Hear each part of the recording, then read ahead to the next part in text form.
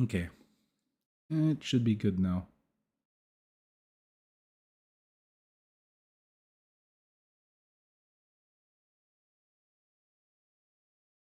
Shit, that might have affected it though.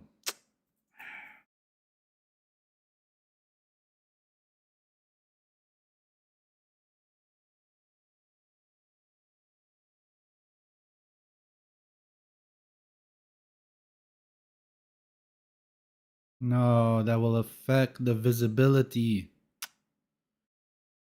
Ah, great.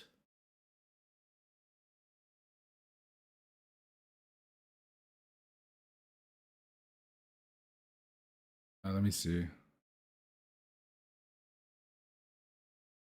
5 minutes. We're starting in like 5 minutes. See what I can do with 5 minutes.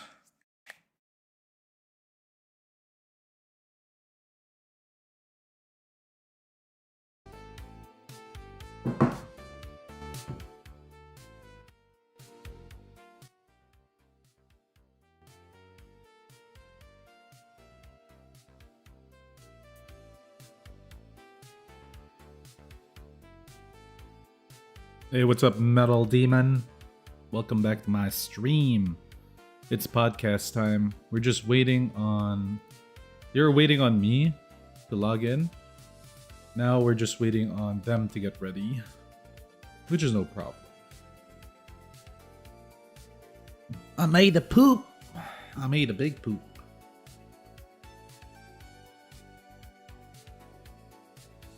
What's this?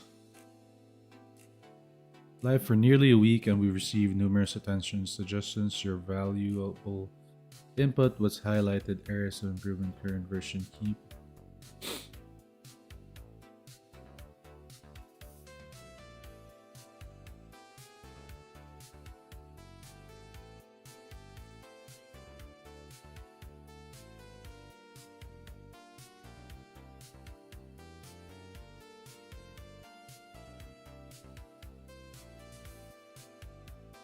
At least they talked about it, and at least they talked to us, right, with this Luno bulletin thing.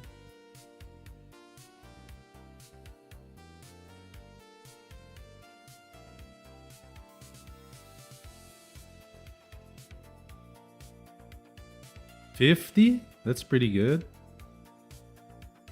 2 of these? 3 of those? I'll take it. It's free.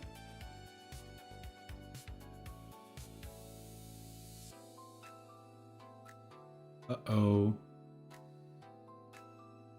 Oh boy, that scared me. I thought it was gonna crash.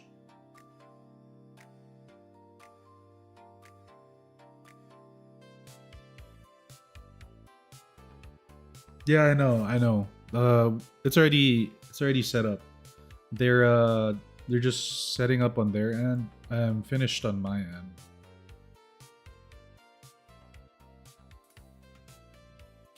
I wonder if there's a longer thing. Oh, they did. This is a bit the longer one.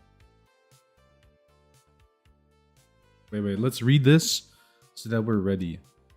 All right, here we go. This is huge.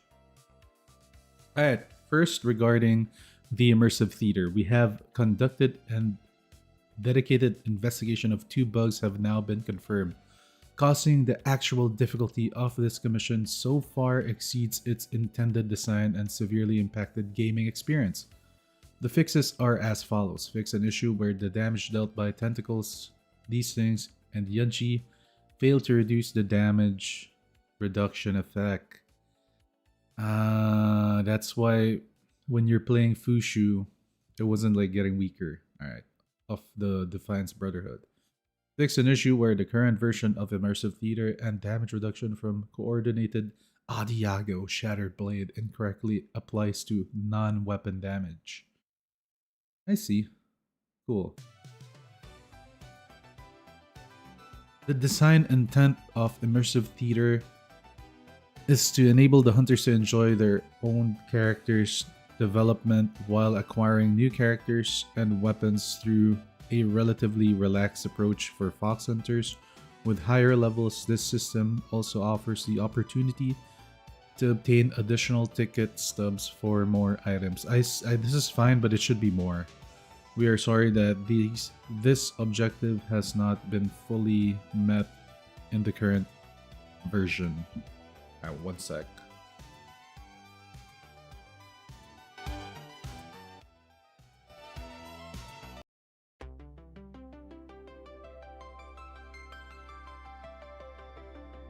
You got big news? What's the big news? I pooped! That's the big news.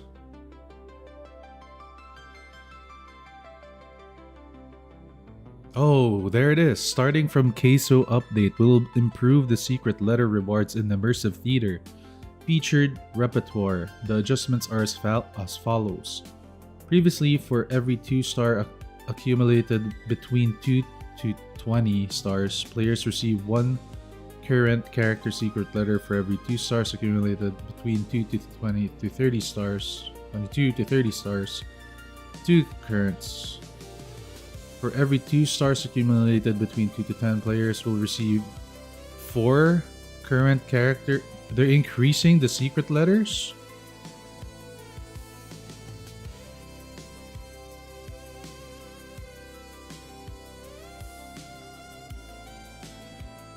Wait.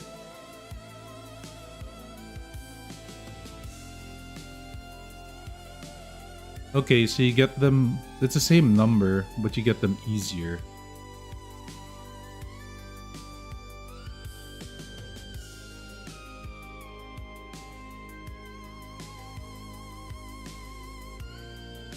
So at least in the first part, you can actually already get the character and use it on the 3rd act.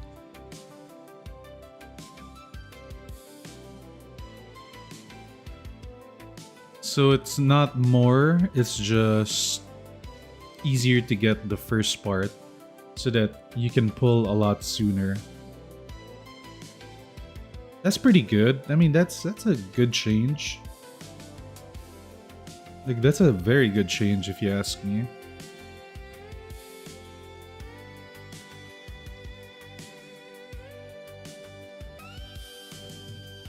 Let me check if they're starting already.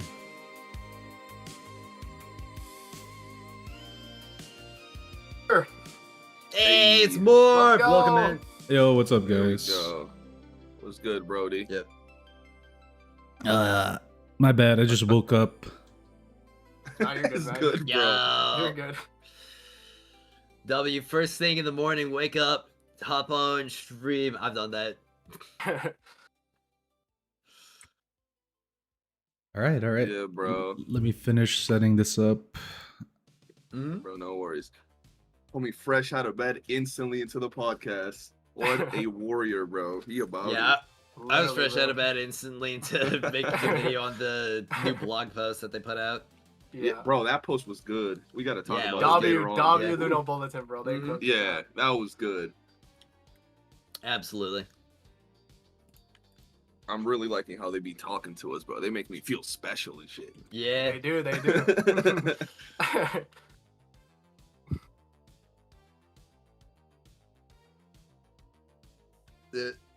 Oh, I gotta there he say, is.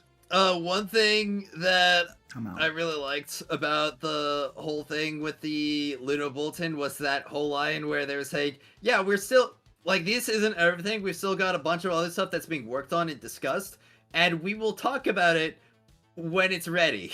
Yep. Yeah. Yep. Pretty much. I was like, yeah.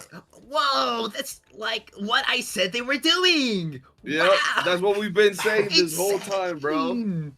Oh wow. I swear, bro. They added Fuck no auto hits. turns? Dude, that's really Oh, good. yeah, dude. Yes, sir. Mhm, Bro, I have the mhm. clip of me saying that on the podcast, by the way. I literally clipped that, and I was like, bro, like, I'm ready for when anyone talks about, like, oh, they don't listen to feedback. Yeah, That's literally word Yup. for word what we were saying. Like, Word for word, bar for bar. literally, bro. And I mean, there are honestly so many things in there that we have been talking about and Wow. that the community's been talking about that have been implemented in there. Like Yeah. being able to exchange your weapon parts for other weapon parts and your Oh, that was huge. weekly parts. Yeah, that's really nice. That is massive, yeah. Mm-hmm. Didn't it take Wuthering Waves something. Oh, Did it take them like no. over a year to add that? Oh no. Yeah, they took a while, bro. Bro, their list, I'm telling you, even though people think the game is like, oh, they're Yeah. not doing things right, I think they're actually moving really fast. Like they're Oh, doing yeah, a lot dude. of They are, man, changes they are. fast. Yeah. 100%. I mean, the Alright. fact that we got like the new chase shop with the like choice blueprints in the first update, that was pretty big to me. Yeah, that Usually- was huge. 100%. Yeah, usually economy related QOL stuff does not come until after a long while in Yep. games like this. I like the fact that they're taking the Whoa. chances to change core mechanics, bro. Mm-hmm. Yeah.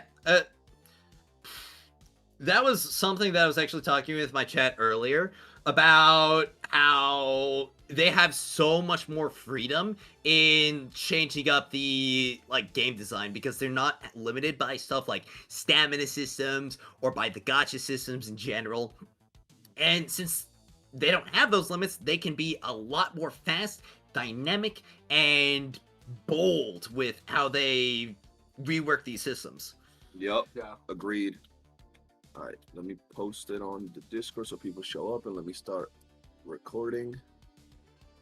And Yeah. we can start it up.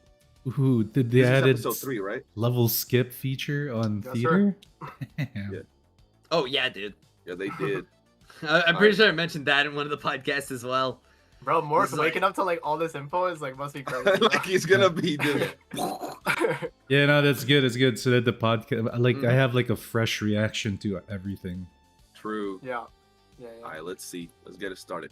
What's good, guys? CJ here, and today we're back with episode 3 of the Nightcast with all these glorious gentlemen, and we're gonna talk about the state of DNA. We're gonna talk about the 1.1 update, the community, everything that's been going down, our general opinions, and hopefully you guys get to interact with us, giving us your opinion regarding a lot of the things we're gonna talk about because it has been a very interesting No chat, this is patch, to say the insane. least. And it's only Like been a week, but there's been a lot of that ups bulletin, and downs with this patch, huge a lot W. of things going around, and we really want Huge to talk about W. it. So we have all the goats. You guys know who they are. If you don't, I'll have the link in the description of my video.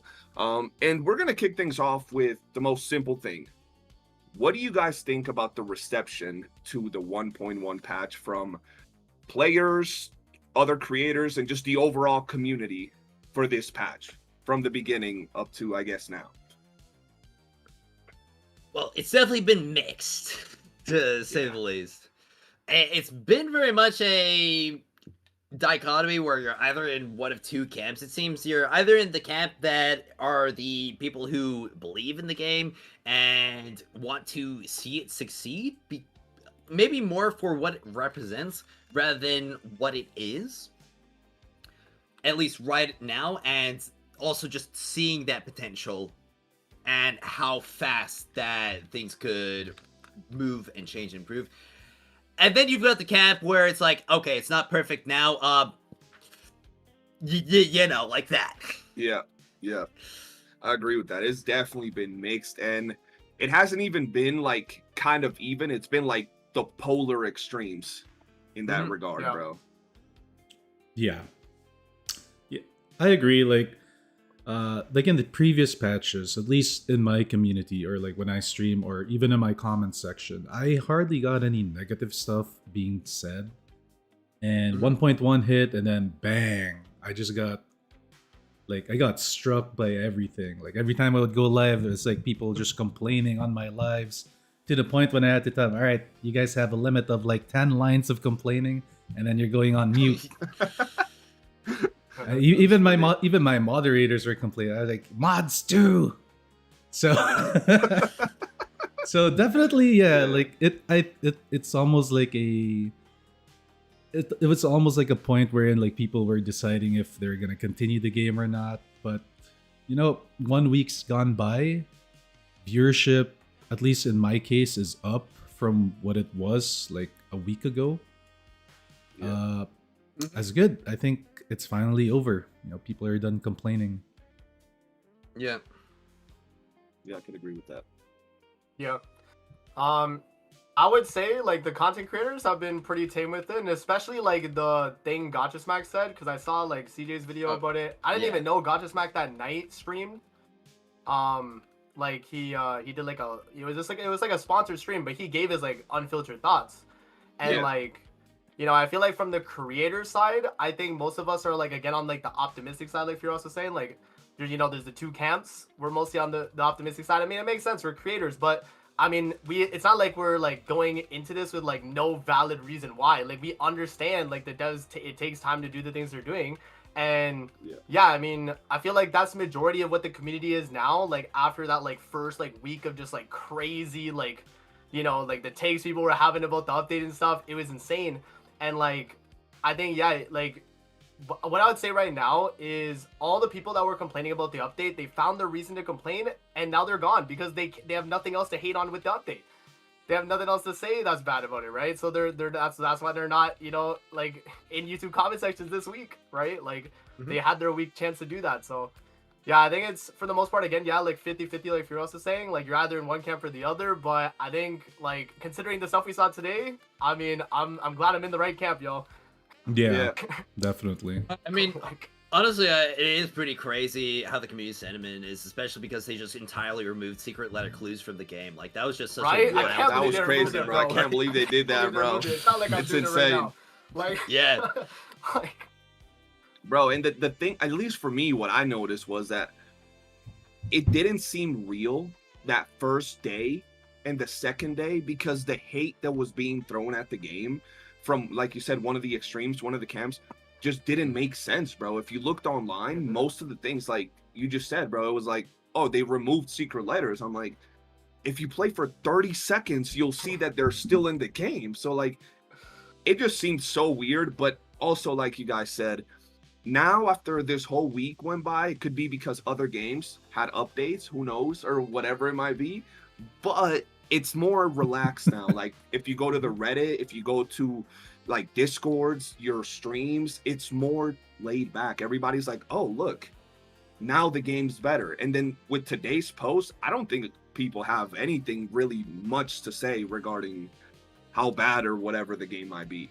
Yeah, exactly. If you just like take a minute and look at what actually was given to us in 1.1 versus what we didn't get, we got a lot of improvements in the game. Oh, 100%. Yeah, we did.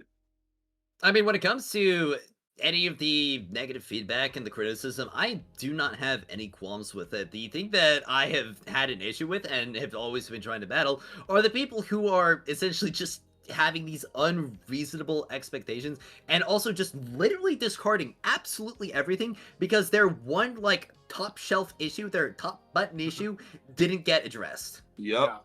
We just have so many people who seem to have one thing that matters to them.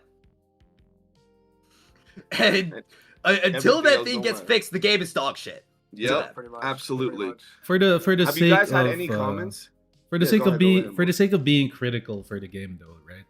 Like we just have to admit, though, yeah, it was a pretty rocky start to 1.1. Oh, 100%. The, Yeah, the absolutely. Steam not releasing, probably the that's biggest like the problem. main like criticism. Yeah, that is the main criticism. The launch was terrible. I'm not going to sugarcoat it at all, and I have never sugarcoated it in the first place.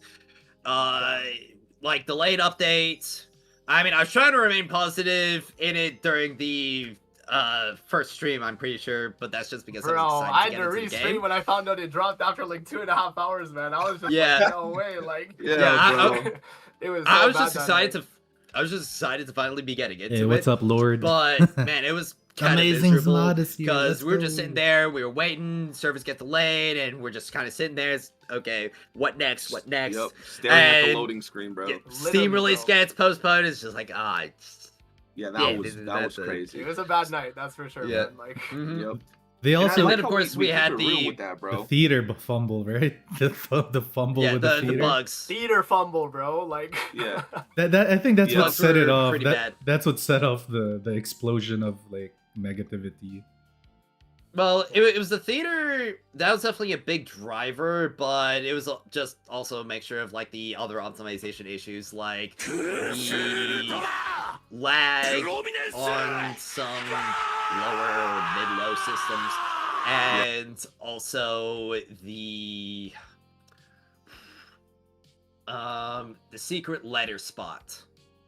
Yeah. Yeah. People And to had be fair, literally though, that zero first day- patience or chill. when Yeah, it came bro. to that. But to be fair though, that first day you would try to do a commission, and not all of them, but you'd finish a commission and it would close out the game for you. Like it would just crash.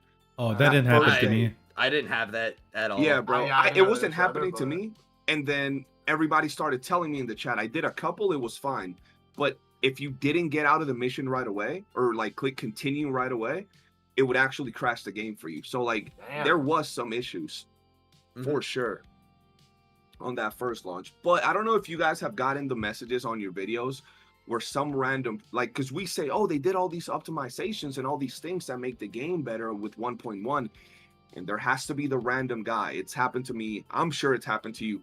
What optimizations? What did they improve with 1.1? Like, Yeah. bro, Yeah, they, like, what are we talking about?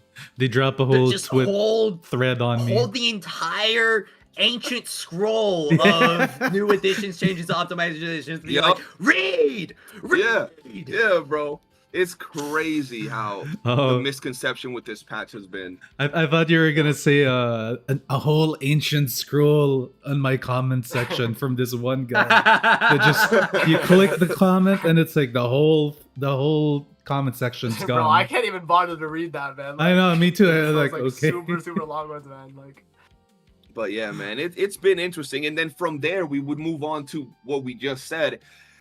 The whole drama with theater, bro, because that was a giant thing. And I'm sure all of us at one point either got, like, I've seen videos from a lot of y'all, you know, whether it was you guys clearing with, like, Outsider. Psyche I've propaganda. seen, Amazing also posted a video clearing with, like, purple wedges. Morph cleared with freaking truffle. So, like, we all posted videos clearing it. Not saying that it was easier than ever, or that it was easy, just saying that it was doable. And I'm sure we all got some backlash. So what's y'all take regarding the whole theater before it got fixed and to after it got fixed and the players' response on that regard? Well, I definitely think that prior to the fixes, it was definitely pretty rough. Now, the earlier stage of the theater, those, like, you still should not have had an issue with them. I'm gonna be completely honest. I don't think it's a hot take at all to say that if you were gated on the first 3 stages of the theater, 2 months into the game, I think you might have just had a bit of a skill issue. Yeah, agreed. But when it came to the later stations of the Immortal, I definitely could see people having some issues. Now, I will say, considering the buff or the debuff was applying to abilities when it should have only applied to weapons, and I'm clearing with a weapon character with primarily purple wedges and just the essentially staples, using an entire roster of just free units, no limited stuff, period. I think that is probably fine. Yeah. Especially post updates to it. But the other part of it is that I don't think that people are really changing up their setups to adapt, because Rebecca is actually a really, really good support unit for just dealing with all of the removal of the damage resistance effects. And that is probably one of the big things that people are getting messed up on, is the enemy clear stages rather than the bosses. So they're probably just like going in with their usual setups, like full damage max ones, and not really adjusting to the actual effects of the theater. And I think that was definitely a big problem going into it. So in my experience, because I was on the side of hating on. Okay, you guys all know I hate theater. I've always hated it. And Yeah. the just the general buffs and debuffs of this theater, we talked about it last time. It's actually it's supposed to be the hardest theater because of the debuffs and the buffs. Like, we're getting one really good buff, the attack speed and skill speed. That's very good, but the other one ain't that great for at least the way I play. Right? It is great for like weapon or like, what do you call it? Like psyche characters with consonance weapon builds. Mhm. So I was on the side that I was playing with Truffle, and it was an absolute painful experience. As I was clearing, I cleared act up to Act 8, I think, and I couldn't go further. And then I was like, all right, you know what? I read the buffs, I got Fushu, and I was able to clear Act 8 and 9, and then I hit, I think, I cleared 9 and 10, and then I reached 11, and that flying boss was really, really difficult for me. So I think I agree that it was mostly the problem with the debuff working, right? It was working on other things besides the weapon damage. It was working on skill damage. Uh, Also, it was artificial like difficulty in my part because I was using truffle and hard headedness from me. I have to beat it with truffle like, the whole time in my stream. They're like, just use psyche, just use no psyche. So, I made a video on it. You guys saw my reaction. Maybe I was very critical with the game, and theater in my part was like, I think they made a mistake with the debuffs a little bit. Oh, 100%, I agree. It was a little like, especially It's for way too much. for 1.1, it was a chance for new players to try out the game, and I was thinking, all right, I don't mind it if they make this game mode harder in the future, like after 1.1, maybe after queso, because like this was a really good chance for the game to like garner a bigger audience. So it having that rocky launch hampered on that a bit. But hopefully after the changes that we received today, that's actually a massive, massive good news that I woke up to. I think it's gonna. I mean, there are new players. Like I have people in my comments on my videos saying, "Oh, I'm a new player. How? What can I do? This, this, this." It's making me think about making a video to teach, like 1.1 new player guide. Blah blah blah blah blah. Yeah. So that's a good thing. So yeah, theater was a disaster, but it's okay now after all the fixes. Yeah. I think for me, mostly for like people trying to clear it, bro, it was a build diff, man. Like, I had friends that they tried it the night it dropped, and some of them didn't clear feature repertoire, and like they're like trial rank 58, 59, right? And then you have some of them that cleared with like, I think maybe up to like Act 8, and they're even less level, or even maybe they are maybe trial 60, right? But I think at the end of the day, it was a build diff thing, because I literally showed them, like, put this on this character, put this on this character, do it again, and the experience is, like, night and day. And even on my live stream, when I did it the night of, my Fina didn't have Prismatic Neon on, and the moment I put that on, my Psyche, like, it just felt like it was, like, easy mode. Like, I don't know what happened, but, like, I didn't have that on because I had my AFK farming Fina build, and, like, because I had that, it would messed up the whole, like, buff that she provided from Prismatic Neon. I didn't have that, so the moment I had that on, it just felt like it was a breeze. And like, I think for most people, it definitely was like a build diff situation. Yeah, you do need like trial 60 for like some of the higher stages of Act 12, like Acts 1 to 12, right? But featured repertoire, bro, if you are even less than like trial 60 at all, if you have like a full purple wedge setup, it's clearable. And I did it with Outsider on a trial rank 59 account. So I'm under level 2. So like my characters are level like 70 on that stage, right?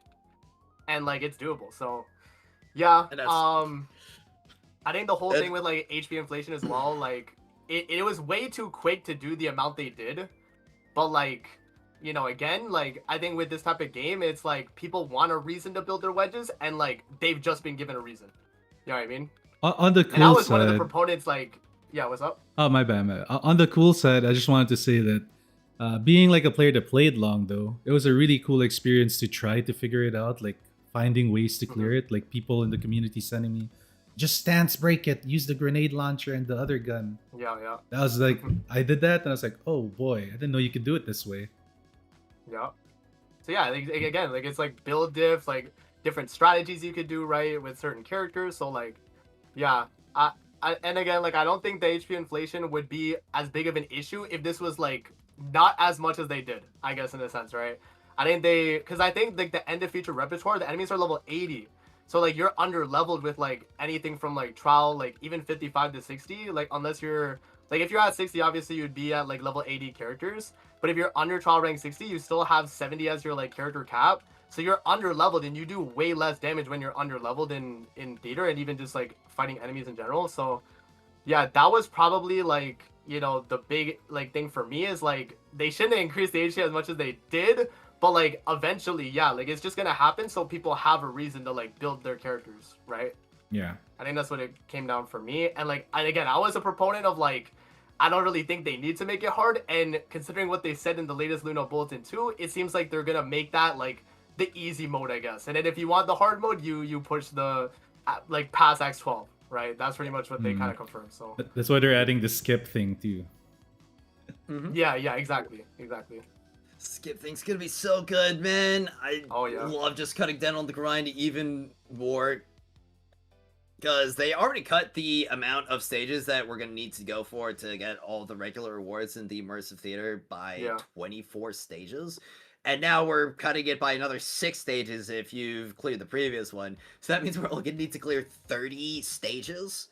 Yeah. Which is really nice. We've literally cut the amount of grind on the regular theater clears in half within 2 patches. Yeah, it's really good. Mm-hmm. Yeah, for me, this theater, bro, there's a lot to be said. So the first thing, at least for me, is we can all agree that capping how much damage you can do on an enemy per hit, that was a horrible way to implement difficulty increase. That was crap. I think we all called it from the first time they even told us about this before 1.1 even dropped.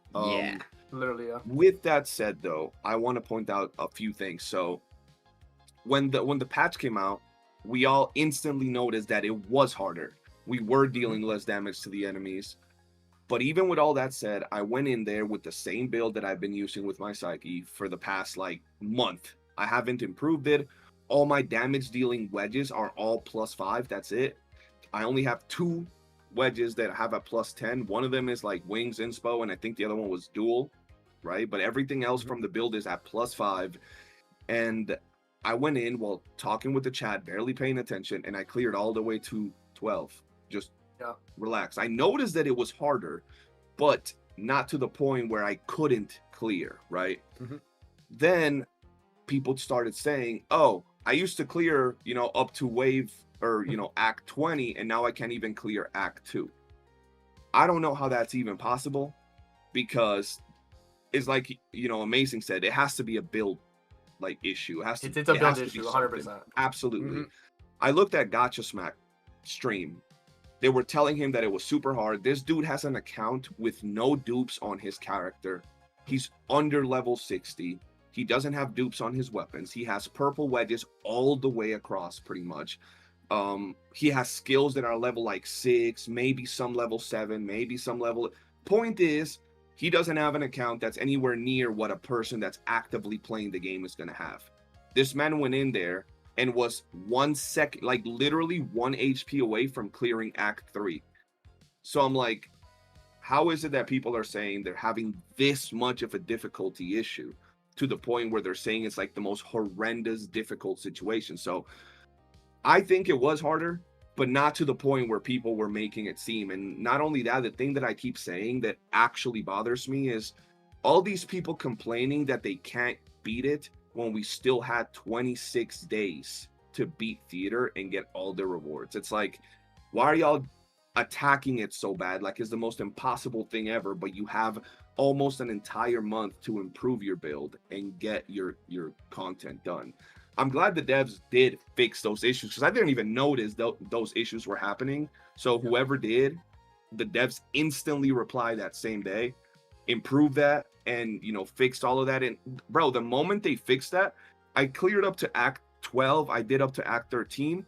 And then I noticed that it was getting a little bit harder, right?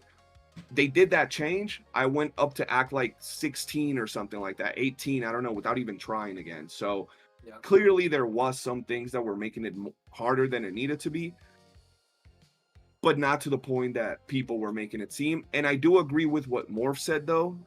This was a chance for the devs to like get a lot of players. So the simple fact that it was a lot harder than previous theaters and you had people, I guess, doom posting it, did scare a lot of players away, thinking it was going to be too hard to get the latest character. So I think they should have made it either the same difficulty or maybe even easier than previous iterations. But that was just my take regarding theater. There was a lot of controversy on it, and it all summarized to a build issue, bro. Yeah. Pretty much, yeah. That and Now so this- some people were sorry, one last. Some Hey, people go were ahead, go ahead. complaining that playing theater on mobile was actually a lot harder this time. I don't know what that's about because I don't play it on mobile, but Well, there's that. I can see that happening. There have been some input issues, and I think there might have been like some heavy optimization issues in the first day or two of the launch on mobile. Yeah. Hmm. But yeah, I think that's just mobile being mobile. It, of course, that is something we do obviously have to consider as PC players. We will have an input advantage over other people. So a lot of the people that we could be talking about maybe obviously don't have M&K. So it could be like, oh yeah, it's super easy. Just like click the buttons for us. And for them, it's just like, I don't have enough fingers for this. Exactly. Absolutely. Okay, now guys, I want to ask you something because this one has been a little bit controversial, I would say.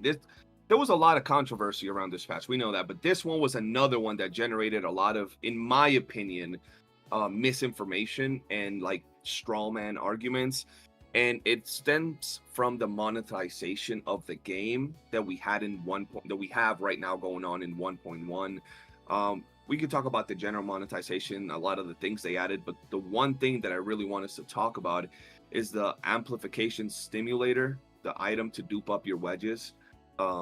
That cost, there was posts on Yeah. Reddit about this particular issue and how the new demon wedges that got added only were added so they could sell to this win. one item. Yeah. Yeah. Pay to win So- wedges. Yep. So what is y'all take regarding the monetization with 1.1 and this particular item, amongst others? I'm gonna be honest, this is like the biggest, most like fake outrage I've ever seen. Yeah. It's literally the exact same as the weapons and the characters. Why are we complaining about this now? Yep. Like, and the take that I always just keep seeing repeated over and over again is just like, well, this means that they're gonna make grinding out the wedges even more painful now in order to incentivize you buying it. So are they going to do the exact same for the characters, the weapons as well? Because it's been like that since launch. Yep. It's just the logic train just does not go for it. It's like they have this weird kind of PTSD from worse, more predatory games, and of course, like we are obviously interacting with gacha players, so that is. I could see why that would be the case for some of them, but at the same time, I don't really see that happening, especially because we're also getting these materials for free from events. So, I mean, yeah. yeah, that's how I feel about it personally. So me personally, like I mentioned this on my video. I said I just laughed at it. I mean, you guys are dumb as fuck. That's- Yeah. I mean, it's a 3-hour thing. You can only buy it 3 times a week. Mhm. One amplification wedge equals to 1 hour of farming. I mean, that's not some. I mean, that's a lot to some people, but that's not a lot if you look at it that way. And the fact that they And put a it's- oh my bad It's also without books as well. Yeah. An hour without books. hour without books. Also, it's expensive as it's an expensive item. So it's like Yeah. if they wanted you to buy it, they'd make it cheaper. Right? And it's limited. If they really wanted it to be pay to win, you'd have an endless amount that you can buy. But it's only 3, which to me is like I don't need to buy this. Like it's so expensive that I don't even consider buying it, in my opinion. It's just, Also, for being completely honest, spending your money on the books would be better anyway. Yep. yeah, I guess. Yeah, exactly. Spending on your money on the books would probably be better. Yeah, it gives you better results for sure. I mean, it's in the game because let's be honest, the game needs monetization from somewhere. The whales will buy it, of course. The whales will buy it, so let the whales buy it, right? The plankton can just Mhm. sit there because we need the whales anyway. No game like this can survive without the whales. So let the whales have their whaley items. But it's not even that big of a whaley item because it's limited to 3 pieces. So I don't know. Like it's not a big deal to me.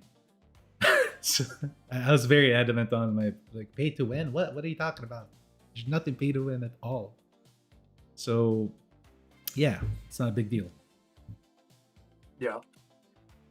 What was the reason, guys, at the beginning of the game that people said like about DNA? They were like, "Oh, this game has nothing for me to buy. I have no reason to spend my money." Yeah. And like, that was a criticism of the game, by the way. That is a criticism of the game that you had nothing to buy. Is that what we're hearing? And then they finally add an item that like, okay, you can progress a wedge if you want. You can buy that. Okay. Yeah, the whales are gonna buy it, but like people are yeah, exactly, like Furo said it already, like, bro, they're acting like we didn't already have that. Like there's a reason why this game is structured this way, is you pay to get everything before someone else that puts the time in. It's time versus money. That's what it really is at the end of the day. You can sink thousands of hours on this game and you will get the same amount of strength of your wedges as someone that buys it all today. Chat. If they were able to, right? You saw the dog So, of CJ? What's the problem with And that? then he came into screen, like, then what would be CJ the looked at reason it. for I someone to thought it spend was anyway? They need PTSD a from reason, Hassan. and the reason is It's they just get a it joke, before but you. it's funny. You know what I mean? Or for anyone that's farming it. That's their whole reason. And then one of my people in my chat, Grim, he mentioned also the like Fushu pack. Bro, people were saying that pack is bad, but compared to just outright buying Fushu, it's like you save $20, bro. Like, yeah, I mean, it's like the one for like, I think it's like you get like 1 thought a day and you can buy it like 6 times, right? You get 5, right? I mean, bro, it's technically cheaper too. I mean, they're trying to make more things that are like, if you're like, let's say you got Fushu like I2 and you're like 2 or 3 off, right? Or 4 off, whatever. You're like, damn, maybe I buy this, $5 pack. It's like, it's smart monetization. If anything, I think it's good that they do that. Personally, like, obviously, like, there's gonna be like a conversation about, what is worth buying, like what it actually is worth the price, right? Obviously, people are gonna have that conversation, but like the devs are trying to put like more like monetization in their game, and people are now complaining when before the main critique was this game has nothing for me to buy. So I don't know, man. That's my opinion on it. So Yeah, no, I'm on the same boat, bro. Like, it's like you just said, literally, I was 4 thoughts away from getting another dupe of Fushu. yeah, I was like, I'm gonna just buy the pack. why not, right? It's cheaper. It's cheaper Yeah. than buying all the thoughts like with the like actual Foxing Plumule. So why not, Yup. right? Like, So I was like, I'm gonna just do it, give the devs a little bit of money, and it helps me out, and I like it. $5, boom. Waited Yeah. the 3 or 4 days, and then I had my extra dupe of Fushu, and I was happy with that. Now, regarding the extra item, first off, is like you guys said, it doesn't take weeks to grind out the new wedges, and what people seem to not understand is that the item that they added into the game, one, like Morph said, he said it perfectly, it's limited, right? So let's say you get into the game right now and you're someone that doesn't want to farm, right? You pay what, like $100+ for those 3 freaking things, and what you're gonna use it to get a wedge to +7? Really? Like that's what you're gonna do right now? No, you usually would save something like that to get a +9 to a +10, so you still got to farm. Not only that, this item is not meant for like the free to plays, the low spenders. This is a luxury item. Yeah. Like Agent said, it's literally better to buy the books. yeah, You buy the Yeah. books, you get more bang for your buck. The only thing that item saves is so you don't have to play the game. You don't have to farm, you don't have to go do nothing. You buy the item, you can log off and dupe up your wedge, and that's it. So you're paying to not play the game. It's literally a luxury, and it's just added there. It doesn't hurt nobody. And most of the people that I see complaining about it have said 2 things, and one of them is pretty funny. The first one is they think that this item should be less than 99 cents because Warframe has items like this for less than 99 cents. And I'm like, what are you talking about, bro? An item with this value for less than 99 cents is ridiculous, bro. Like that pretty much kills the entire point of grinding the game, bro. Yeah, literally.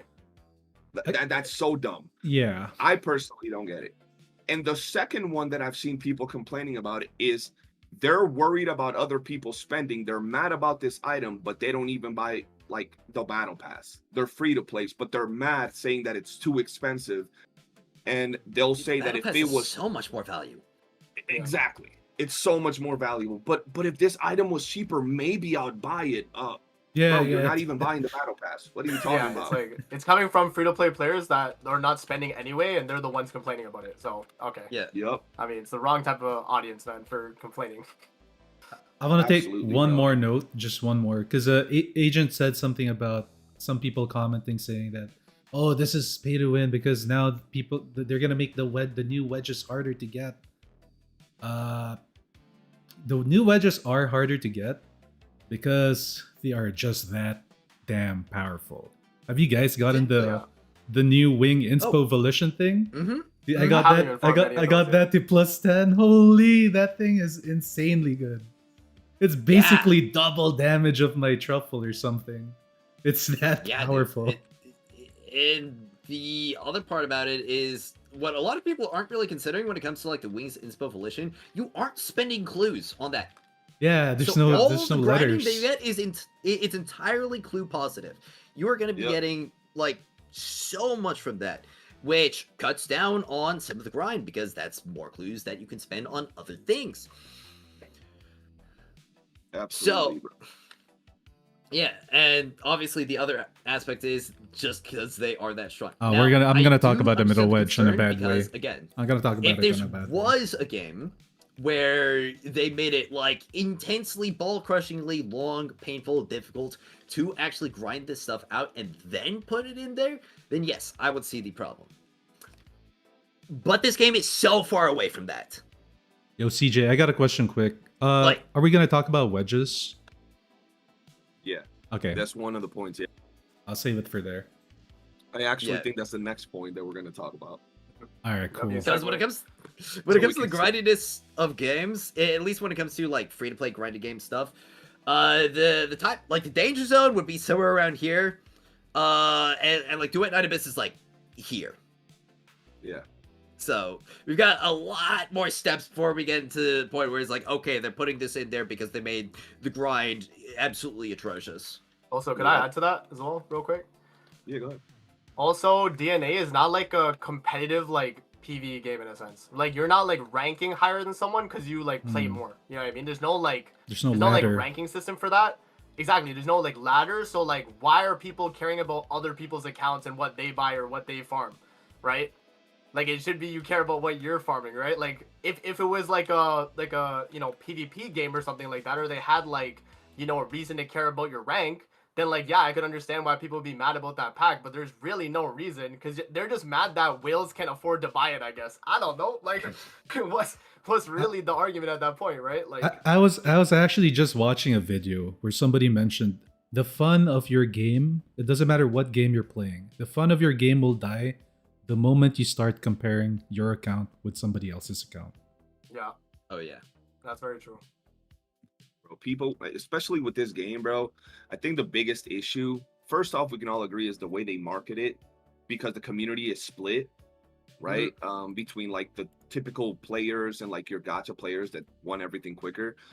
But the big issue when it comes to you can literally point the issue towards any complaint that anybody has right now towards this game, and it all summarizes to they don't want to grind the game.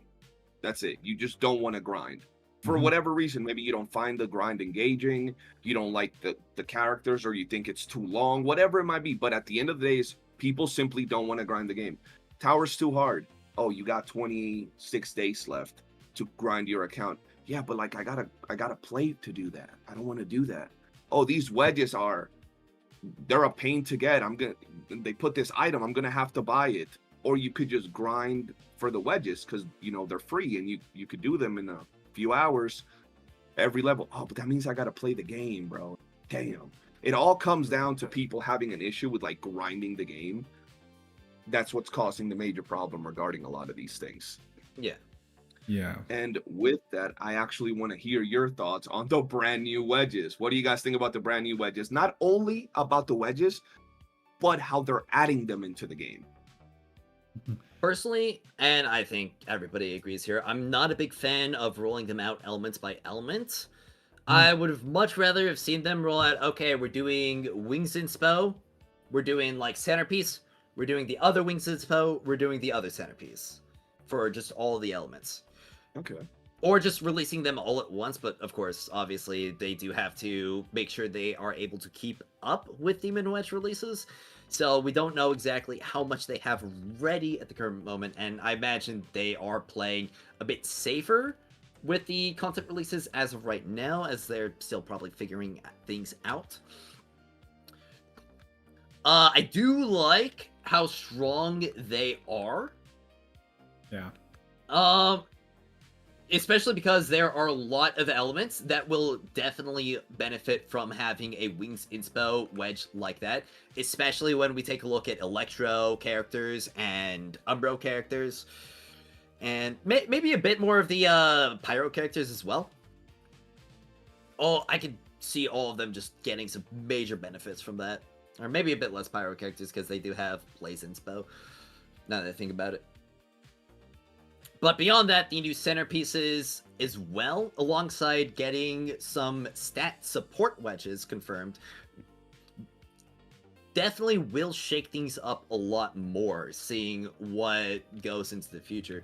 Because we could wind up getting certain supports that wind up getting, like, crazy buffs because of a particular wedge. Like, let's say there's Wings Inspo Morale that gives Morale as a support stat for, let's say, Pyro. All of a sudden, that makes Margie, like, 2 times better.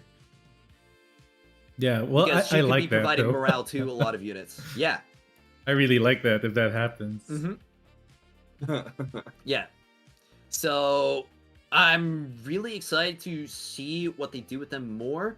I'm a little bit disappointed that we're only getting them in batches per element, but I do understand why the release may be scheduled like that. Now, personally, I really hope we get some more weapon wedges, especially like some of the stats that have been neglected. Very much so regarding the ranged weapons, because those things, Yeah, they suck. weapons in general are they're really strapped for options in terms of wedges. I mean, That's really my whole opinion on it. they're cool. They're really cool weapons, though. Like that submachine, that submariner gun, that infinite ammo thing. That's so fun to play. But it it just tickles them. It deals no damage. It does man. no damage, bro. It deals no damage. Like, even among the weapons that I've tested, that one just does no damage. Even at S5, it still does no damage. Yeah. So okay, so for the wedges, yeah, I don't like that it's element per element. You know, like elemental batches. Not a huge fan of that. Really not a huge fan of that. Like I mentioned, I wish that they saved, like, just release it all in one go. A big Duet Night Abyss 2.0 patch, massive resurgence of players, blah, blah, blah. But if it's gonna go down this way, I can live with it. The power of the wedges, they're good. I mean, it's stats, basically. They're stat boosters, which is nice, which is fine. However, I did want a little bit more, but then that kind of leaves me hoping in the future we're gonna get that red quality wedge that's just gonna change up the way our characters play. That's kind of what I wanted. But if it's just what we're getting right now, then I can live with that. When it comes to the requirements of farming the Demon Wedge, I already said it. They are powerful wedges, even though it is element specific, which some people are saying, oh, I don't want to put in all that effort because it's just for one element. Yeah, but what if your favorite character is in that element, right? So then you'd put in the effort. And the effort, I will tell you, it kind of pays off. You just see that burst of sudden power on that character. It feels good. It hits that dopamine very, very well. There is one complaint. The center wedge is a little bit oh my god, it's a pain to rank up. We do get a lot of gelatins. Yeah, we do get a lot of it. It's a lot more Luno coin farm intensive. It's another grind thing that you gotta do. And if you do max one of these center wedges out for your element team, let's say the Anemo one right now, then you'll have more characters that can slot this in, and you'll have a bit more flexibility with the character to have multiple builds, like a skill-based build, weapon damage build. I get that, but it is quite painful to grind because it is 20 gelatin thingies, weapon character track models, track shift models to max that out. So yeah, it is kind of heavy. Even for me, when I think about it, I'm like, am I really gonna spend 20 things on this thing? Maybe I'll save it for my actual favorite elemental team, which is Electro. So that's just my take. Other than that, I like the new wedge. I do hope for weapon wedges so that they come more online. I mean, if we look at what's happening, we got Fina, very good weapon damage supporter. We got I6 MC, very good weapon damage supporter. We're getting Queso next, weapon damage based character. So hopefully we get some weapon support. So that's it. I feel like I'm a little negative on the wedges personally, like, but this is coming from like the mind of like, I think they kind of just outright power creeping Wings Inspo is like, I don't know how to feel about it. I understand it is locked to a certain element, but it is just like so much better than Wings Inspo, man. It's so sad. Like the new Wings Inspo we got, it has pretty much what base Wings Inspo had, but just extra stuff, right? And like, I think for me, if I wanted more like newer wedges, I would want more like unique passive wedges. Like I like Ravaging Thunder. I like Devouring Wildfire. Like I like those type of passes where you get a stat and then it also gives you like a kind of a passive in a sense, right? Like I think those types of wedges should be like done more so than like, oh, damage reduction, skill damage down. You get skill efficiency, max sanity. Like they just stack a bunch of like effects on one wedge, so then I don't know. I feel like for like build variety too, I think also having more like passive oriented wedges would be a little bit smarter for the longevity of the game. But yeah, I mean I understand why they're doing it the way they are. They're obviously trying to push Psyche and like min max the Psyche, especially with the way they have the wedges like handled. Also like the middle slot wedges, I think 4 of like the certain track slot is a little too much for some builds. Like, I know, like, for Outsider, you actually just, like, you'd probably just run Volitions just to get that resolved middle slot. That's how much it's done. Like, if you want, like, a dedicated, like weapon platform Outsider, it probably is just better now. You go full Volition anyway, like, just because that middle slot gives so much resolve, right? If you were to min-max it. So, I don't know. I think they definitely, like, kind of hamper build variety, in my opinion. And I think more, like, passive-oriented ones would be a little bit better. But in terms of what we got, I'm not mad about the grind. I'm mostly just mad that they didn't do like anything and they just power crept inspo, like Wings Inspo. That's not how I feel about it. But yeah, I'm a little bit more negative on it. But that's my like unfiltered thoughts. Well, the deal with Wings Inspo is that it's gonna be a generally like weaker wedge, but it will obviously be something that if you upgrade, it will be usable on everyone. So yeah, it is universal. It's just like I think them adding like, oh, now this Wings Inspo does skill damage, like increases your skill damage or like gives you more resolve or like things like that is kind of a lazy way to power creep it. You know what I mean? Yeah. Like they could have done like a more like maybe like a passive one where like I don't know, like it's just like more worded like in the same way as like Prismatic Neon, like Devouring Wildfire, Ravaging Thunder, like mods like that where they have like kind of conditional effects and like kind of passives in a sense, I think are more like unique as well for builds.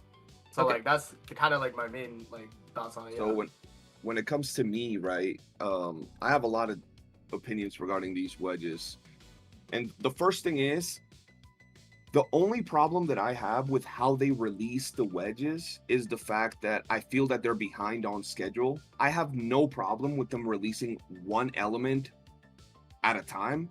if it's on schedule. But like right now, right? For example, we got a Nemo wedges, and that was Psyche. Right now we have Fushu, which is Hydro, and if the next batch of wedges is Hydro, by the time they drop them, we're gonna have Lumino in the theater. So I feel like they're behind one element because of how long it took them to launch this. That's my only problem with how they released the wedges, and why I don't have a problem with them releasing one at a time is because I feel that it's kind of like, even though it's not, it's the gacha formula where they release a new character and they release the set for that character.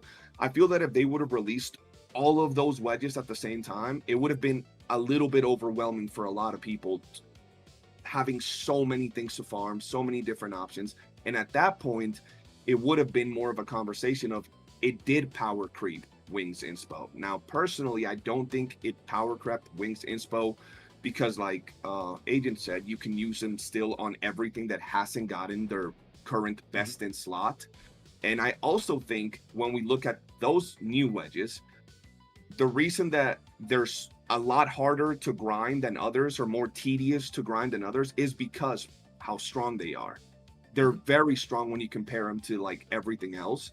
And personally, I think Wings Inspo, even at plus 10, the regular gold Wings Inspo is a beginner wedge. I don't think you should be farming Wings Inspo. I think that's a byproduct of farming Covenanters, farming Griffins, farming Duel. You're farming all of those that are really impactful wedges for your account, and you just casually end up with the resources to get a plus 10 Wings Inspo. And I think that wedge is like a starter wedge that's probably one of the first wedges that most people will get to plus 10 just to help their account. And that's why it's so easy to get. When you compare it to how, not difficult, but how much harder it is to get the new wedges and how much more resources you need, I think they balanced how strong those wedges are with how much time you got to put into them to get them, right? If they were really easy to get, it would be kind of weird because of how strong they are. So that's my only issue regarding pretty much those new wedges. The fact that I feel that we're always going to be like one behind. We're going to be on Lumino Theater and we're going to be getting like Hydro wedges, and then we're going to be on Fusion Theater and we're going to be getting Lumino wedges, and it's never going to be like on point with the new character and what we're going to build. And that's the only real gripe I have. I have no problem with them releasing them one at a time.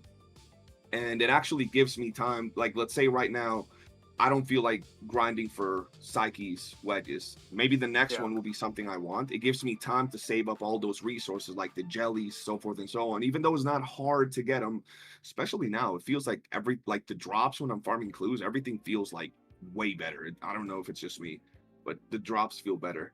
It's because of the new farms. Yeah, bro, the new farms are crazy. Like I went from having like 200 jellies to like 500 in a matter of just this week alone.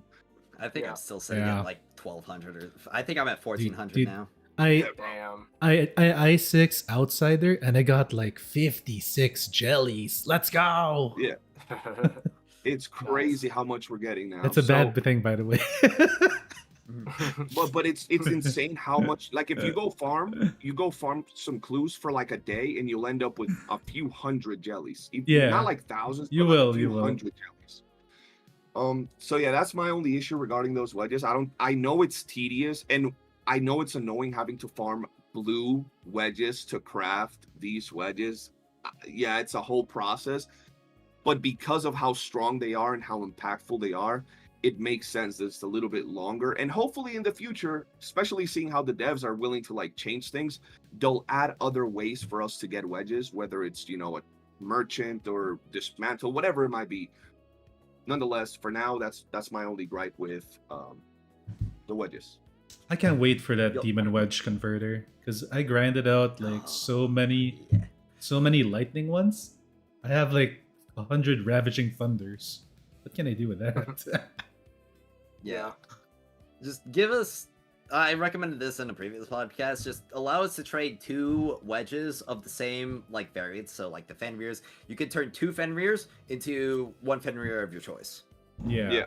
And it can even be like some kind of shop exchange some kind of merchant comes around every single day and is like, okay, this is what's for offer, Yeah. and you could just be that could just be part of like the daily rotation. You check in every day. It's like, Seer okay, oh from crap, Destiny. oh crap, they've got or Zur or Banshee It's like 44. Zer from Destiny, yeah, pretty Yeah, much. yeah, yeah, yeah. Zur, Banshee Borrow. 44. Like, just, Borrow, yeah, you check in during the week or during the day, and she's like, oh, crap, he's got, let's say, Phoenix Wings. Let me trade in all of my Phoenix Nirvanas for the Phoenix Wings because I need that more. That'd be kind of Yep. dope. You have to look Yep. for him, like he's hidden in the map. Mhm. Yeah! Different, like a random spot every like week, yeah. Yeah, dude.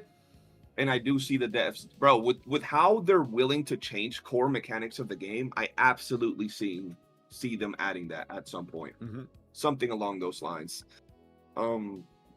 Now we've talked about some very interesting stuff regarding what they've added and the patch so far. We kind of touched up on this, but how has the experience been with the community, both your own community and people you've never seen before in your videos? Some of us have put out some controversial videos where we give our opinions, and even though they're not controversial, they're literally just talking about things and having conversations. Some people have deemed them controversial. They have deemed us as white knights or whatever it might be. How has that experience been for y'all with the community after Well, 1.1? I gotta say, when it comes to my own community, nothing's changed at all. We went from being the same group where we're heavily enjoying the game, we're looking to optimize and grind as much as possible, we're looking to master everything, and obviously understanding the flaws and issues and working through that with hope for the future. So we went from being that to still being that, because nothing really adjusted much in the game to change us from that position.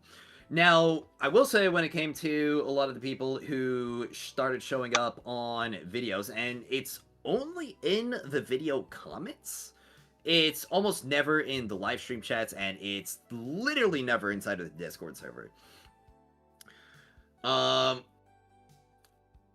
There have been people who have obviously been very critical of it, and to the point of, like, Doom Post, hate that stuff.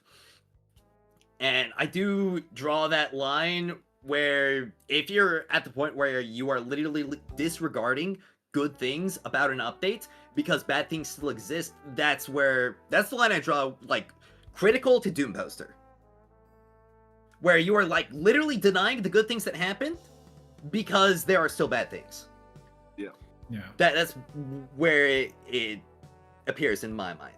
Now, beyond the video comments, and I have definitely been cleaning them up a little bit more, I originally had this kind of idea where it's like, okay, it's just going to be like a full open forum, everybody can post their ideas, and it just got to a point where there were some commentaries where it's like, okay, this is your 7th comment where you're literally adding nothing beneficial to the discussion at all. You are literally just insulting me, insulting the community, and insulting the game. You don't need to be here. Yeah. I am doing a disservice to the people who are actually here, who are actually passionate about the game, by leaving you around. So I have started moderating more with that, and I honestly wish that the Reddit would do some more of that as well, because I did actually catch a few glimpses of some of their reactions to the, like, dev blog post, and I'm sure with the impression that we all have of it from before, you can hazard a guess of what some of those comments were looking like. Yeah. Yeah. But Yeah. again, like, basically everybody who is, like, passionate and cares, the people who stick around in the streams, the people who are in the Discord server, zero issues with them whatsoever, because, of course, they actually care. So, I'll pass the talking stick along. So for me, my community's fine. They're the same. Banger community doing gifted subs. Gift sub now. Okay. Let's go. They're good. Like, my community's fun. They're funny. They're there for me mostly than the game. Pushu cream. But yeah, they're there for that too. But you know, like you said, it's mostly in the comments. It's mostly in the comment section of a video And the way I make my content is I try to like steer away from drama stuff and like giving my takes on, oh, this game is fine. No, you're wrong. Doom posting this, that. The thing is, if I was smart, I would capitalize on it and actually just flood the videos on it, because that's actually the videos that get the most attention, which is annoying to me, but it works, right? You gotta do it. So I made the video natural selection, and I've been rocking that same thumbnail for my lives for the past week. I'm more along the lines of thinking that this patch, as well as future patches, will finally filter out the people that enjoy this game for what it actually is. Because, you know, we do have the gacha people, we do have the Warframe people, and then we have just the person that searched online, new game that came out, Is this good? Because I get that now a lot. When I'm live, oh, I just saw this game. Is it any good? Is it fun? Of course, I'm still gonna say yes, and then they try it, and then they like it. They're there the next day. They're on my stream again. So it is to me like a filtration system that happened this week. Maybe a lot of them will come back when they deem the game to be worthy of their time. But to the people that actually think that it's already worthy of their time right now, that's the community that I'm now engaging with on my videos, on my Discord, on my lives, and I like it.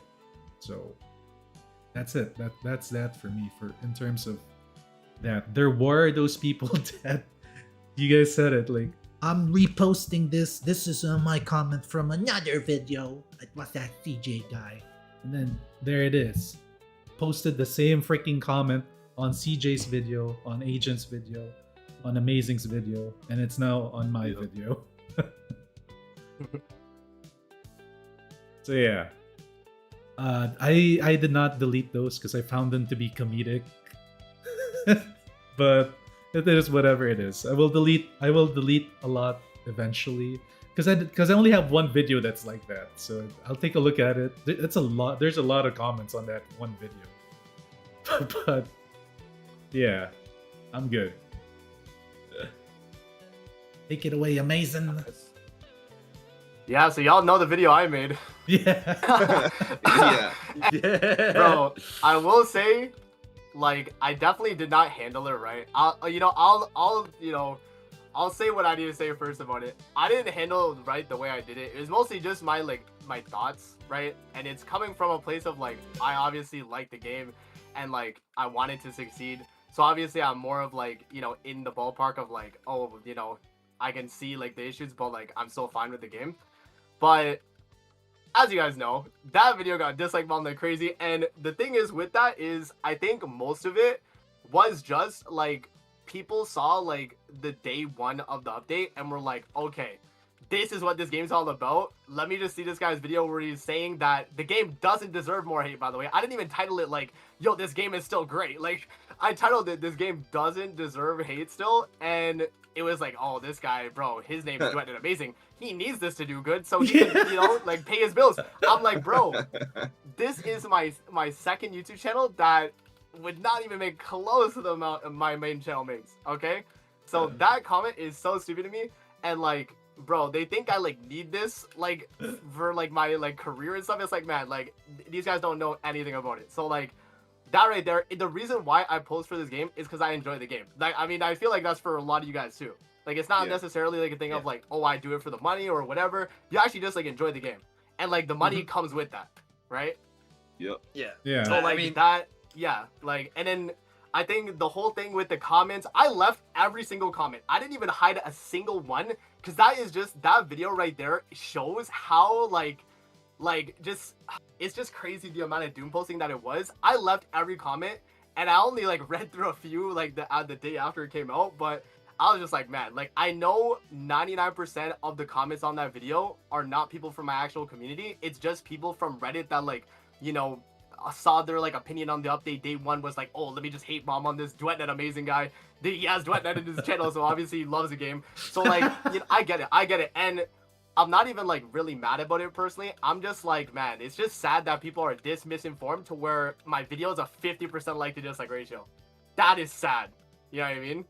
Yeah. So like, for me, that was like my whole thing with that. But other than that, like my own community personally has been fine.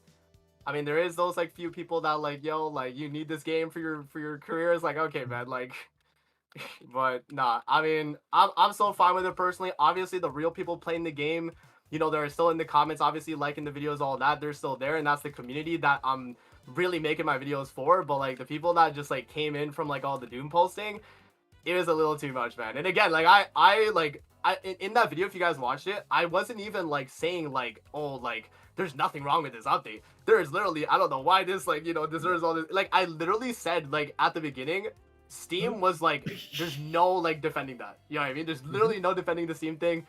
There's no defending. I mean, that was pretty much it. Honestly, I think for me, that was like the only big gripe. And then like, sure, like obviously like optimization issues. And, like those are like the main things. So like, yeah, but man, that's pretty much all I have to say, yo.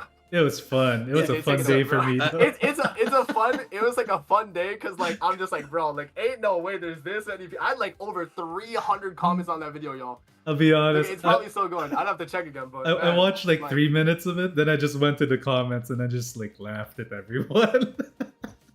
Yeah, bro. No. For me, it's been pretty much literally a mixed bag. So just like you guys, my community on stream and on Discord, they're great, amazing. I love them. I'll kiss them on their neck, everything. They're glorious people. Like they just come, have fun, talk, enjoy the game, chill out, grind. But when it comes to the comments, I don't know if you guys have watched some of my videos. I'm a little bit more colorful with my language when I'm talking to some of these people. So like I'll actually, you know, curse them out and I'll speak to them the same way they speak to us. And it's not because, oh, some people say, oh, you want to be a badass, and no, it's just the way I talk, bro. Like I'm from New York, it's just the way I talk. So oftentimes I talk to them the way that I think. If I'm gonna be real, if you're acting like a dumbass, I'm gonna call you a dumbass. Like it's just the way it is, right? If you have some stupid ass take on some videos, I'm gonna say you're a stupid ass dude. It's just the way it is. And when it came to some of the videos I posted, I've been very real, and I've also kept it very, very like equal with the way I talk about the game. If the devs did something bad, if the devs are doing something that could have been handled better, like you guys said, the Steam issue, that was complete mismanagement of however, like there's no excuse for that. That's just Literally, they were being like they weren't prepared. Like that's some weird management. So we call that out. The bugs, we call that out. But when it comes to a lot of all that other extra stuff that you're like, why are they even attacking the game this degree, like going this deep into it? I call all of them out, and I'm telling you, you guys will see entire Harry Potter books in my videos in the comments, bro. You'll see Harry Potter books in the comments from people going crazy. Like, bro, I've had to scroll down in comments, like just keep scrolling through one comment because it's so long. And a lot of people give me great opinions, whether they agree or disagree with me. They're very civilized. They'll tell me why they don't like the game. And I really appreciate people that can have stable conversations, even if they have completely different opinions to mine. But then there are some that will comment in 5 videos the same comment as to why I'm a piece of shit and I should die. And the game is going to like end of service next week. And those people, just like Agent said, I'm going to be the first comment I see from them and they're talking shit, I just start talking shit back. Like I'll make fun of them, I'll curse them out, blah, blah, blah, blah. But then they'll drop the same type of comments in all the videos. I'm like, why are you still here? You've been talking crap for 5 videos straight. You clearly don't like the game. You clearly don't like me. Why are you still in my channel? Why are you still watching my videos? Because it's fun, bro. It's hate watching. Hating is fun, bro. Hating is fun. Yup. You know, like, it's crazy. And those people, then after I see like several comments from the same person that are stupid, like you're not telling me, oh, I don't agree with you because of this. You're just saying like, I hate you and your mom is fat. I'm like, okay, great. You're getting blocked from the channel. Outside of that, you guys saw my one video. I literally told people, dislike my video, drop a hate comment, and let's continue with the video. Like whatever it is that you want, if you want to speak free in my channel and my streams, go ahead and do it. You can come to my stream and talk some shit. Like, I don't care. But at least be smart about what you're going to say and have like foundation to what it is that you're saying. That's all I'm asking people. But overall, it's been good. And I will say, over the last probably 3 days, it's been getting actually better than it's been before. Like, we've seen a lot more interaction and people enjoying the game over the past 3 days more than ever, I would say. Yeah, Definitely. because 100%, people yeah. are done. People are tired of complaining, and they're still playing anyway. Now, something that I do want to note is, funnily enough, I think you got more likes on the video that you told people to dislike than some of the other Yeah. times you covered, like the 1.1 drama. Yeah, bro. I told people to dislike it. And I thought I was gonna get disliked bombed because of Amazing's video, because he got they Yeah. west off. It was crazy. Amazing took No, the no, hit part of for it- everybody. He Bro, took the hit. part of it, y'all, part of it is because my name is Duet Night Amazing on my channel. If Well, my yeah, name was definitely. just amazing, it would not gotten like half the amount of freaking dislikes. that Yeah, bro, they went off But- on you. I was like, damn, bro. You know, I'm Yeah, gonna go in it there was with the bad, it was homie, bro. bad, like, yeah. But the other God, thing dude. that Amazing brought up that I definitely want to mention, because I have seen some comments like that about me, not on my channel, but about me on the Reddit, was that I need Duet Night Abyss to survive, to, like, Oh yeah. Pay my bills and stuff. It's like, bro, what? yeah, and beyond that, I just had some other people thinking that I am a partnered creator. I wish I was. Hit me up, please. I would love to be. Please. Yes. But I've been doing all this for the love of the game. I do not need Duet Night Abyss to have a successful YouTube career, especially with like my skill set, my personality, and how hard I work. If I put as much effort as I did into Duet Night Abyss into another game, Yeah, I could probably this be is like fact. Yeah, bro. dead. Like, there are I mean, way if I went more to- profitable, if I like, went ways to into- go, like, If I went to Helldivers like this, or if I went into what's it called? Arc Raiders. Arc Raiders, yeah, like this. I'd probably have a 20k sub channel with making, Easy. I don't know, 2k, 3k a month with sponsors on the Mhm. regular. Yep. But I'm here because I like Duet Night Abyss. I want to play Duet Night Abyss, and I want to grow this channel through at least mostly or partly Duet Night Abyss, because I want this game to succeed, and I want to be a part of that. Yep, Yeah, absolutely. The But, legendary I mean, starters. if these guys are looking at a channel that went from less than 1,000 subscribers to 8k in 5 months, and they're saying, oh, he just needs the game to survive, like, this super niche game, he is entirely dependent on that. Mhm. You don't know It's- anything. it's really I'm stupid, just gonna be man, honest. like- You need to read a book. Yeah, Yeah. I agree, bro. It's not like we're out here making like 20,000 views every Mm. video every day, bro. We're getting like Yeah. 3, 4, 5,000 views on our videos. 3. Normally, you know, 50, 60, 70 viewers. And they're thinking that we need this, and we're just like glazing the game because we need this. It's like, bro, I'm gonna be real. Just like you said, we could have swapped over to Where Winds Meet with our work ethic, because we be uploading 1 to 2 videos, streaming every single day, and we could have probably gotten more views. I'm pretty sure, yeah. considering Yeah. that game has a way Yeah. bigger player base. But Mhm. we like this 100%. game. Yeah. Like, we just want to play this game, have fun with it, and we take what we can while we're creating content from it. Yeah. So thinking that we're just gonna sugarcoat, bro, I'm gonna be real with you guys, and I'm sure you guys are the same way. If tomorrow a new game comes out, I play it and I enjoy it, and I upload a video and I get 20,000 views, and that keeps going for a week, and I'm getting 20, 30,000 views, what happened to DNA? That's the content that I'm gonna be uploading on the channel. That new game that's giving me 20, 30, 40,000 I'm about to views. rename my channel, bro. You know, like. Yeah, bro. Like, if it's talking about work and like making money, we'll just we're not glazing this game as people say. We're just keeping it real and giving the Yeah. game a chance, and we're talking about what we enjoy, right? Yeah. So Mhm. I'm with you on that 100%, bro. I don't need this either. I'm doing good right now, doing it, and I'm doing better than I was doing when I got my channel back and I started covering Withering Waves. But even then, like you said, bro, with the work ethic we're putting in, we could do this at least on this same scale on a lot of other games right now. Yeah. 100%.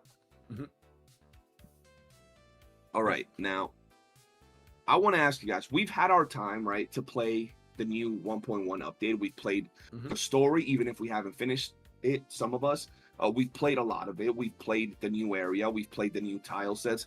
What's your opinion on the Huaxia related content? So it could be everything.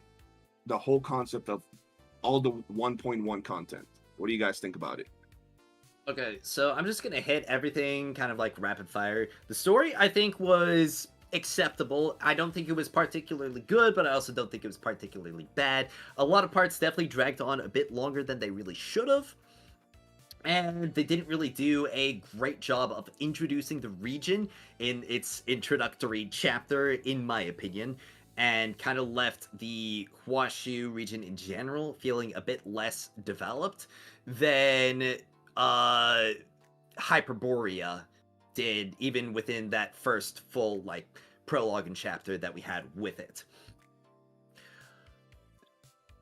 But moving on, but I will say there were still some really, really good parts of the story. Basically, everything to do with Ji Liu was great. Everything to do with the black market characters was great. And I am still excited to see what happens next, especially with the twists we saw at the end. Moving on to the next bit of content, obviously the new region. It looks amazing. Now, the open world does feel a little bit... I don't know. It feels a little bit barren right now. Still, I do like the new sort of like puzzles, but I don't really get that feeling where there's essentially something to do around every corner. I definitely feel like there's still some dead space, which definitely feels a little bit more than before because of just how much larger the area is. Personally, I would really like to see them do more with the open world, make it its own sort of mode with like random events out there, elites, bosses that can randomly appear and will give you like a bunch of loot if you go and take them down. Maybe even a full raid boss where like everybody in the server can work together to take it down. Yeah, that's kind of cool. Yeah. But beyond that, the new tile sets and the new encounters that we've got for the commissions, all of them great. Oh, like a lot more open, a lot more space, and no enemies getting stuck anywhere. I have zero complaints, nothing but praise for the new tile sets. And I think that's about it from what I want to cover when it comes to the new region in specific. New region story, solid 7, typical 7. The region itself, really good looking. I mean, they checked out the box for the mandatory Eastern looking area that every game has, because China likes that. They want to promote China, be good, whatever. Duet Night Abyss did that already. Really good job. I love the day and night cycle, by the way. Nobody talked about that. That was really cool. Yeah, the fishing, that you have to fish at night, fish during the day specifically. That was like nice little touches because, you know, some fish are sleeping during the day. I like that. What else was really good? The commissions, I think, is the most banger one.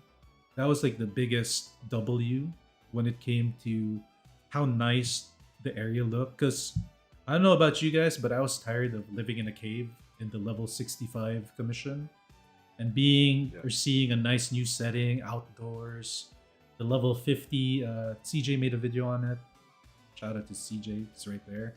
He made a video on the best Luno coin farm. I used it and found that it is the best. And yeah, nothing gets stuck. It's so easy to clear stuff there. And it looks amazing. You drop in the same map, the thing is right in front of you, just go to it, bang, you start doing the thing. If anything, they gotta rework the other commissions to do the same thing. Just drop us in the same room, and then bang, we do the activity. It makes it so much better. Saves you like 10-15 seconds. Really, really good region. Like, literally nothing to complain about. Even with the story, nothing to complain about. Only the first part, which is, why did you leave your boy outsider without any word? That was the only weird part. I was like, okay, I guess he's gone now from the story for now. And then you see him in one of the boat thing. He's like there, he doesn't say anything, and you just go through. So that's it. But other than that, huge W in the region and the commissions.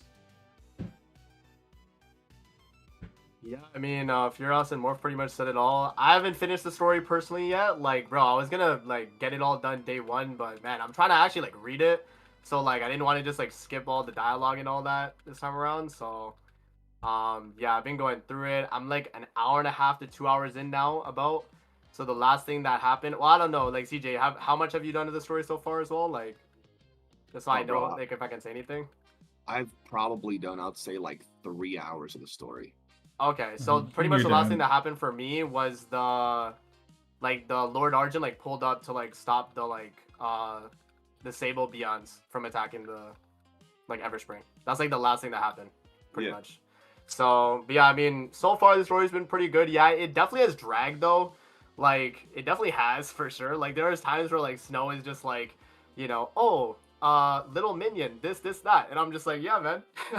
But yeah, no, Yeah, this, man. yeah, like the story is good so far for me. Like, it definitely does drag, but yeah, I mean, honestly, I know there's a twist, and I can't say yet because like I did test it out in the test server. I got to like actually like do it, but I didn't actually like read the story. That's why I saved it for when the launch of the update dropped, right? That's why I was like, damn, like, let me actually like dive into the story full. So yeah, I think just based on that twist, I feel like people will probably like the story if they go through it. So, W story, I guess. For the region, like, honestly, the region's really good. Like, it looks very pretty. I mean, I haven't played Bua like that, so I know their regions obviously look like really good too. But like, for me, like the graphical fidelity wise, it looked really good. I don't know. I can't say for like the Bua guys, but I think it looked pretty good. Definitely better than like Genshin like environments, that's for sure. And like, yeah, it's kind of got that like realism vibe. It's kind of like more like where winds meet than it is like Genshin, like, right? Like the cell shade, it's more like less cell shading and more like realism, I guess. Yeah. So no, I do like Black- that. And then, yeah, what's up? Blacksmith Wukong. Yeah, exactly, right. So yeah, it's more like that, I would say, than like, like the Genshin style, I guess. Yeah, no, I have like really like not many complaints about the region. Like, if you're out there, well, like add some like type of world boss or something. Like, especially now that like that is a co-op area too, and you just see other people and stuff. Like have some like MMO elements, like put like a boss there, like put like some stuff like that. I think that would be pretty cool. Yeah. And then the commissions, I think were great. I think they obviously they had to put like a barrier on them because they couldn't just be the open world area for them. But yeah, no, I actually really do like them. They're all open. It's really good for farming. Like, they look very pretty. So yeah, I have like pretty much no complaints about that. So overall, for me, I've enjoyed the like 1.1 as a whole, man. To be honest, so yeah, that's my opinion on it. Okay, for me, I gotta say the new tile sets are like amazing. They're a breath of fresh air. Like Morph said, I was tired of living in a cave, bro. Always For real, seeing bro. the same like robotic, like weird map that it was just very gloomy. I have a reaction somewhere on my Discord the first time I loaded up on the like level 50 tile set.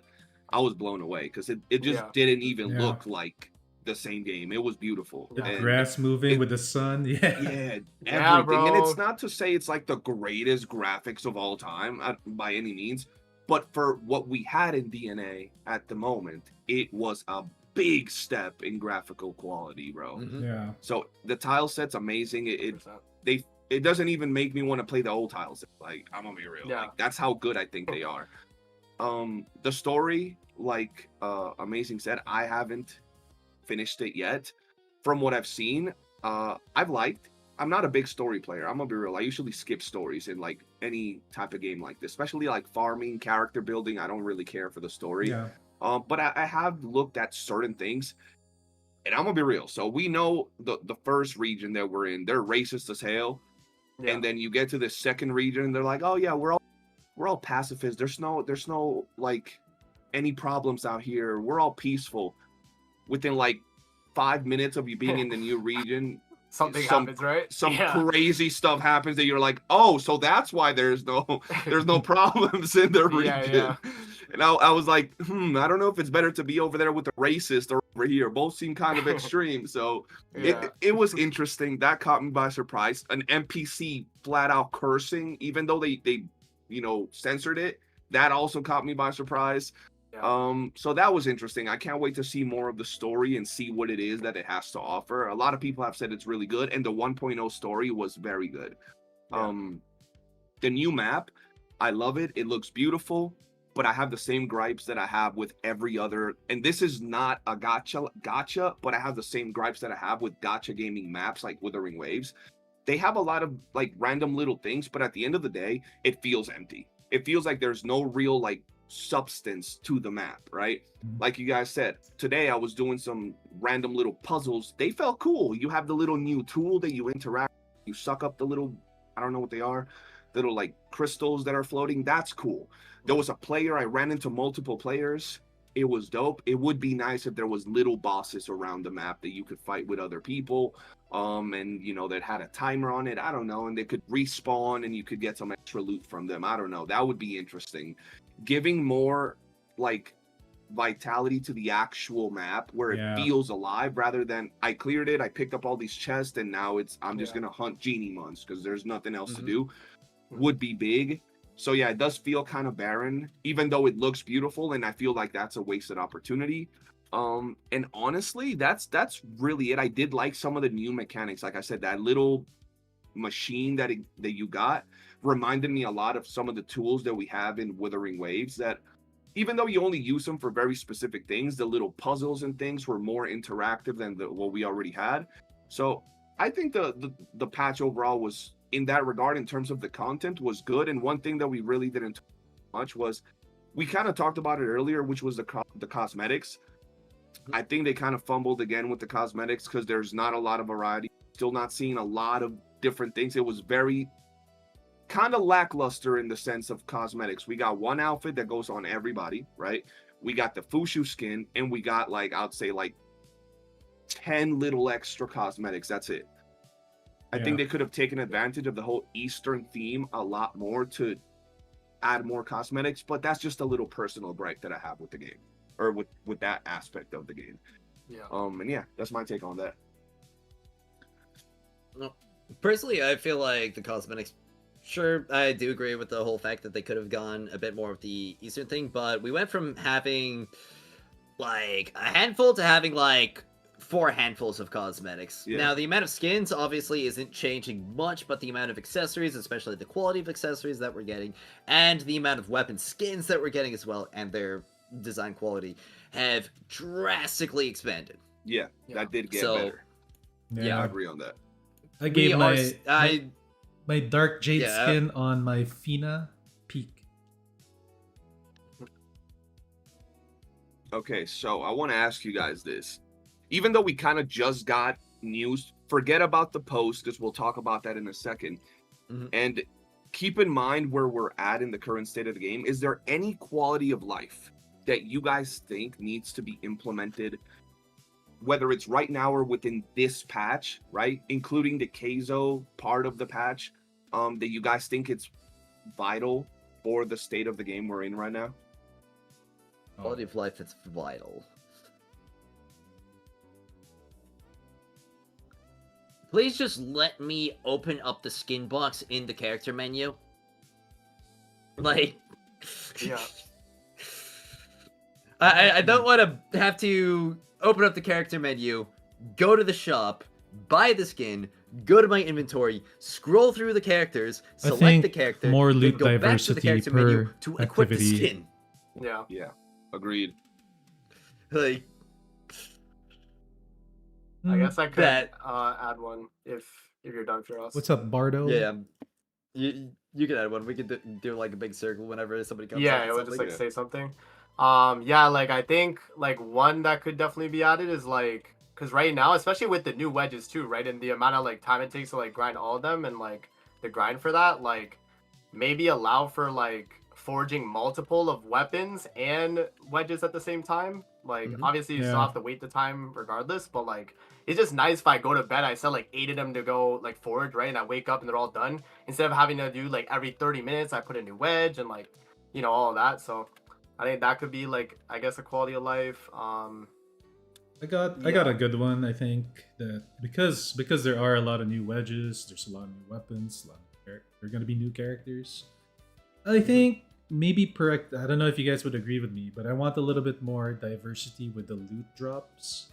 Like let some activities drop maybe globules, maybe some with other types of other currencies. It doesn't need to be a lot of it. Like let's say you're doing Luno coins, you want to drop reds there. It's not gonna be a lot, but there's still some, you know, like trickle a little bit more. And then when you're doing like the specific activity, there's a lot more of that specific material that you're gonna get. It's just a nicer way to like. It's basically like chase, but give chase to all the other modes, but with like less quantity. Yeah, So, there's like two trickling more- resources. Yeah. Yeah, so 2 more things that I want to highlight from the video of like 40 changes that I uploaded on my channel the other day. One, please give me a list of all of the stat buffs that I'm getting from my supports when I open up my character menu, and like the stat buffs that I'm getting from passives, all that stuff.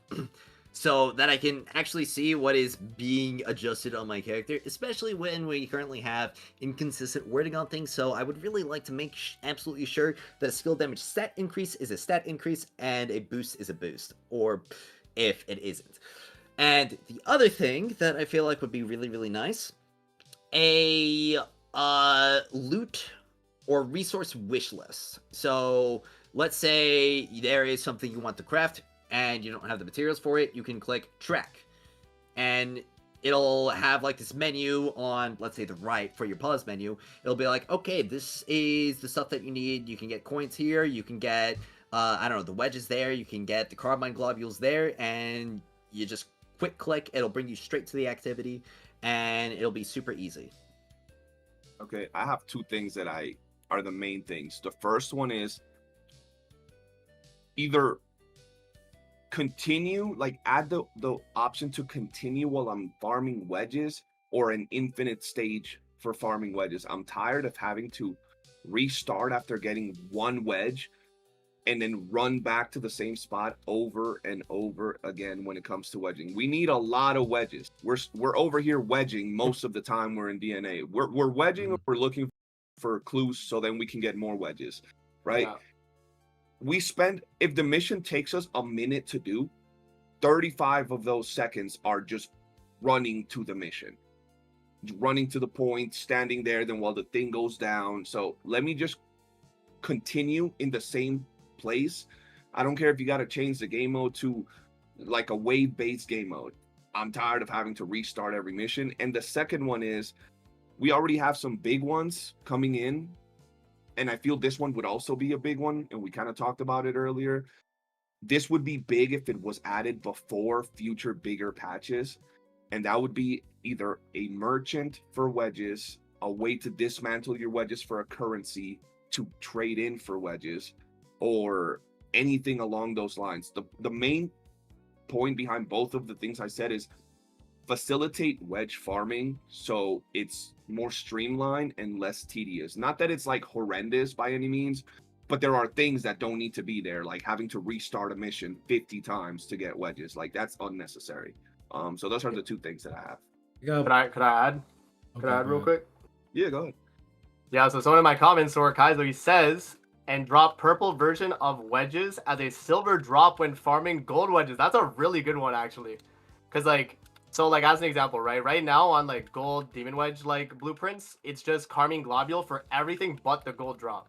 So, like, as the silver drop, why don't we have, like, you know, like, I don't know, like, the blue wings inspo for wings, or I guess it would be, like, phoenix wings. But you know what I mean? Like, the purple, like, the one you need to craft, the, like, the gold one, have it in the, like, gold blueprints, too. So when you get that drop, you're like, oh, damn, okay, so I only need, like, a certain amount, like, that you actually have to farm from the other stage. Right? Yeah, that it, like, helps the that would grind. actually be a crazy good change.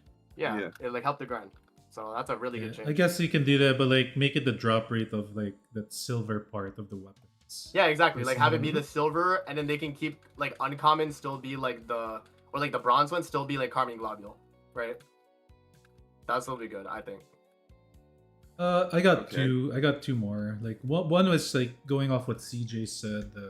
Getting to the activity resetting, bro. Can we just can that freaking Luno girl that's like working the elevator that moves down like a little floor that doesn't need to move down, do it faster? Because if you actually time the activity, a lot of the time is waiting for the thing to go down. I did it. Like you're fighting for like 20 seconds and you're waiting for like 40 something seconds. I mean, if they cut down on that loading part, that'd be great. Maybe they just remove the elevator entirely, and you just like spawn near the spot. All right.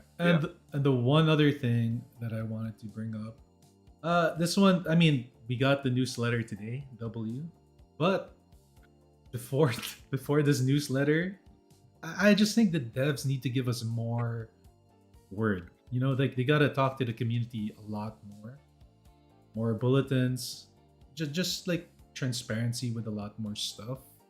That's more about like winning over your player base.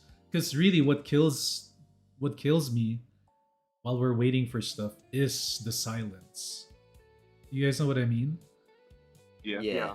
Yeah. So if they're just a little bit like, you know, more interactive with the community, drop these bulletins. Like, doesn't need to be every day. Like, do it like once a Yeah. week. See what's up. But then everybody will have like a better mental and just be like, oh, okay, they're working on this thing. Okay, this week they might be doing this thing. So Yeah. the Doom posters would be lessened, and the people that are thinking about, oh boy, should I quit the game? Should I stop? Because I don't know when this thing is happening. What am I? You know? So Yeah. it's more of a mental thing, and they should think about conversing with the community a bit more. So that's it. One that I gotta add. I know we've all talked about this. I'm pretty sure you have this on your video because someone wanted me to react to your video agent. They sent it to me yesterday twice. They wanted me to react to your like Really? ideas video. Yeah, bro. They always send me your videos to react to. And this they specifically said because I need you to react to this video because you said this same thing.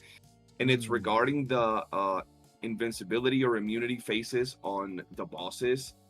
Look, I have no problem with them having one, but I am sick and tired of doing tower and then like I do damage to the boss, they get to the forced immunity phase, they get up, I go to punch them, immune again for 20 seconds, I hit them 3 times, immune again.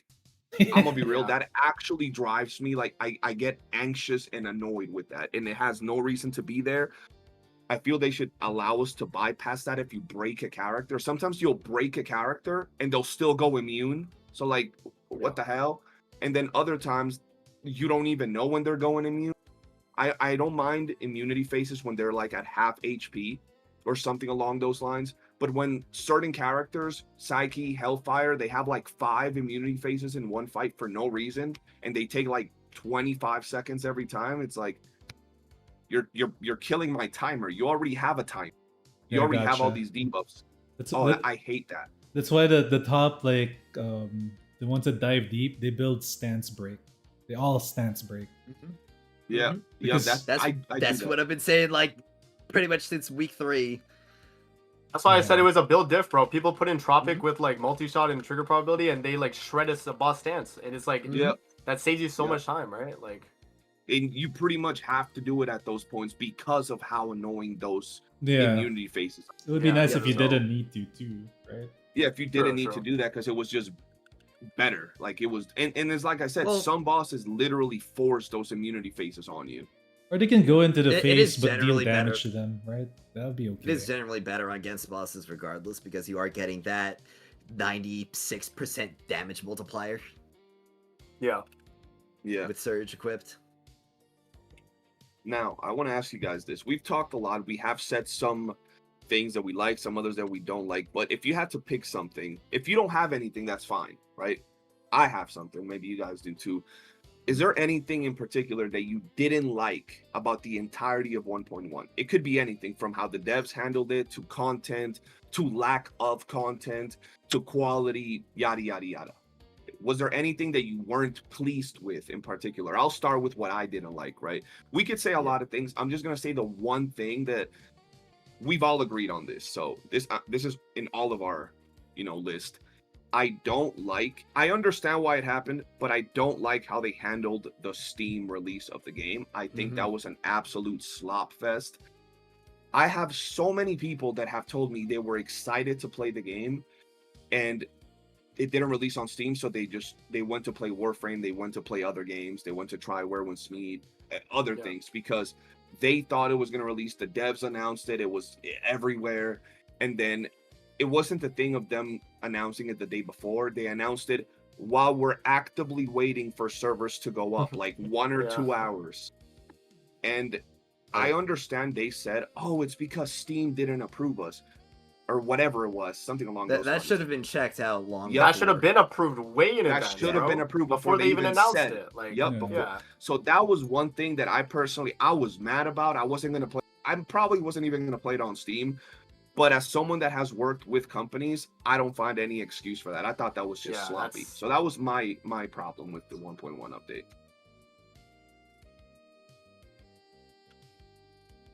You guys got anything? Yeah.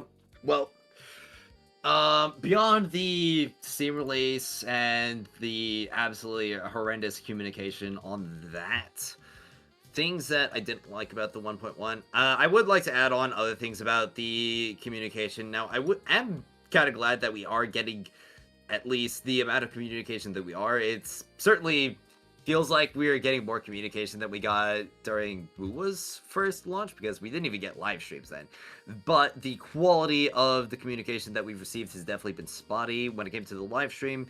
There were definitely a lot of things that were not really well explained, especially when it came to the events, and we had to actually wait until the whole event overview got posted post-launch of Duet Night Abyss to actually realize, oh, okay, so this is how everything's gonna function in this event.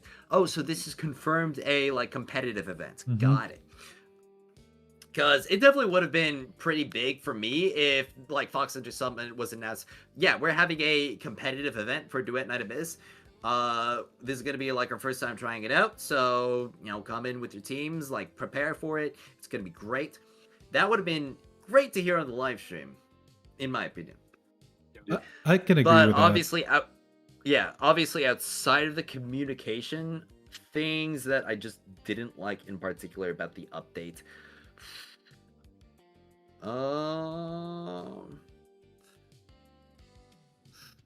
things that they did do or didn't do. Yeah.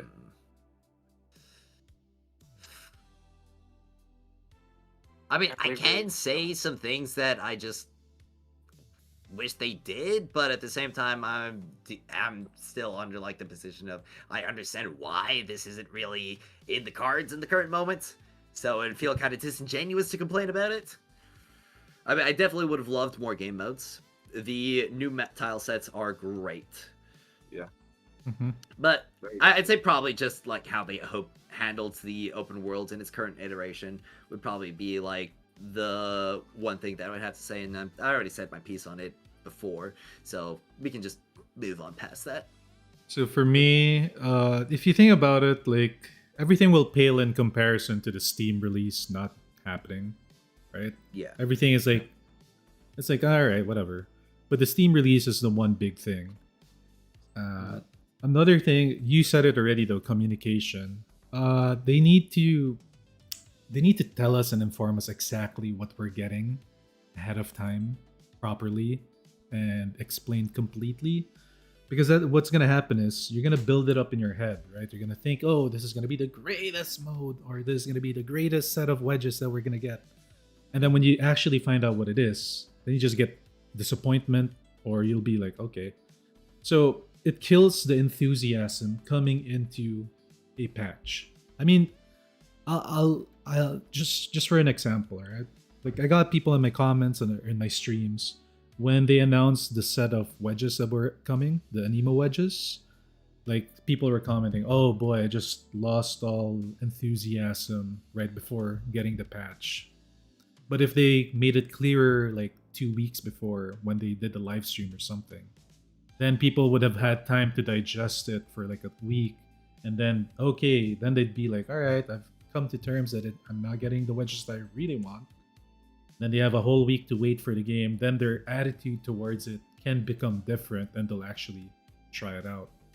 It's all about timing with these things. Just being like I said already, like just be transparent with the community of what we're getting, what is the actual problem with Steam, what are things that are actually going on. Because if you leave it up to the consumer to think about that stuff, you're not gonna get a good result. Agreed. Yeah, Steam was just a really bad look, bro. Like, I had friends that uninstalled their game and were ready to install the game Oh sure. Yeah. with Steam, and they wake up in the morning and they're like, "Where's Steam, bro?" I'm like, and I told them, "Yeah, we didn't get Steam." Bro. And it's so sad too, cause like, bro, like they put it on TGA's trailer. Like by then, it should have been confirmed, locked in, bro. Yeah. Like, why? How do they use that as their like big like, oh, start the game now. This is our big update thing, and then drop the ball so hard when on launch we don't even get Steam like at all. Like, Yep. It's not even like Steam released and it was just super buggy on Steam specifically or something. It just did not come out because they didn't approve it or it was like not up to standards. I don't even know what the like real issue was, but that I think is like the biggest out of the update, man. Like undeniably. Yeah. It's sad. No, I agree with that, bro. Like, for example, I even have people in the chat saying they don't understand what the big hype is around Steam, and it's first off, it's one of the biggest gaming platforms, especially on PC. So Yeah. yes, we have our own launcher, but Steam is popular as hell. It launches, it promotes new games, so it's going to be a brand new wave of players that could get it. One, two, it's like it's the way they handled it, right? It's like if you go to a restaurant, they tell you, yeah, you got to wait for 45 minutes until your food is here. And then, you wait 45 minutes, and 5 minutes before you were supposed to get it, they come to you and they're like, yeah, no, we don't have. Bro, it wasn't even 5 minutes before. It was like after. Yeah, bro. So Yeah. people are like, what do you mean? It's like, It doesn't look good. It doesn't look good for Yeah. the Mhm. game. So that's why people are so upset with that. And there's little things that we can pick at, but I think the two biggest ones, you guys broke it down, I broke it down. Communication. Just look at today, bro. How hyped did that one Yeah. bulletin message get insanely us? hype, bro. A lot. That was Very, hype, very. bro. It was, Mhm. and it's not something that in all like we all clear theater. We all have no problem clearing theater. And some of the things are more like quality of life improvements for the base of the game. But the fact that they communicated how they spoke to us and what they said and the message, the way they delivered it was huge. It was like, Yep. okay, this got me excited for the game. Yeah. So communication, absolutely. Hopefully they continue with that. Like Agent said earlier, is they said, yo, we got more things that we're cooking. We'll tell you once we get them more, stable and finalized. So that was great. But yeah, those are the two things that I think really impacted negatively the patch from like an actual perspective of all of us that play the game at different, levels of intensity. And from there we hop into how excited were y'all with that post? What did y'all think of that post that we got this morning? This was an extra that we didn't have obviously on the podcast list, but what did you guys think? I was super excited, bro. Yeah. I read the post and it like instantly raised my mood this morning. I got pretty animated in my video of reading it out and breaking it all down. I'm sure somebody probably sent you some screenshots at this point. I'm sure, bro. I gotta check. Yeah. And it was really fun because I was looking through it. I was like, oh, hey, that's something that I suggested. That's something that CJ suggested. That's something that Morph suggested. Amazing. Yep. Wow, they're like listening to us. Yes, sir. They're listening, yo. Devs listen, yo. Devs It's like, listen, it's yeah, so funny, bro. bro. And It's then so they funny, just but like true, go though. ahead and confirm the things that I've literally just been telling the community the entire time, that it's gonna take time. They're gonna tell us when it's ready. Because if they show us something that's like half-baked, it could lead to some like unrealistic expectations, or it could lead to people expecting it a lot sooner than it may actually be coming out. I definitely think it's smart to keep things to like the next update, especially when we're still like 6 weeks out from that. Yeah. Now, I do hope that we get some more communication, especially when it comes to like the Demon Witch releases, because we did get the Animal one, and the Hydra one is just like up in the air. Is like, is that happening when Gacha releases, or is it happening when 1.2 releases? Like, I still don't quite know. But yeah, it really, really got me pumped, and I cannot wait for some more Luna Bulletins. I would love to see more blog posts, especially some videos if they do have the time to produce some of those. Yeah. Oh, Morph? I'll be last because I haven't read this yet. I haven't Okay, no, read that's it. fair. Actually, I didn't even think about that. We're spoiling no, more from that, Spoilers. Bro, that Luno's bulletin, bro, I woke up to that, I'm like, holy, this is what we needed, like, honestly, like, a week ago. Like, you know what I mean? Like, if this was released, like, a few days after, like, I think the, like, whole, like, situation, I think people would have been like, damn, they responded, like, you know? Like, I mean, this is still quick. This is, like, only, like, a week and a half after the update, right? Like, I think it's been about that. So, like, yeah, no, it's not like they waited so long to do it, but yeah, honestly, like, and it's also like confirmed for me that like they definitely want to go in like the AFK route for farming, which I think is fine considering like mobile is like who they're also like pushing this game for too, which if you're on mobile, you don't want to manual farm like all your stuff, right? Like you're probably more incentivized to AFK farm.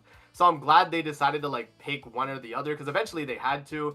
And like people also thought since they quote unquote nerfed the secret letter clue farm that they're against AFK farming, right? But I mean, look what we have now, guys, right? Like it's, you know, and then yeah, their whole thing is like, oh, we're gonna like, you know, like skip the wave like time thing, right? The auto like skip.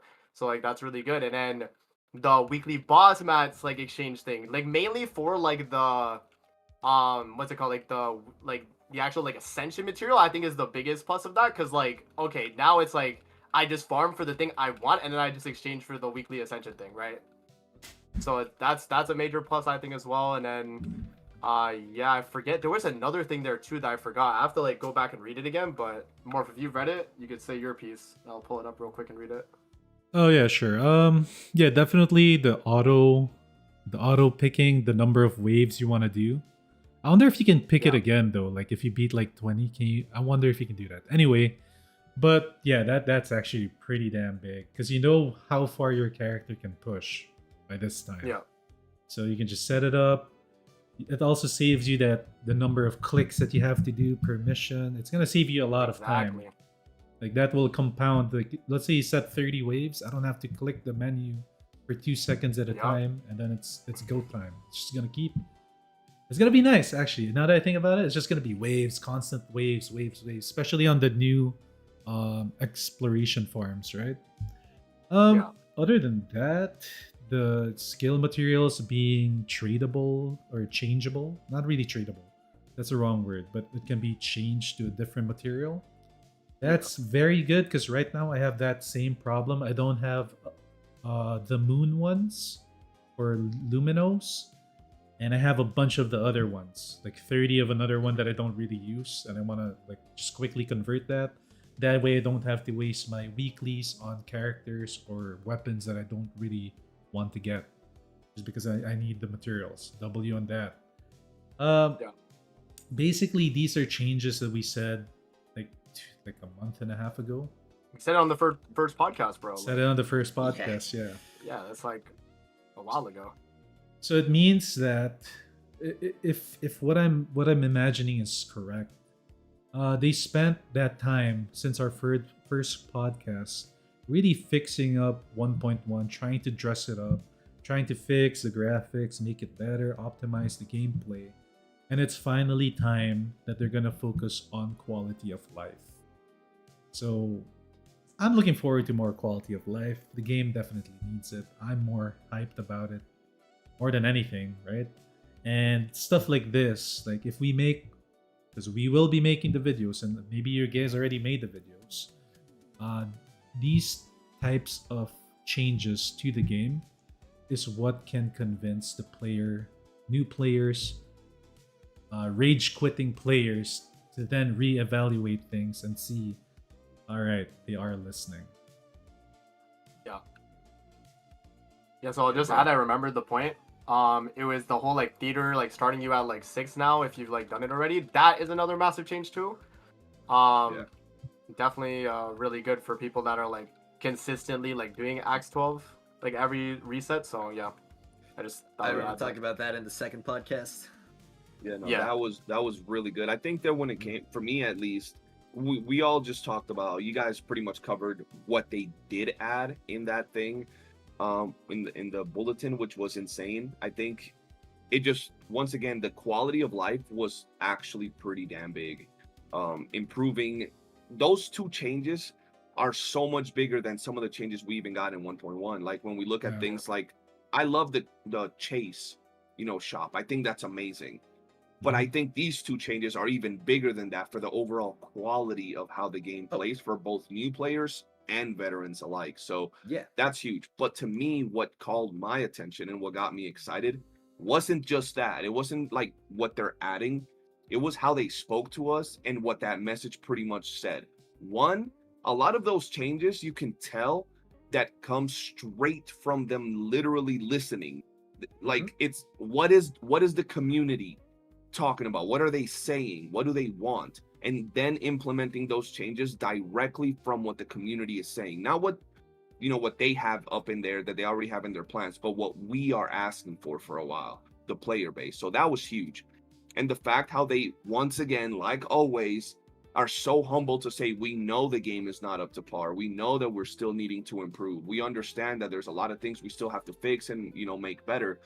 It lets me know that they're grounded and they're understanding that there's still a road ahead that is filled with holes that they're trying to patch up and make better. And how they said, we're going to continue to tell you stuff, but we're going to tell you once it's more concrete, right? Once we have things more stable. And it lets me know that right now they're giving us these things, but they're definitely working on other stuff. They told us that they're working on other stuff. And if it's on the same level as the quality of these, things that they're adding here, the game's going to be a completely different feel from here to 2 to 3 months, bro. So that was what caught my attention. I mean, I just want to say, if these new tile sets, just tile sets alone, feel so much better than the ones that we had before, imagine what they're going to do when they unleash like a whole entire new game mode with this like new design. Yep. Yeah. It's going to be really smooth. Oh yeah. All right, this is the interesting part. This is where the true glazers, the true white knights come and shine. What would you guys, so far, we still have a lot of content left, but we're doing the podcast now. So what would you rate the 1.1 update 1 week plus in?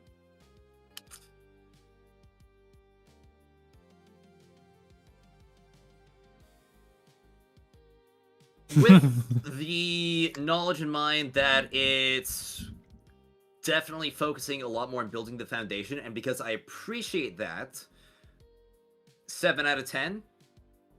But if I don't really factor that into account, I just like look at content wise, probably like a 6.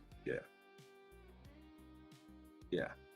I would say, if I look at the entire patch, like, okay, so if I don't add what happened with Steam in there, because, if we don't add that in there, if we just add the patch, like, the thing is, Steam was part of it, but let's say we don't add that into it, and we just add the patch in itself, I would also rate it the meme of 7 out of 10.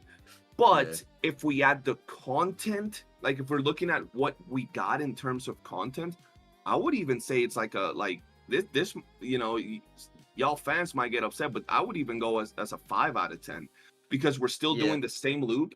There is nothing new in terms of like what we're doing. It's the exact same thing. It was more, like I've always said, it was more of a foundational patch more than anything to improve the quality of the game.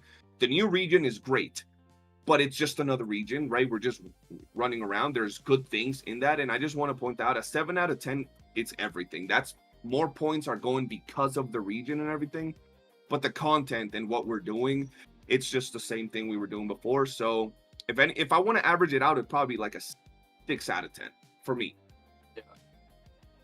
For me, It's gonna be okay. Alright. If it's my selfish ranking, it's a 5. Selfish ranking because I want more, right? I want new game modes. Yeah. I want better wedges than the wedges that I got. I want that's actually all I want.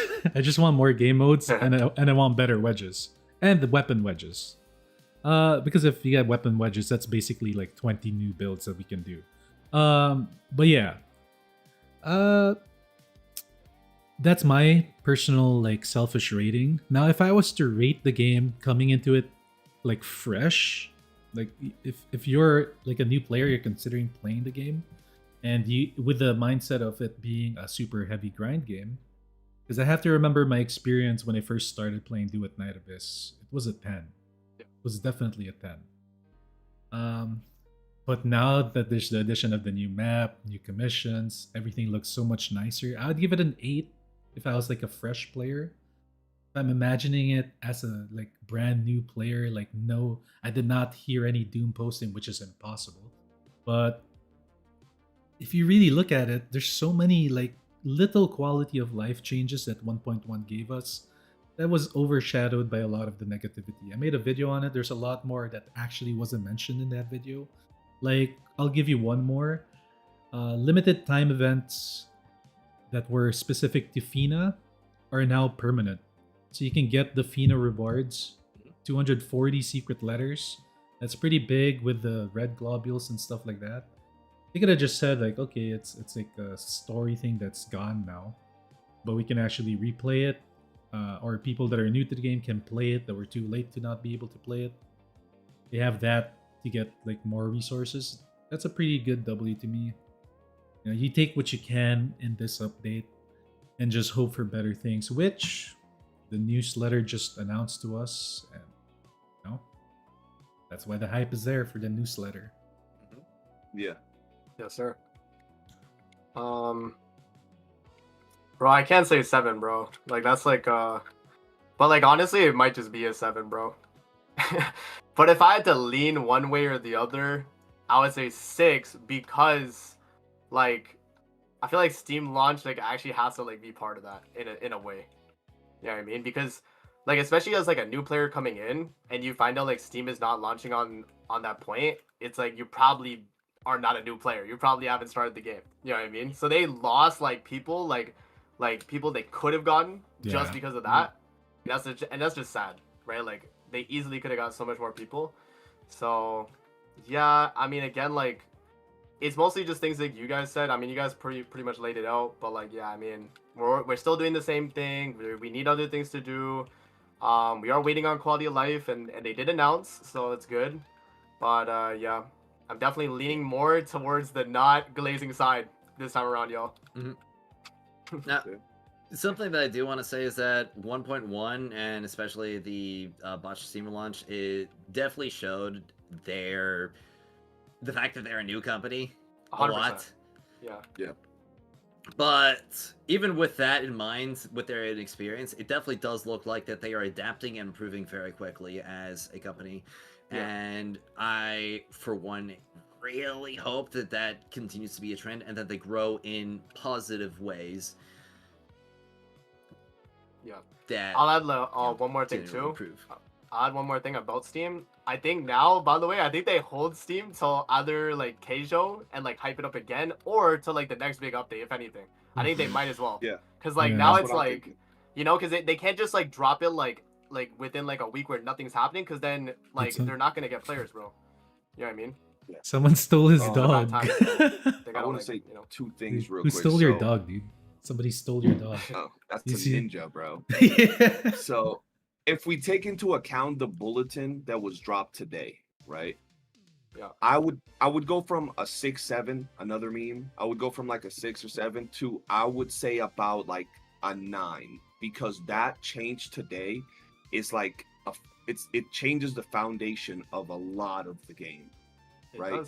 It changes the way tower works. It changes the way we're farming the game. So it is massive. I would say I would even go up to a 9 because it's that impactful, in my opinion, right? In terms of the foundation of the game. And then the second thing I want to say is quickly to address something that the chat is saying. Because, for example, a lot of people are saying it was a 9 out of 10 in the chat, for me at least, and I just want to point out, as a player that's just looking at this, as someone that's just playing. Wait, we got the an game, extra reset? Is that a thing? I would understand where people are coming from if they think it was a 9 out of 10 patch. Now, as someone that's playing this game, covering this game, and understands the way that marketing should be done and a product should be sold, I'm looking at the product in its entirety, right? And I'm sure that's how you guys are grading it too. We're looking how the content impacts new players, how it was marketed, how the developers told us about the content, how they managed their release. All of that is getting added into what the patch was, the entirety of it. Not just from the, I'm a player that enjoys the game and I've had no issues, because I haven't really had too many issues and I have fun, I've grinded, I've done everything. But what the entirety of the product that was the 1.7 or 1.1 patch was, and that's where a lot of us are rating it 7, a 6, an 8. Like, that's why we're not rating it as high as can be, because it's more than just the experience we've had with the game, but how the product was handled. So that's the thing, right? Just want to let the chat know that. And this last bit before we end the stream was an idea by Agent, actually. If anybody from anybody's chat, right, has a question that you'd like to ask any of us, or, you know, how we feel about something, feel free to ask us in the chat. And then if one of you guys has someone that asks an interesting question, feel free to, you know, Can I go read it out first? to us. Because there's a guy that's like spamming. All right, so what do you guys feel? What do you guys feel about NA getting swept under the rug when it came to the consonance weapon reset? Well, I think that it's probably gonna get addressed relatively soon. It definitely took them, I think it was almost like 2/3 of the way through the month before they addressed it the first time. I imagine we'll probably see something about that relatively soon, like the next week or two, just because they're probably still entirely on like, all right, fix mode when it comes to all these issues, especially optimization, that it's probably just not something that they have had the resources to allocate to adjusting again. And especially because, I mean, we are still dealing with some issues and new issues that popped up. You guys remember when all the water disappeared from the ocean last night? That was weird, yeah. Yeah. Well, Yeah, so yeah, I'm in Asia. I regarding don't that know. issue, Go ahead. I was a little bit triggered. I was like, bro, because I was grinding, and y'all know, bro, I was dying grinding maze, and I beat it, and then right as I beat it, it reset, and it had a 1-day reset on all the wedges. So I'm like, oh my god, bro, what is this crap? So I go and farmed all the wedges again, because people were on EU telling me that their shop just reset again after that initial reset. So I'm like, I can't sleep now. I gotta grind it, and then it doesn't reset for me again. And then they're like, oh yeah, reset for me. Look at my +9 wedges, and they start posting it in my Discord. I'm like, oh hell no, where's my wedges at, bro? So I was bothered by it, but I was like, I'm sure they're gonna say something about it. I wish they would have said something in, you know, the few posts they've done so far. But hey, like you said, I'm sure they're gonna say something about it. For sure. I have nothing to comment because I hate that thing. I mean, I do it, but I didn't even know it happened. So, and I'm in Asia. Yeah, I didn't even know until like after, and I was like, damn, like I probably still wouldn't have like stayed up to grind it because it's just too much. Missing maze is like a pain in the ass, man. Like, yeah. Well, I have a question for Morph. I think, go- I mean, for all of us, but I think Morph is gonna be the best one at answering this one. Okay. Pow just asked, I'm curious how you guys feel about not adding HP plus skill damage wedges for Hellfire and Sybil, or generally them not buffing obviously underpower units. Yeah. I mean, okay. I mean, we've talked about this in the previous podcast. The realization that buffing the characters and getting support for these characters are not really on the agenda. So I come to terms with them getting a little bit not buff. I can say though that Sybil got really buffed. Sybil pretty much got heavily buffed because of skill speed from Fushu. I'm actually able to clear more waves now than I used to be able to. Like a lot more waves, at least 10 more exploration waves. I can clear more because of that. But other than that, it is a bad feeling, but you know, one can only hope that new wedges will support like Hellfire when the Pyro wedges come, or when the Electro wedges come. HP scaling and shield scaling is very, very difficult if you really think about it. How can they improve it? I guess the best way to improve it is you like flat out just increase the base skill multiplications of those characters, but that way you don't have to like make a whole new freaking wedge or something for them. Just improve their skills. Yeah, that it's disappointing, definitely, but you know, you can only hope at this point. I think it's gonna be okay though, definitely. I mean, like we're getting like a lot, like even weapons are already. You're gonna slowly see. I'm predicting this might be cope, but I'm predicting that weapon is gonna be the meta in the near future. You got characters like Fushu, you got characters like Keiso, you got Yuming, you got the new weapons that are coming out that are really, really good. And some that are already there and have the potential to become something amazing. So yeah, that's my take on that. It's all about a waiting game at this point. Yeah, I'd agree with that. Are we wrapped up on those questions? Does anyone else have anything to add? Because I got a question in my chat. I have them, but go ahead. All right. So Anonymous says TFT added a system where you can stack different track shift symbols in the same slot. It'll be an issue long term when builds change. What is everyone's thoughts on that? So essentially talking about track shift modules and how currently there are some characters that if you want to run multiple builds on them, you will kind of run into that wall where it's like, okay, well, I have this track shifted because I need to, but it interferes with this build, so basically I have to choose between them, and if I want to swap, I have to spend a track shift module every single time. So essentially, how do we amend that? That's yeah, hard. I agree. They Yeah. gotta make it stackable for sure. Mhm. I think if not stackable, just make like a universal track slot like equivalent or something. Like I know Warframe has it. I think it's like I forget what it's called, but I think like pretty much it would just like act as like you put any like track slot on it, and it would just cut the freaking cost in half pretty much, regardless, right? So, So like, oh sorry, my bad.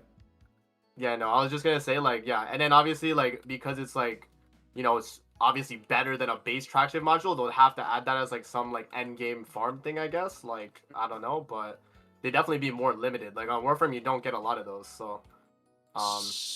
So they kind of started it out actually, but I've tried it sorta, and I've like just theorized how many you can shift out.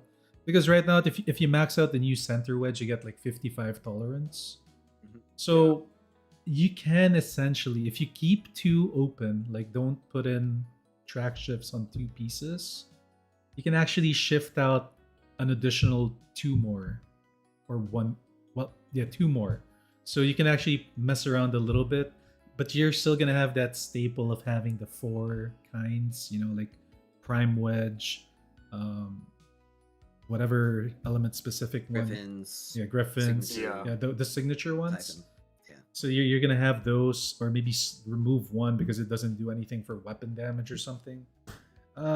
It's okay, but it's not enough. It's not. If you ask me, it's not there yet. Like Yeah. the new center wedge isn't the solution. It does help, but it's not the biggest solution for it. And it does take like For sure. 20 track shift modules to make that thing. Oh, also I'll add as well. This is another like Warframe thing, but if you put a track slot on a middle slot wedge, it doubles the amount of like tolerance increase you get. By the way. So like they could just do that, I guess. Oh yeah, And they then could have do a that. reason to actually, like, do I that. think that would be broken in the current state of the It would be, but I mean, Like right now, we don't have like too many that cost like. I mean, it's just the new Anima wedge is like almost 50, right, or something like that.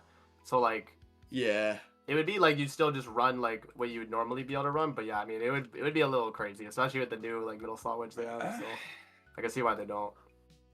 Yeah, I have one that is. I don't know if you guys have done Yo, it, but chat, you guys said wanna guy ask one? asked, can you guys talk about the Discord dev interview opportunity?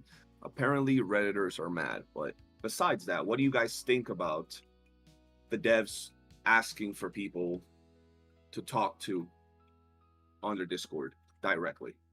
Absolutely phenomenal. That's Direct. like a good thing, right? I was gonna say like Yeah. Direct, like literally a direct line to talk to the devs. Obviously, it is going to matter a lot depending on who they pick, which is probably why they ask people to give their full profile as well as how much they play the game. I mean, I put it in mine, and I actually like undersold the amount of hours that I typically run. I said about 80 to 90, but if I calculate the amount that I've averaged throughout my entire playtime, it's actually 95. Yeah, I'm You know- on the same. Yeah. boat. You know what would be great If if the dev joined the podcast. dude, insane. Dakabear himself, bro. Like, yeah, that'd be absolutely nuts, or at least somebody on the team who Somebody knows on the English. team. Yeah, That'd be lit having a rep Um, from them. but like, please pick me. I've got so many ideas, man. Yeah, that's what I said too. Yeah. Like, I mean, it's like we've said, bro, and this is what I was telling my community earlier before we started the podcast. There might be a lot of people and even bigger content creators that can be out there posting every now and then, but nobody is more in the trenches than the people in this podcast right now Yeah. for this game. And it's not to glaze us or anything. It's like, okay, point us towards a CC that's not in this VC that's doing what we're doing. Videos every day, streaming every day, hours every day, chatting with the community every day. Who's doing it?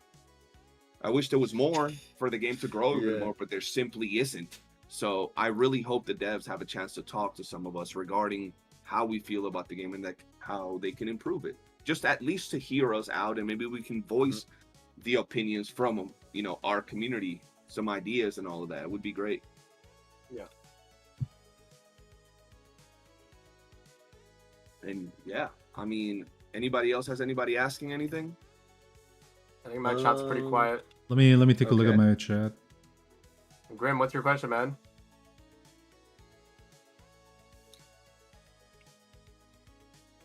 Somebody wants some quality of life wherein you just put in 10 pieces of secret letters. You know when you're doing the covert commissions, kind of like a gotcha pull. We talked about that before. We want that. Yeah. We kind of want that. Well, personally, what I would like more than just being able to spend multiple secret letters at the same time is instead, why don't we just make it in a gilded letter? Like you can spend maybe double the amount of clues to gild your letter, and it gives you like double the chance of getting the gold, and like Or double... radiant relic, Yeah. I mean, from Warframe. Yeah, pretty much like Mhm. that. Some fancy stuff. Yeah. Okay. Mm-hmm. Okay. That would be nice. Someone said, "Wait, I got a small one." You didn't have to tell me you Yes. had a small one, bro. That's besides the point. Somebody said, "When will Amazing make a video about me again?" Oh, Who? Oh, you grilling someone amazing? Okay, I see you. Bro, like, is it Momo? Is it Momo? Yeah, Mono Hamat Oh, Mono, Hamtar. yeah. Bro, like, he gave me content, man. I mean, hey, like, it is what it is, man. Jeff says there's no such thing as a bad product, only a bad price. How do we feel about the lack of Umbro and Hydro characters? I'm sure more of them will come with time. I mean, we just got Oh. Fushi, Yeah. right? You guys Just- see the leak? More characters will come. We don't with time. talk about the leak here, no. but there's a leak. Yeah, We don't talk we- about the leaks. We don't talk about That's that all we here. know. We know That- more I- characters will come with time. Mm-hmm. I haven't seen any leaks though, so Yeah, I haven't seen too much of anything. That's all I know. But yeah, I only we know, just like, got CBT Fushi. characters, and that's it. Pretty much. Yeah. But honestly, man, I will say we can do another session, not necessarily one of the podcasts where we just link up, talk, maybe chat with our chats and see what they got to Mhm. say. But I think for today, we've been at it for about 2 hours, 20 minutes, just about. And I've been live for Yeah. almost 9 hours. So I'm kind of Ooh. tired. I'm sure you guys I are bet. tired. I just want to say thank you once again for taking the time to come hang out, yap it up. I know we had to like reschedule and make sure everything worked for all of us. Thank you guys. We're gonna continue doing what we can to everybody in everyone's chat. Appreciate everybody taking the time to come and support us, and we'll continue to enjoy the game and try to make this game a good place for everybody to come hang out in. Thank you guys, and yeah, have a good day, everybody. Yes, sir. It was Peace fun. out. Peace. That was a Alright. good one. That was Yeah, a good absolutely. That was a good podcast, y'all. one. All right, boys. We'll yap it up a little bit later. Yes, Yes, sir. I, Have fun, CJ. guys. I definitely. TJ, get that dev in the Yo. stream on the podcast. I'll try. I'll hit him up and see what happens. That's a banger episode if we got one. Yeah, that would be crazy. But I'll definitely let y'all know if anything. Hopefully the devs reach out. I feel that one of us has to at some point get reached out by the devs, bro. Yeah. Damn. Like the closest thing I have to like the devs is creator stuff from like the content creation side of things, right? Because Yeah. like before the game came out, it was like people like for the creator stuff like side, they would like reach out like you know, are you gonna be posting videos for the game, like all that, and like after launch, I've just like sent them my feedback videos, like stuff like that, so I can direct it towards them as well. So if you guys have other feedback stuff. But I mean, he's not like an actual dev. It's just like, you know, some guy like as like the creator rep, like person, I guess, you know. So That's at least a ray of hope, bro. Hopefully they do reach out. Who knows? I'm sure some of us will make some ripples in the water. Yeah. yeah. All right, All right. boys. I'll talk to y'all later. All right. Have a good one, See you guys. guys. See you, man. Hey, my daily pop. All right, boys. What do you think? Good episode. I think it was a good one. I did not expect this secret letter. I mean, what do you call this? I did not expect this one. This bulletin thing. Huge thing. I think people have given up on the Luno loot character giving us good loot. Nobody mentioned her anymore. I was thinking about mentioning her again. But then I was like, they ain't doing anything with this thing. Alright. This, and this one. Quality of life nuke? Yeah, definitely a huge quality of life thing. Imagine going into exploration, setting it to 30 waves, and then you just sit in that little room, like consistently bombarding the enemy. Bang, bang, bang. Yo, I did so much by not doing anything. What did I do?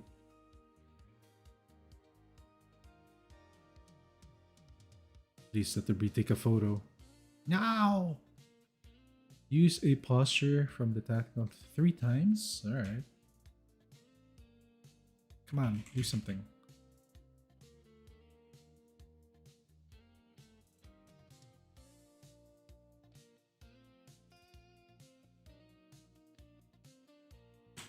Definitely a huge, big W.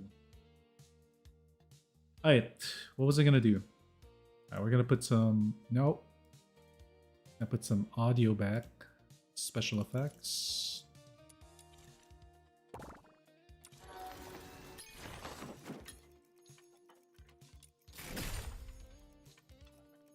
Cool.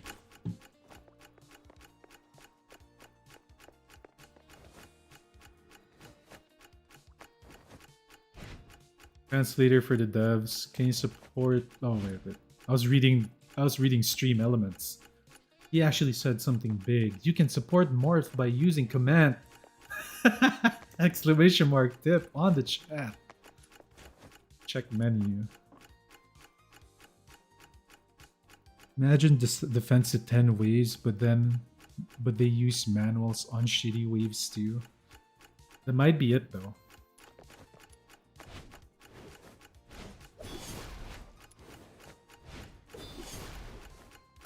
You know what? I kind of wish that they did get rid of this tick, tick, tick, tick, tick, tick, tick, tick.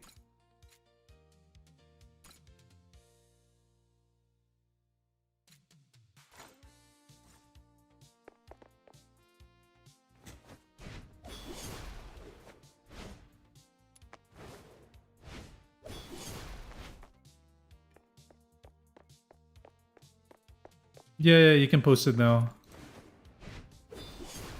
Dude, I had to delete that video. I had to like close the stream, reset everything.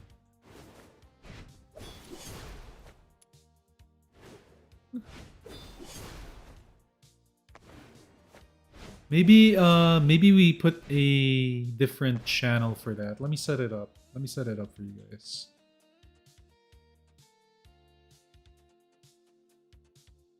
Post that stuff onto this channel. Big boys only. And no, you do not post duck pics on here.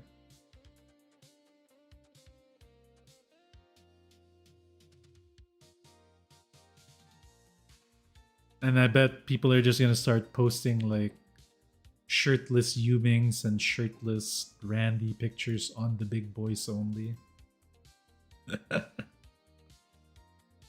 So yeah, that's where you post like that stuff.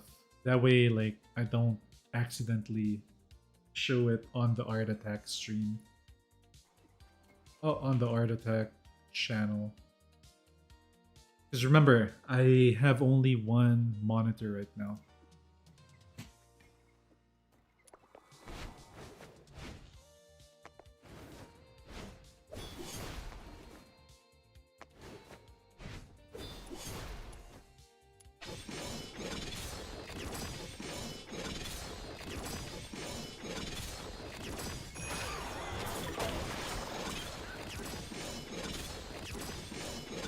Dude, look how fast this thing is. You can't tell me that thing is not gonna... That thing is gonna clear. That thing is gonna farm too.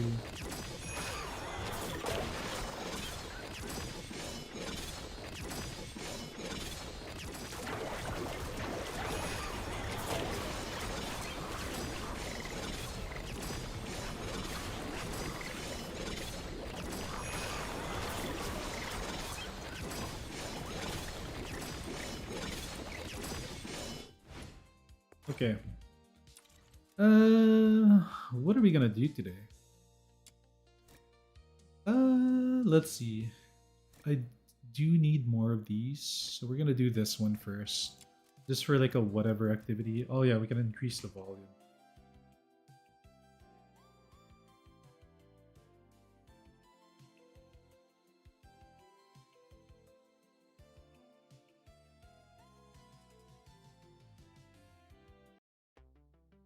How long was that podcast, by the way? How long has this stream been going? I can check here. It was about 2 hours and 30 minutes. It's pretty good.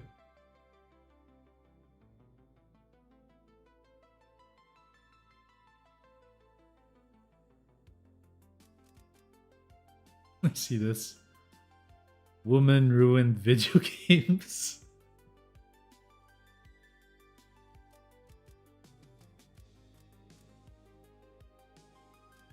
Alright.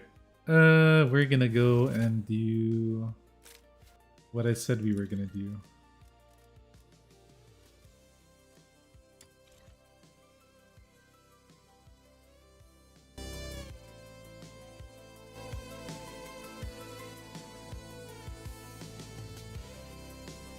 Where's OBS?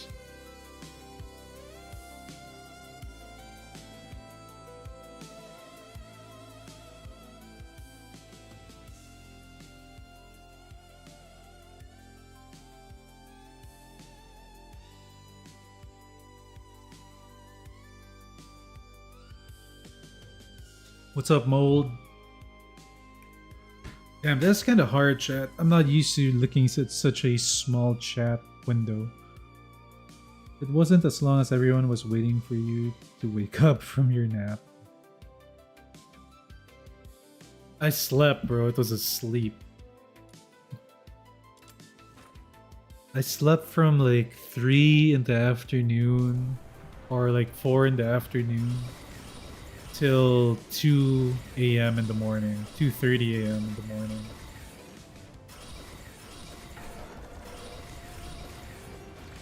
Dude, I went sailing today. I had to like do like actual like rope stuff. Got to pull a rope, hoist the sail, and then like trim it. I was a sailor, man. I was like Donald Duck.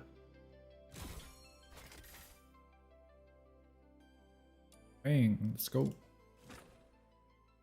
So, I forgot to tell the boys Happy New Year, right? It is New Year's. We'll greet them tomorrow. And to you guys, Happy New Year. It is New Year's Day, if I'm not mistaken. The Eve Day, not New Year's Day. 31. So, expect I'll be on for a short time tonight. I mean, later in like a few hours, like in 24 hours from now. I might be on in 24. We'll see. Most likely, I don't know. Wait, what the?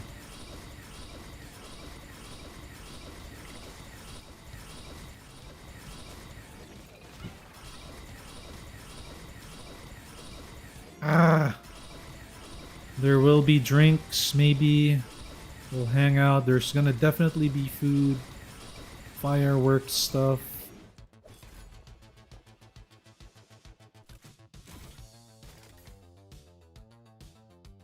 I don't know. I don't know what's going on today.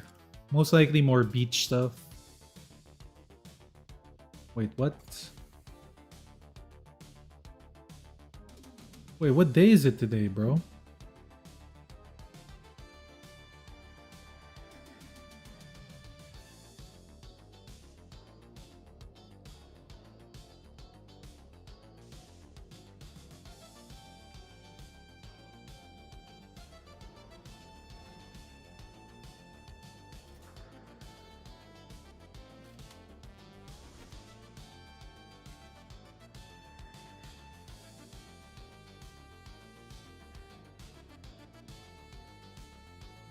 One sec, chat.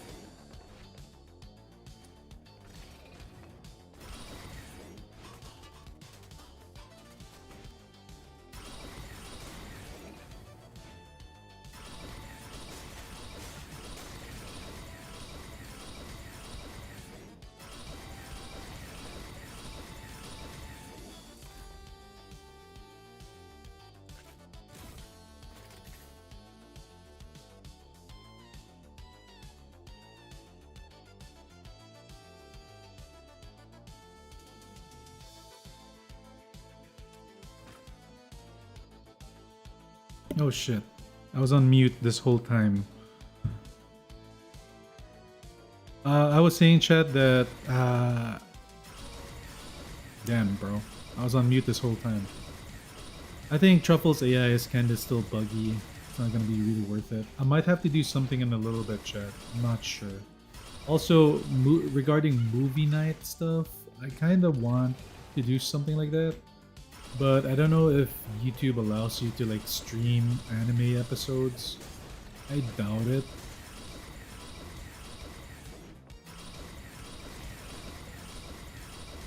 So I don't know if Kick allows you to do that, because if it does, then maybe I'll do it there.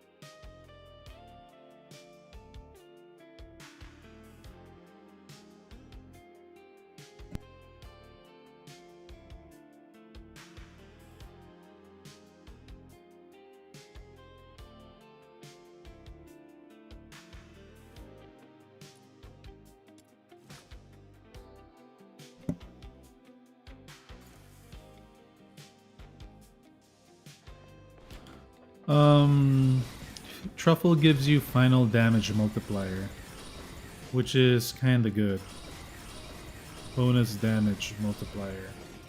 About 103% bonus damage. So imagine whatever your damage is now, multiply that times 2.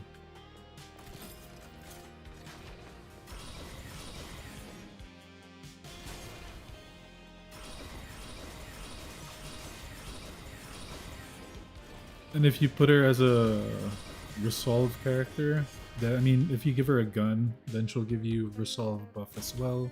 And then she also gives you a resolve buff additionally on top of that with her Anemo team buff thing.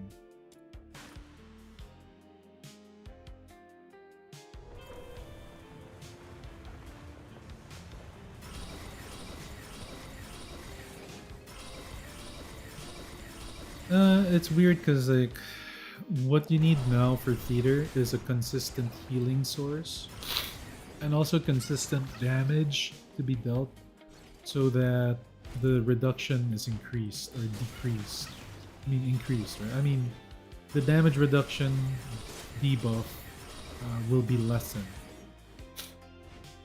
Also, you need the buff to scale better, so you need more healing faster. So Fushu just heals more quickly because if Truffle will not throw the pig often enough, I think. Won't heal often enough.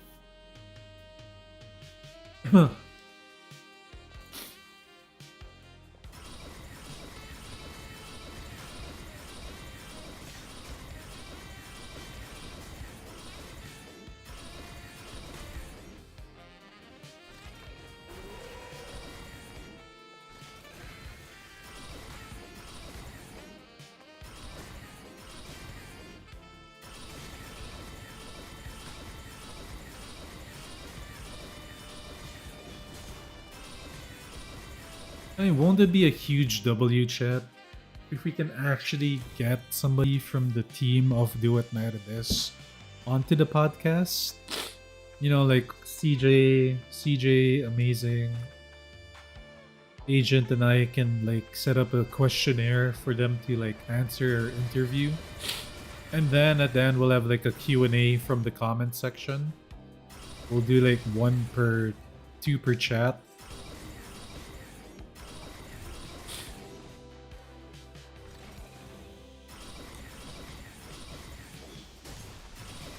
I think the biggest takeaway from that whole podcast was just, besides quality of life, besides all these things needing to be changed and added and reduced and whatever, it all comes down to communication. If they just improve on that, it will be way better for the game. And then you start talking about marketing. You can add that to the communication part of the game as well.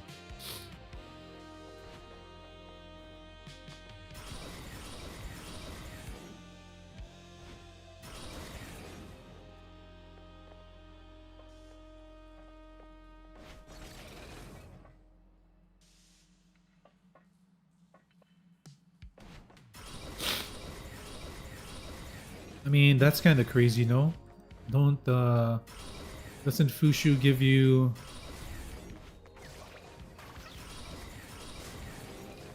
Doesn't Fushu give you skill damage? 120% skill damage? Doesn't she give you, like, skill speed as well? Doesn't she heal you?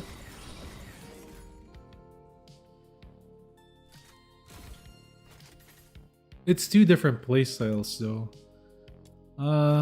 Like a Fush, the Psyche build that's morale based can be E-spammers, E-skill spammers. And they're actually very strong. I don't know. I still think that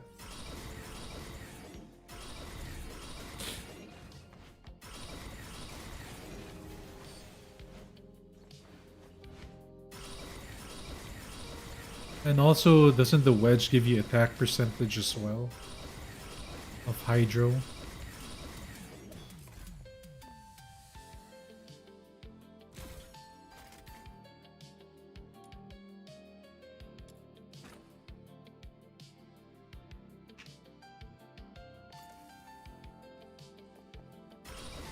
Oh yeah, and then there's also the negative 25%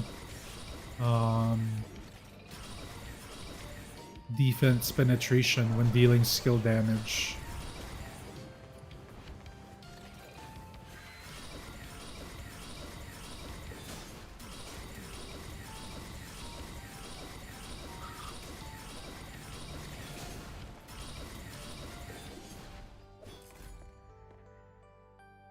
Okay, wait, one sec.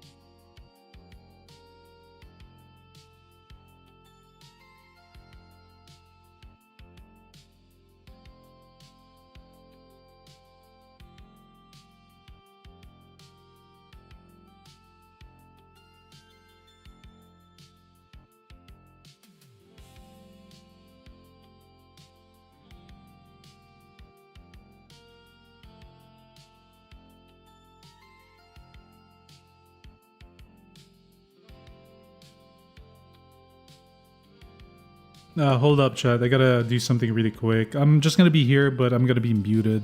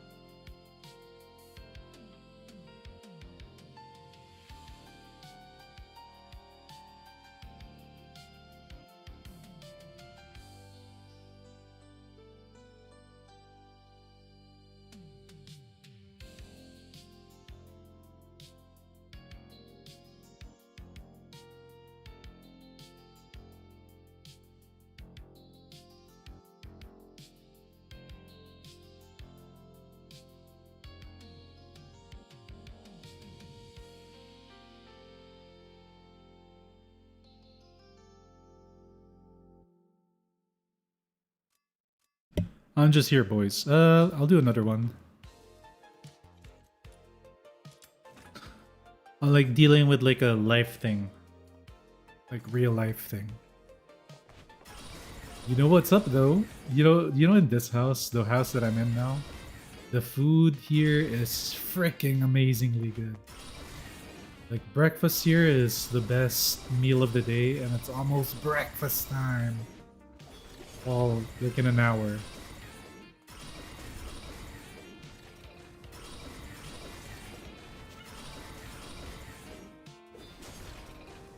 I gotta make a sunburned morph skin. Because I'm not even that sunburned though. A little bit. Not much.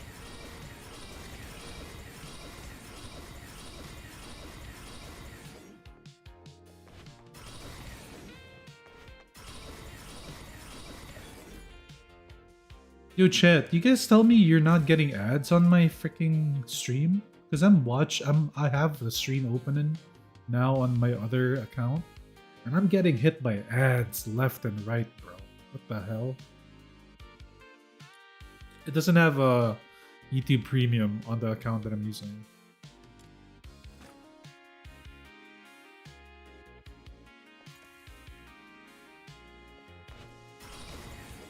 It's on my iPad. I don't have ad blocker. I'm not very computerly smart in ad blockery stuff. I'm good at I'm decent at editing videos, making other, I know how to build PCs, but my brain be small in other things like ad blocker, right? How do I install that and make it good work? Good work.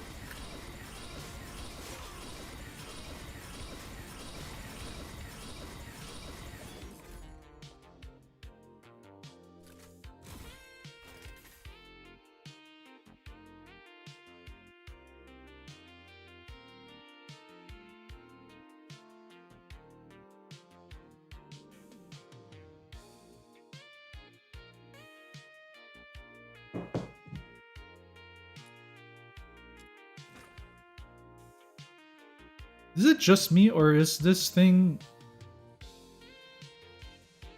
Is it just me or am I getting the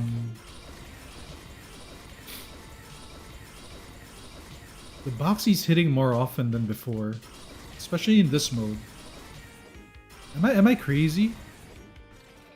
It's like, remember yesterday I hit it like 7 times in a row.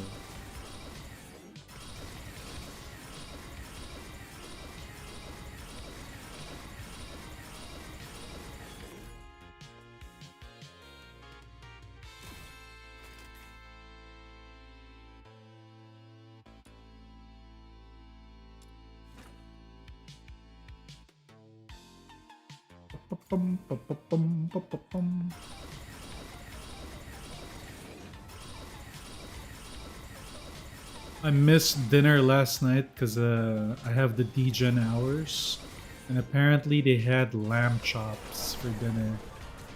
I love lamb chops. I might have some for breakfast.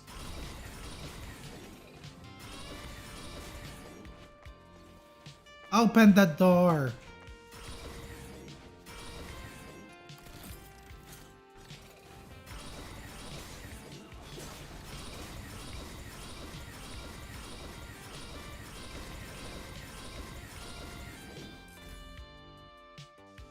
Alright, 1 sec.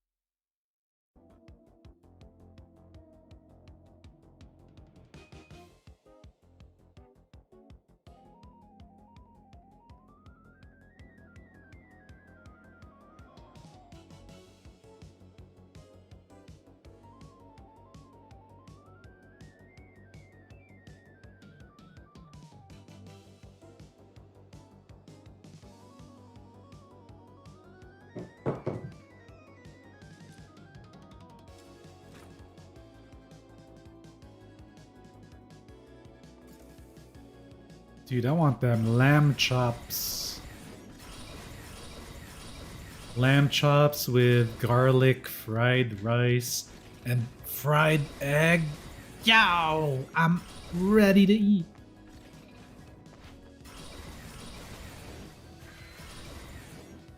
Oh, yesterday we had Spanish chorizo with scrambled egg, garlic, fried rice, and this like special dried fish thing, which was good.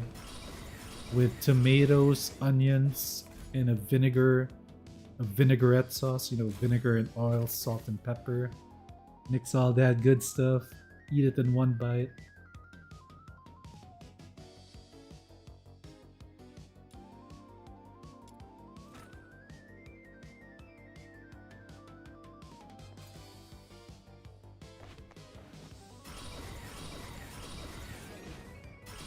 My parents are old. My parents are of retirement age, so what they did for their retirement is they built a house on the beach. They made a beach house. They live here permanently. So of course they're spending their money, like they're living their life. Then they go on vacations and shit. So they're enjoying it. My dad bought everything he wanted when he was younger. He bought a freaking baller sailboat thing. I mean, it's not the fanciest boat, not the richest like fucking boat. It is a 32 meter. No, not 32 meter. I don't know how many meters it is. Feet? I think 32 feet. Monohull sailboat with like a cabin thing. It's super dope. That's like a very bougie rich person sport thing. I mean, I've been sailing for pretty much a good 25 years of my life.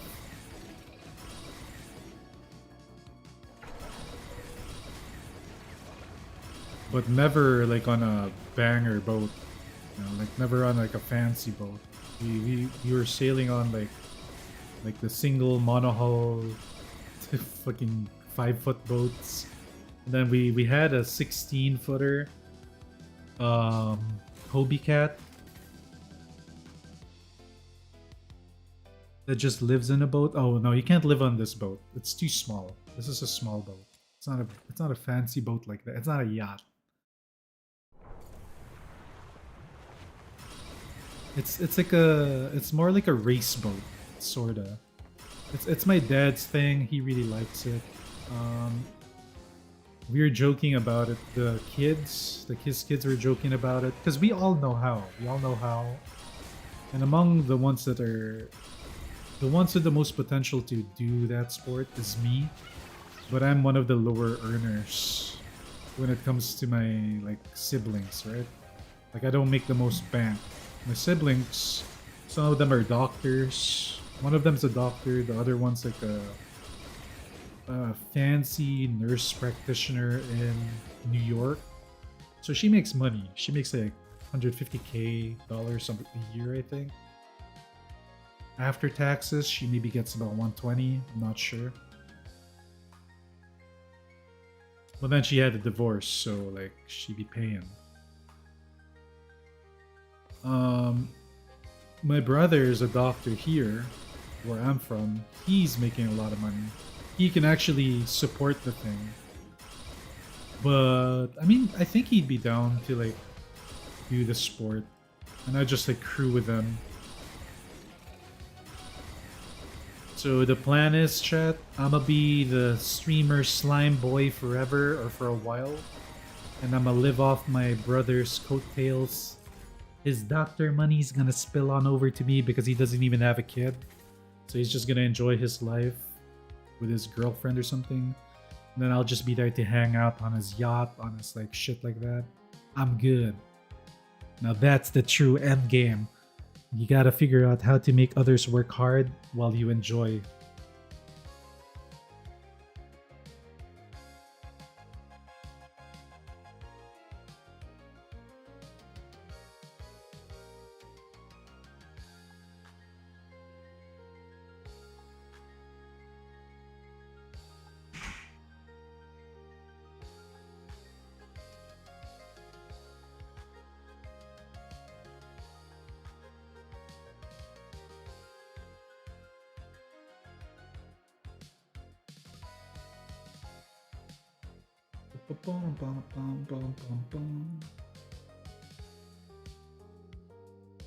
Nepotism.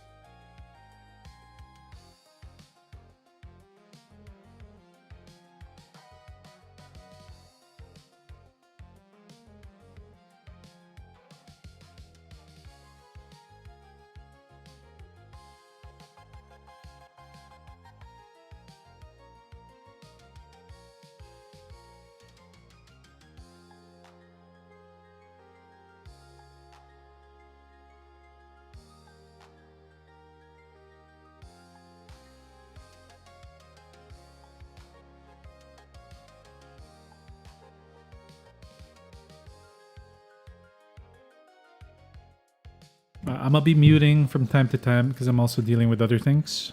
But I'm here.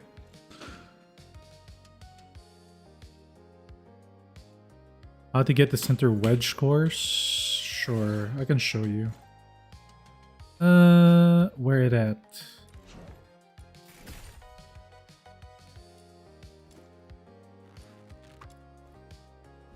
We're done with this one. Okay, so here's a new wedge, right? Serpentines, whatever. Eternity. This one's the new wing inspo one, but you're looking for this, right? So to get this, you're gonna need to go to your shop, covert commissions, demon wedge, and then you have it right here. These are the blueprints that you're gonna have to get. So to get one, you're gonna need about 100 secret letters. So I have 2k, you buy one for like 10 pieces, and then you're good to go. After you get that, you're gonna need the materials used to craft that thing. And the materials can be found here on the Nachtjäger manual level 60. Scroll down to the bottom one, depending on which one you need. The resolve one is this one. The skill duration one is this one and the bottom. So that's all you gotta do, my friend. That's gotta be worthy of a like and sub. I'm just kidding. Sub if you want. If you're already sub, W. So yeah.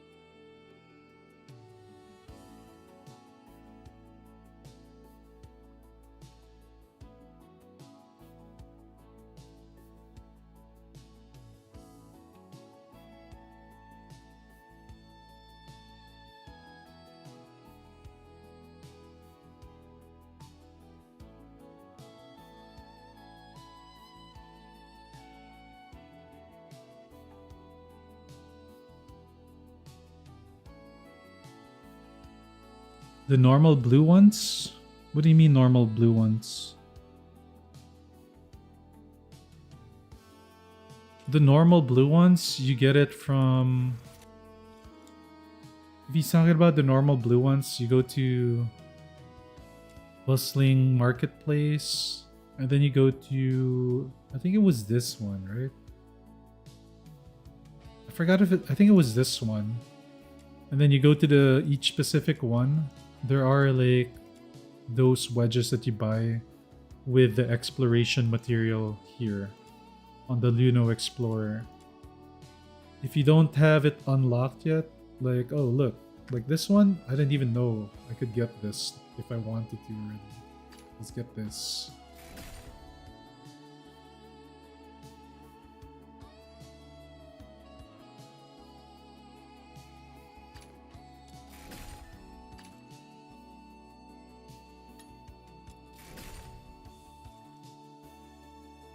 Okay, so yeah, it's this one. If you want to unlock the Luno Explorer, you just have to finish the story. Actually, you don't even need to finish the story.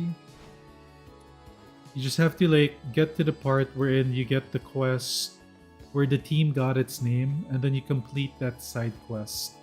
Once you complete that side quest, you're gonna unlock the Luno Explorer shop.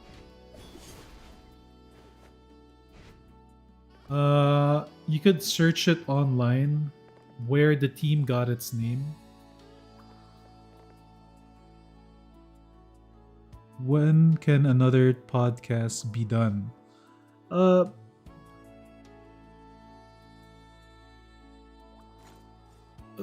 other podcasts will most likely, we might do another we normally do an episode whenever there's a big update drop. So maybe when they release the new patch for the new quality of life stuff, we can react. The podcast can react towards it. We should also consider doing like guest spots for other content creators. Like we'll do like a fifth content creator can come join randomly per podcast. That would be kind of cool. But definitely, yeah, we'll do that whenever there's anything major that happened in the game. That's when we do a podcast.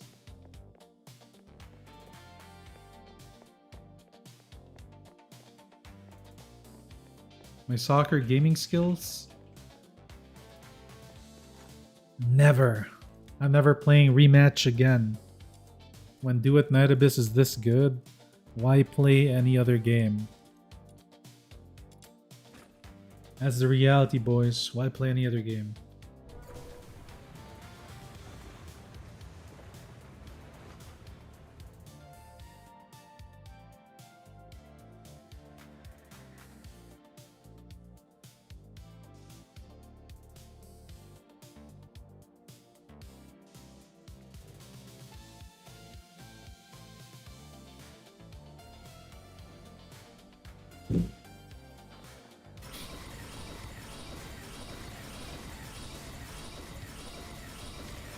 I don't know. Oh, that's why we muted the game. I forgot because of this thing. I don't know, man. Like, after a week, after the first initial launch of 1.1, it's so strange. It is kind of strange that I am enjoying the game more after that initial first week. It's a weird feeling. I think it's because as a content creator, I had to deal with a lot of the negativity towards the game. And now that it's finally gone, I feel so much better about it. Hey, what's up, Yuki? How about the guest spot for a viewer that wants... No, I think for the viewer, it's more about like the question and answer thing at the end of it. That's a real W though. Just become a content creator and then we'll guest you. Can you suggest best DPS in Duet Night Abyss early and endgame content? Okay. Alright. If you're a new player, Master Shu to Duet Night Abyss. Early game characters are as follows, right? You got Rebecca, early game character, very good, very powerful, very good for farming. I would say she might be the best early game starter that is a low investment without needing I6. She might be the best. You get her I2 copy farm for it fast, and she's already good. Another good one for end game content though is this girl right here.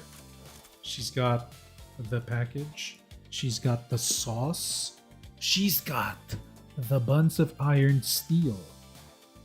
And with the window wiper animation that you see right there, she is she is a very good farmer. And she is also a very strong endgame pusher. Problem is, she can beat Act 12, probably no problem at all. So, she's good. Good character to get, good character to use for early game and end game. And she's free. Another one that's decent is this one right here. But you don't get her for free. That's why, you do get her for free because she's in the secret letter farm shop, but she's not like one of the early characters that you get. But Isaac Sniff, if you are looking into maxing out a meta character, she's the one that you want to get. Very strong. There's a lot of builds online about her. Check them out. I don't use her because my channel is more about playing characters that nobody uses as the main DPS, like Truffle, like Sybil, Hellfire, Gale, Randy. Yeah, these are the ones that I play currently right now. And then I plan to also build Daphne. But if you were to ask me,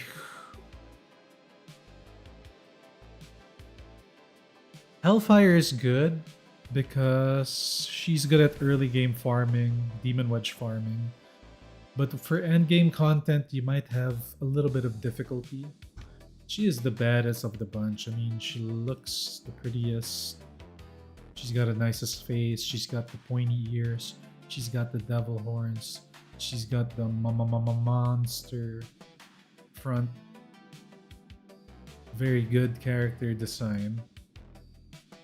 Let's get rid of this stupid bell thing.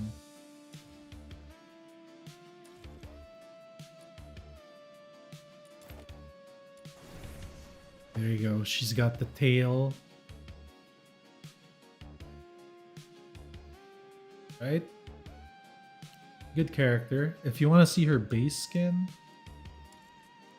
her base skin is already good. Whoa.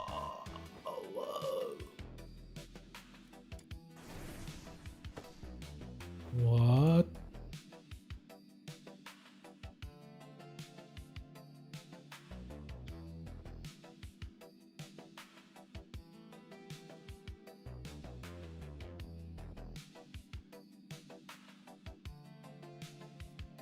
Those things want to go up, bro.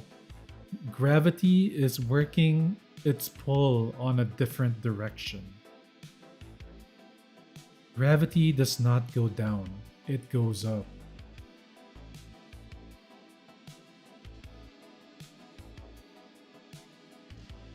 This is the dream of every 40-year-old lady.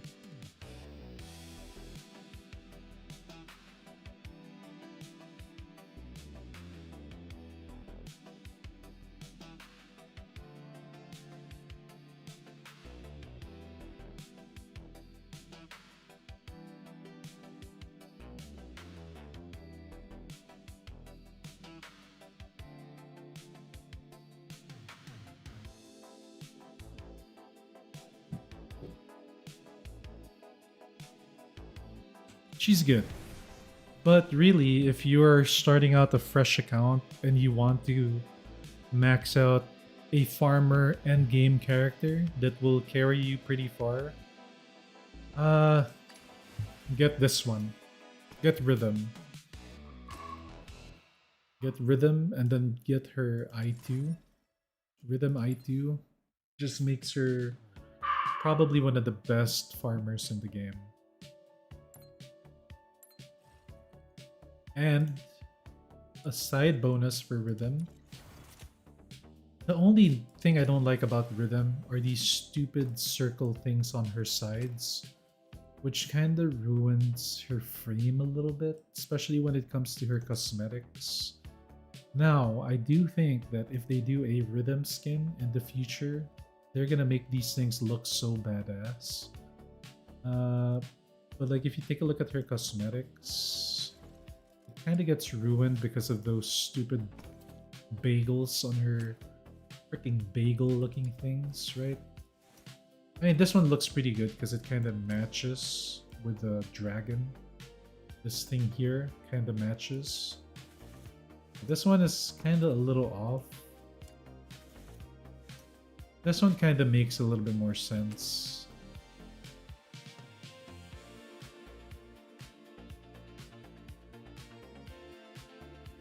Still got that nice back. And she got a big head. She got a really poofy head. She's kind of like my character, like Morph. Morph has a big head.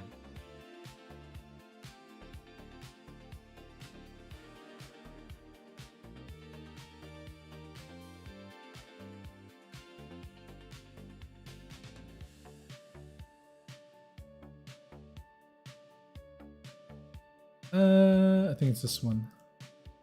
Ah, it's so bright.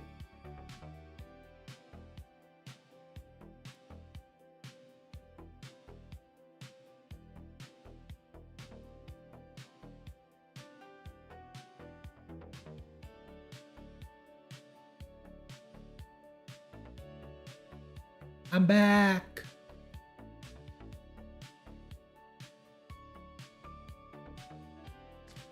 Good thing you reminded me. We got wide heads, and our hair is blue.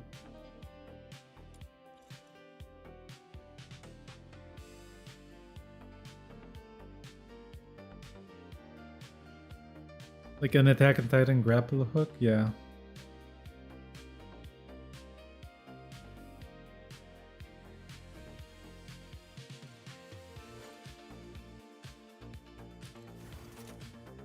Bro, this song's a banger. I love this song. Which one is this again? Who Are You?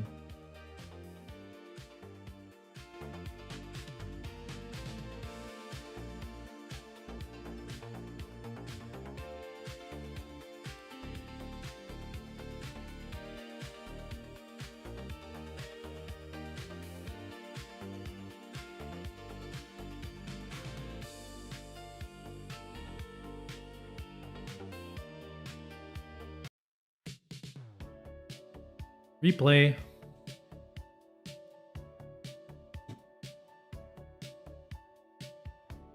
Alright, so again, I still don't have enough of this. Although we can start. Let's start. Let's start upgrading.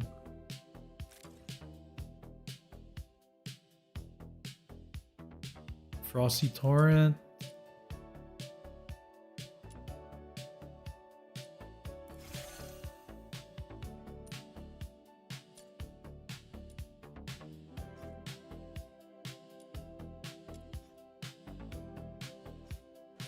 Money ain't a thing.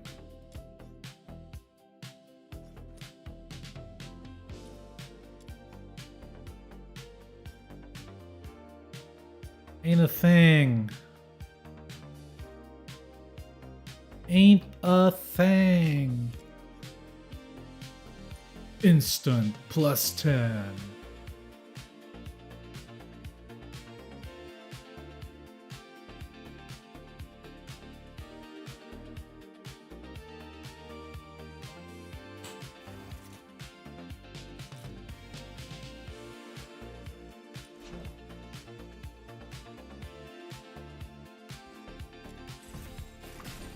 Ain't a thing.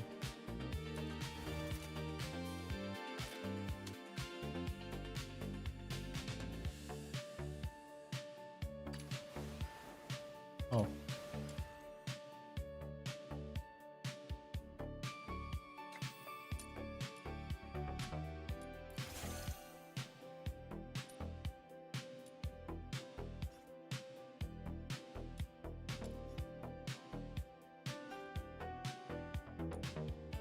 Ain't a thing.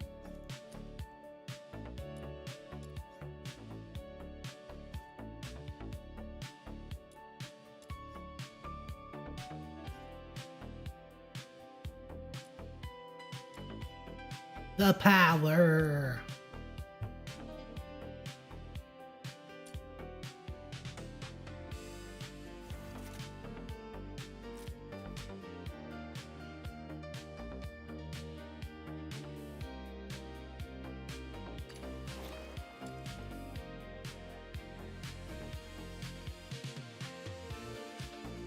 Ta-da.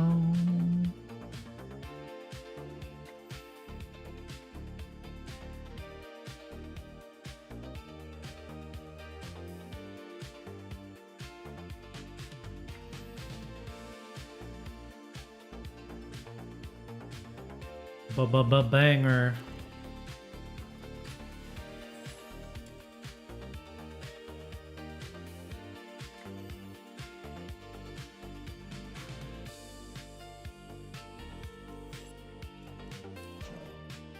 So I need to craft 4 more of this. We good, we good. Alright, so that means I need how much more?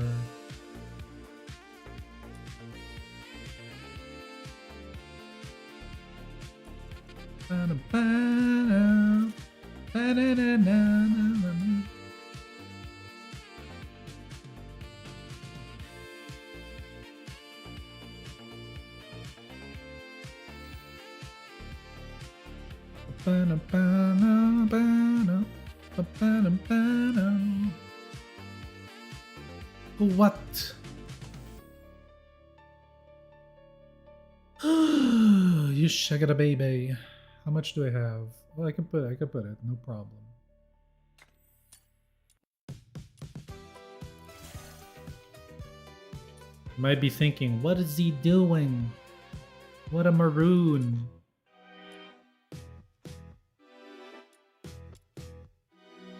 Da-da-da-da-dum, bum bum.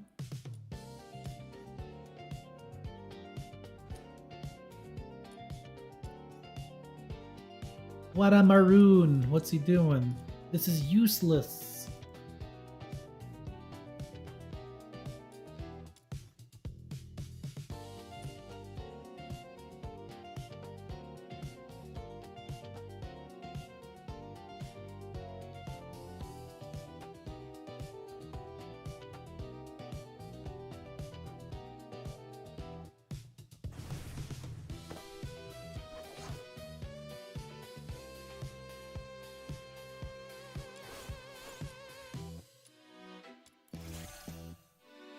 Am I out of gold? Nope, I still have gold.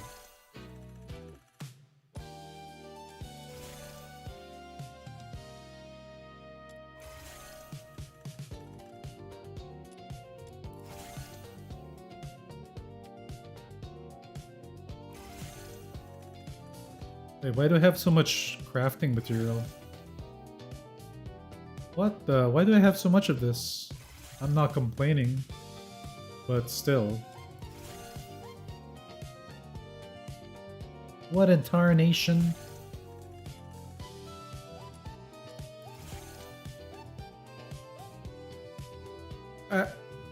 No! I'm out.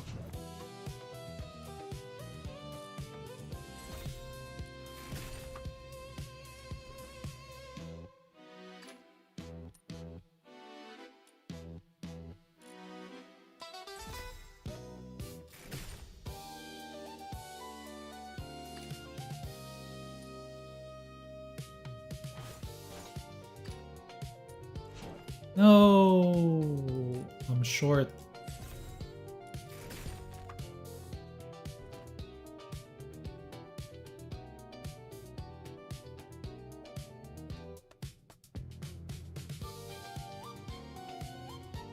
For 64?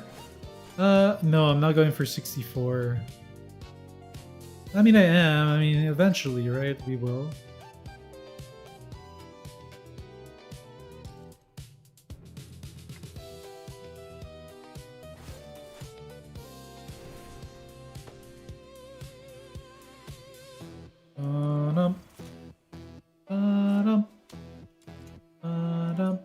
Da-da-da-da-da-da. Bum, bum.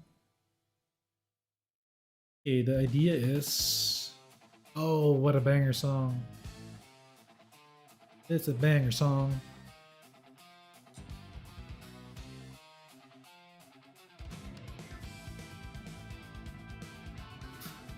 Where is it? Stupid brain. Alright, so here's the idea, chat. Because HP scalers literally do not have anything to scale their DPS. Even Sybil, right? Even with my Sybil build, I will eventually swap out one of these. I'm taking out I'm taking out 22% morale because I think 33% increase of damage with gleaming will be better. Because attack doesn't do anything for me. This is only good for a weapon damage build. But this is definitely best in slot for Sybil's skill damage builds. But you would remove it. And then you're gonna put Gleaming Whip Sword to replace it. And then you're gonna just give... You're gonna give Fushu her Whip Sword because it gives you skill damage, correct? And then you're gonna give Fina a whatever Whip Sword. At the moment, I don't have another Whip Sword, but that can easily be remedied.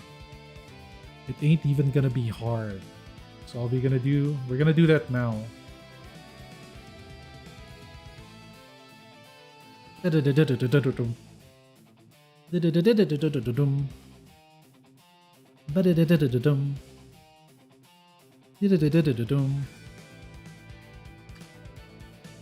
This skill range, skill duration, nah, not bad. I mean, not the worst.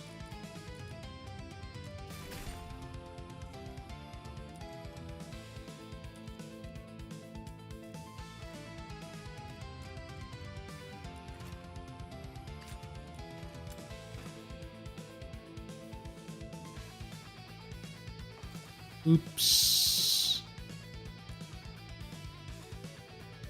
I might have made a mistake.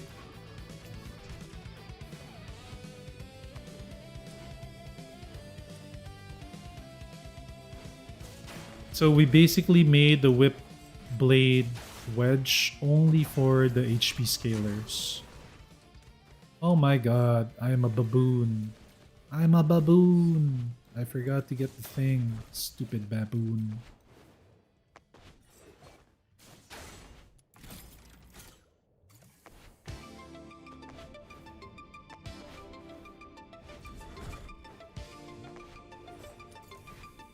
And this is only made possible because of how good the whip sword of Fushu is.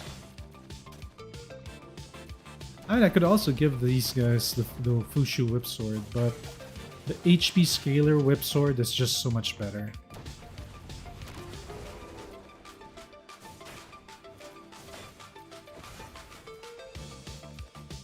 I'm lost. Okay.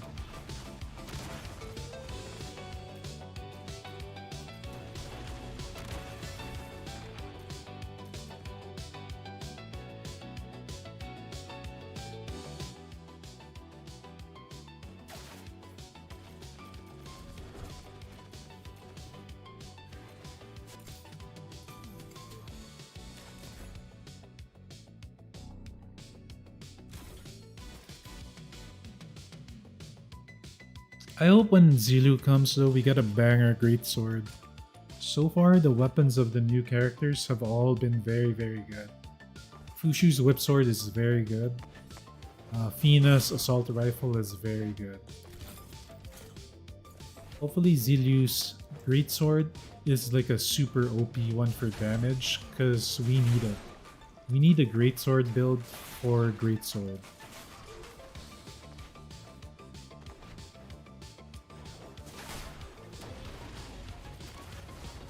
I mean, technically we have one, kinda, but not really.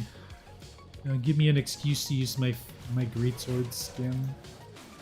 My fancy one. Check Discord post. Wait, what Discord post? Please don't put any bullshit here.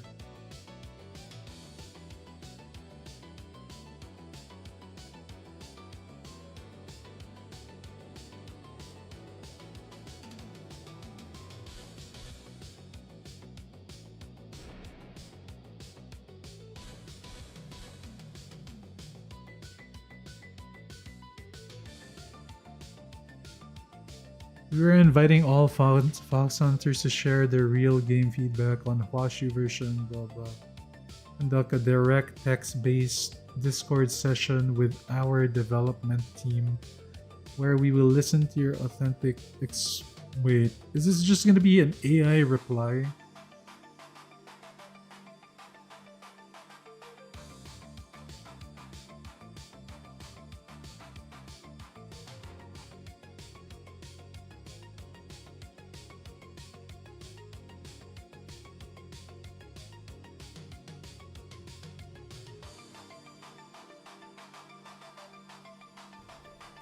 Wait, yo, what are you talking about, chat?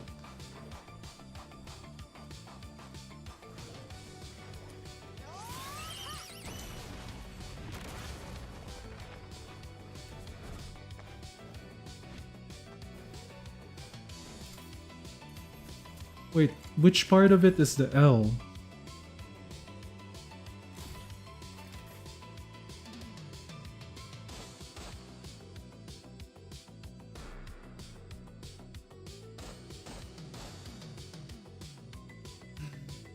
How do I do that? NS blah blah blah blah.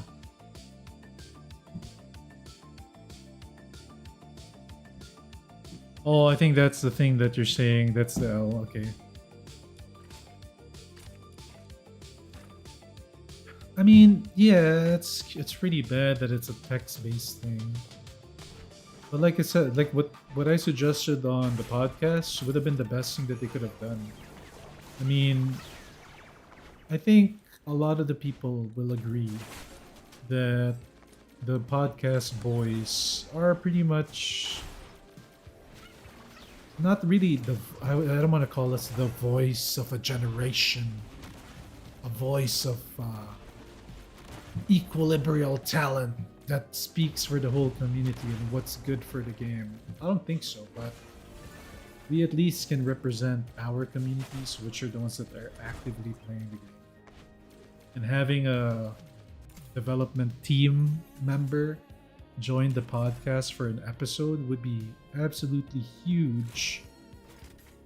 Not just for the podcast and for the content creators that are in it, right? Because, I mean, that would definitely get attention for us if we were able to get the dev team to like participate with us. Because who is gonna do that? Nobody's done that. But it's a W for the devs too, because, well, they're actually showing that they care about it.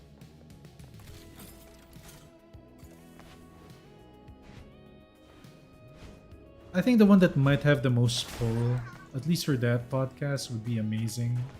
CJ is definitely the one that's super focused on this, but Amazing has like the biggest following among the boys there. We'll see.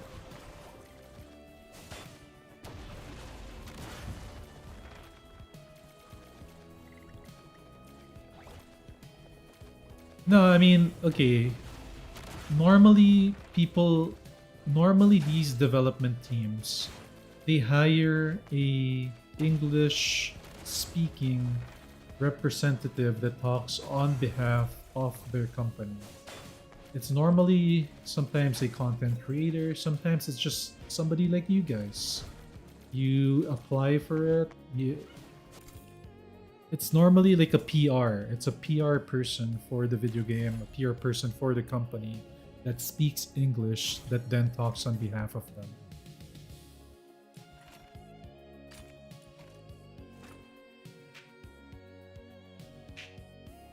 But of course, that person is gonna be media trained by the company to not like say some things.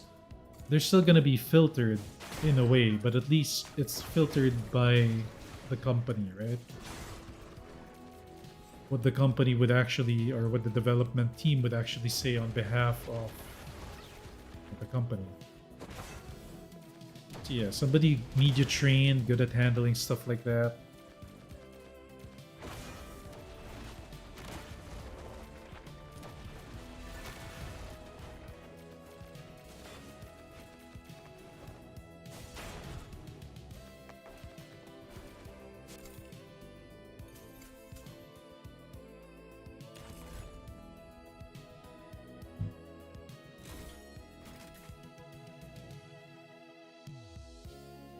Yeah.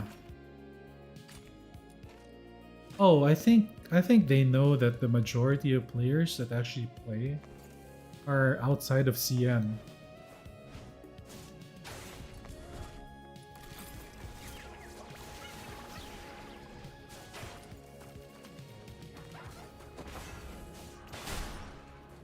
I mean, let's be honest, guys. It's been an actual minute wherein we finally found a game that allows us to play the game for more than 1 hour a day. Of this style, of this anime style.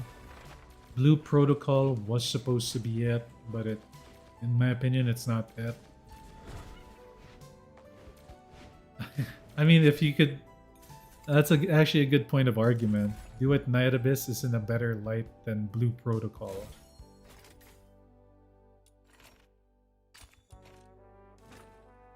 At least I think it is. Like, that's a little biased because I never played Blue Protocol. So if anybody in chat can attest to that, that would be a good confirming factor.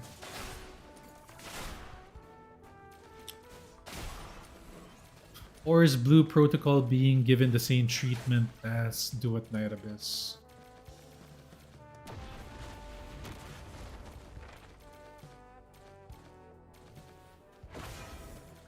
Blue Protocol has a pay-to-win pet system, but you could argue that...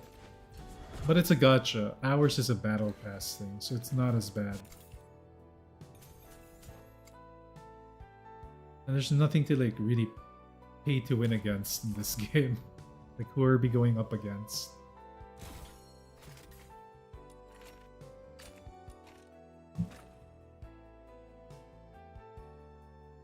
This game is literally... Endgame of this game is how to make your character... It's a min-max simulator. And people that enjoy min-maxing, this is your game, bro. It's a min-max simulator game.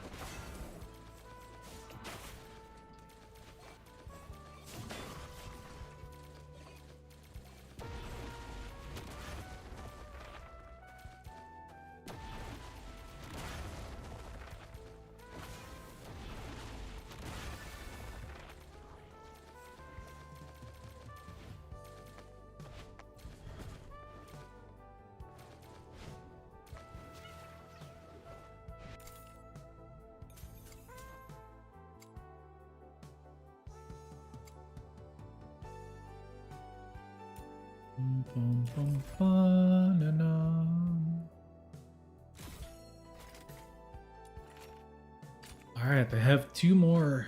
Come on, give it to me within this one or the next one.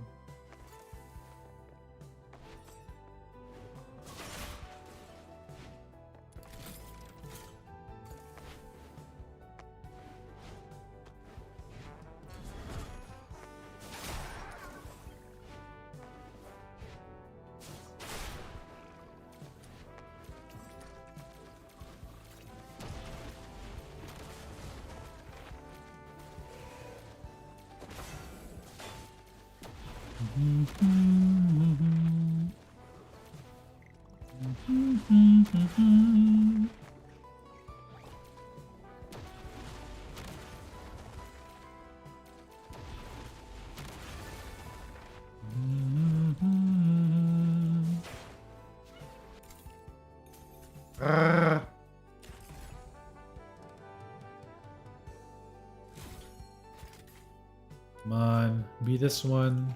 Come on. I need it to be this one.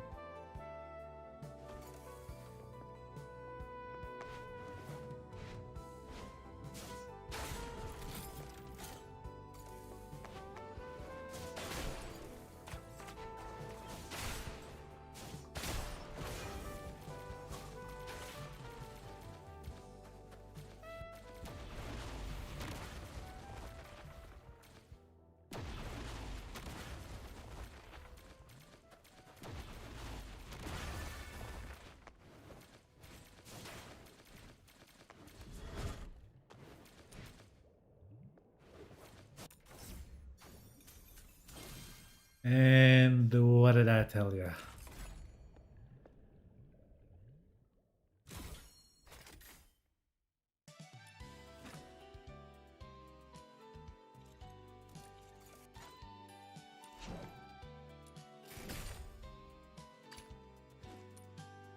Urge.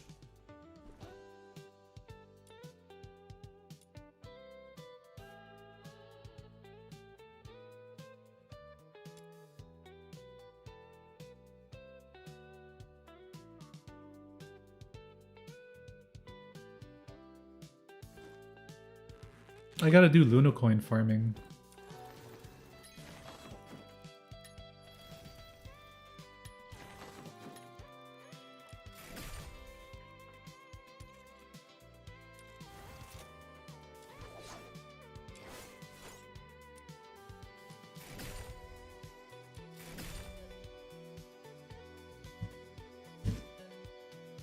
Ah, that's cool. What does this thing do again? Scale damage by 20%. When a Hydro character deals crit damage with this weapon, increases the skill damage.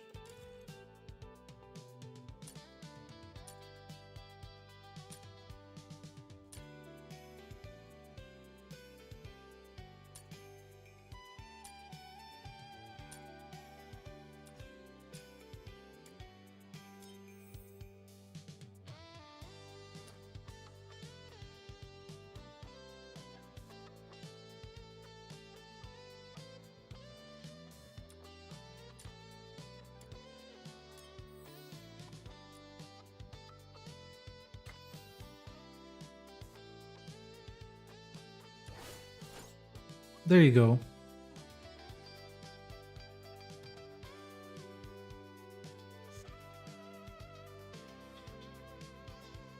Oh shit.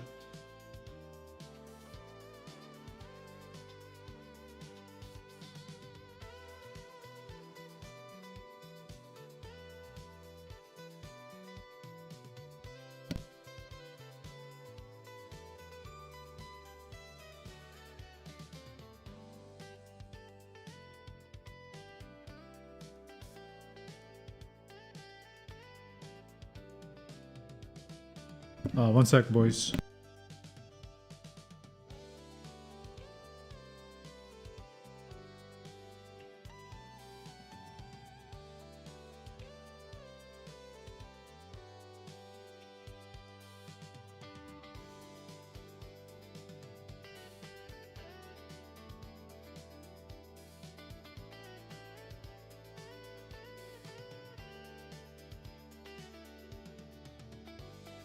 I'm back.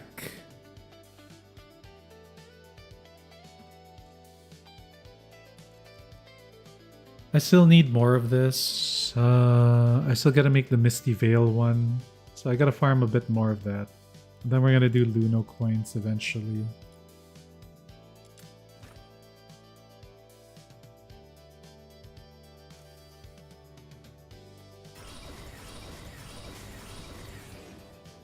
Dude, YouTube is bombarding my freaking stream with ads.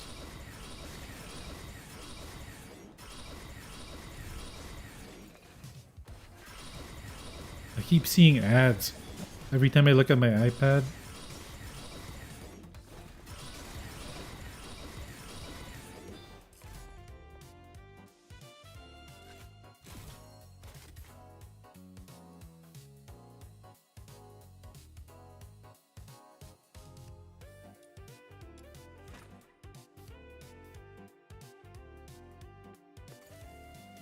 You're right? Dude, I'm not... I'm gonna do you guys a solid. This is the one. Delay ads.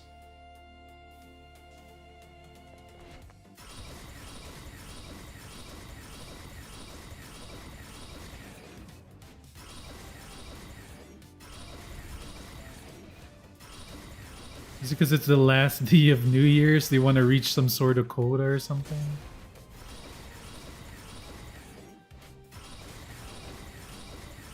The last day of the year.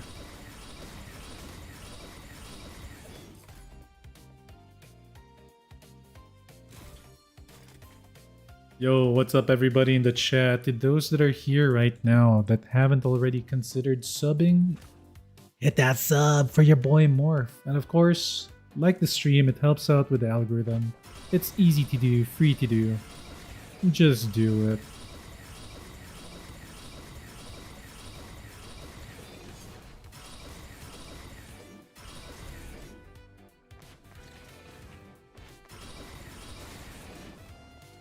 I will most likely have to make a reaction video towards Duet Night Abyss when it comes to the new letter thing. Oh, David's been giving those out every day.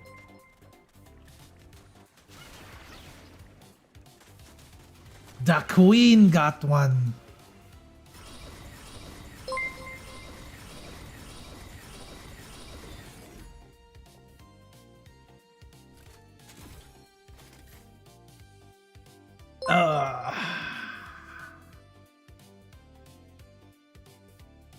By the way, I'm gonna give a few shout outs to some of the members that are here that tune in, have been tuning in every day this week. Rust Crack. He likes that crack a little bit rusty, a little bit of tetanus inside the crack. Must be tasty.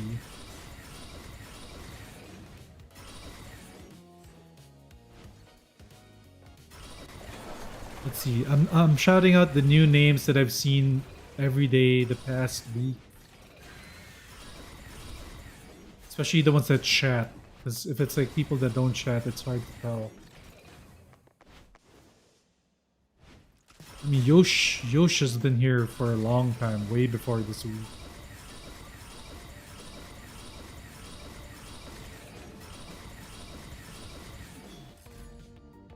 Mono's been here daily for this past week. Blackie's an OG. Fun fact, Blackie isn't really black.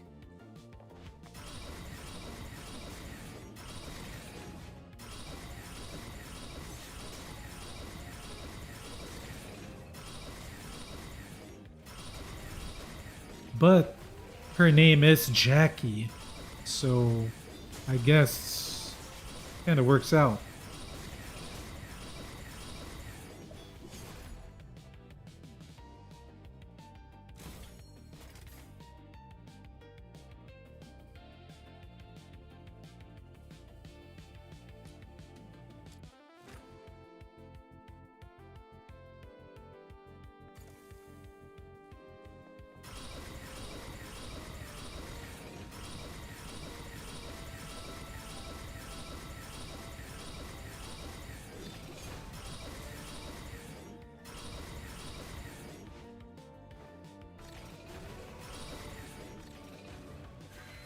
You know who has been you know what? Like even if Fur be hating sometimes, Fur has been here really often this past week.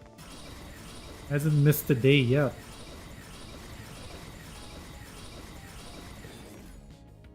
I gotta make my video. I gotta make a video today. My last one for the year. I'm thinking about how to do it, how to write it. I already know the topic about it. It's gonna be funny though. It's gonna, of course, it's gonna be scripted because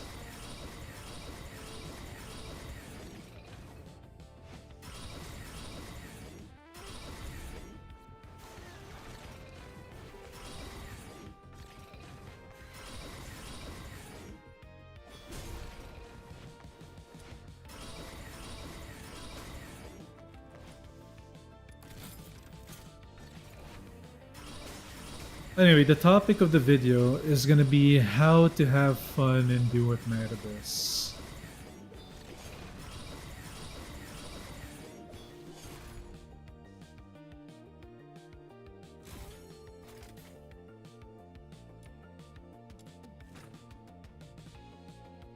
So it's not really a reaction to the new, the drop Luno bulletin, although that is easy content and I will probably make that on a later date.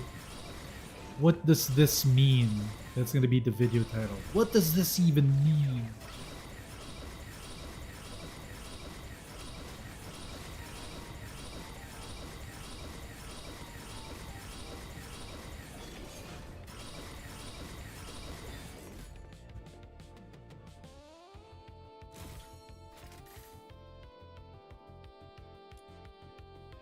$9,000? There's no way that could be right.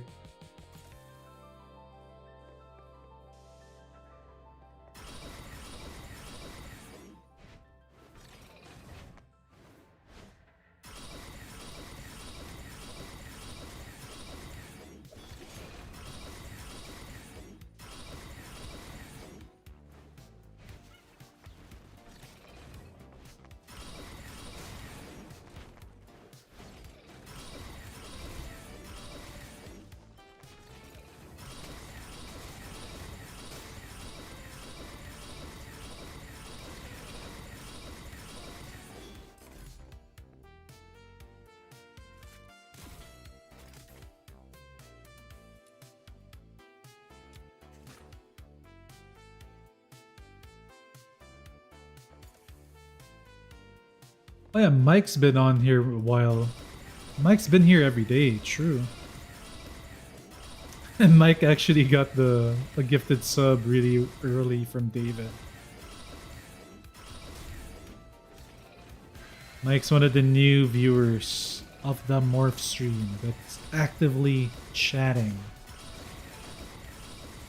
Hey, it's No Name.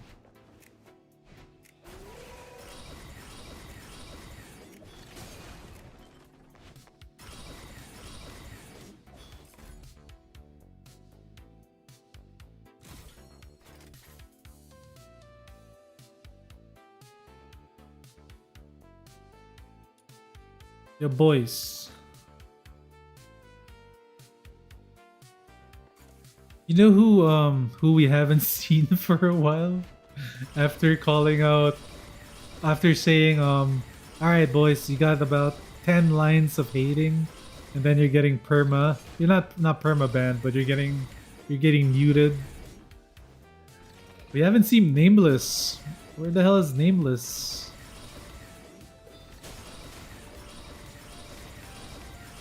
Nameless is a shaker, he be missing.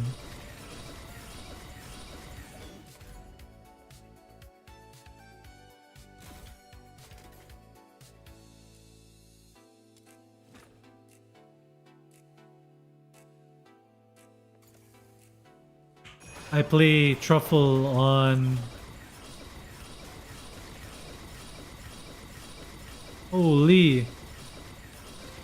It is so much faster. Oh boy.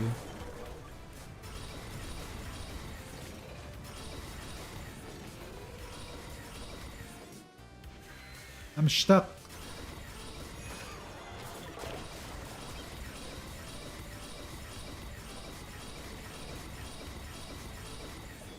What?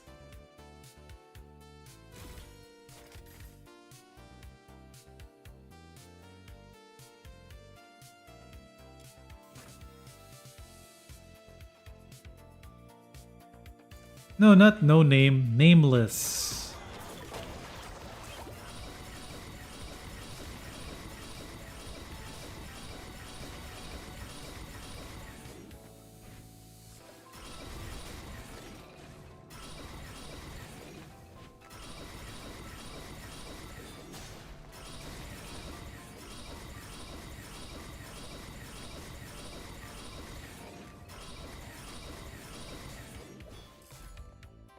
Crazy speed.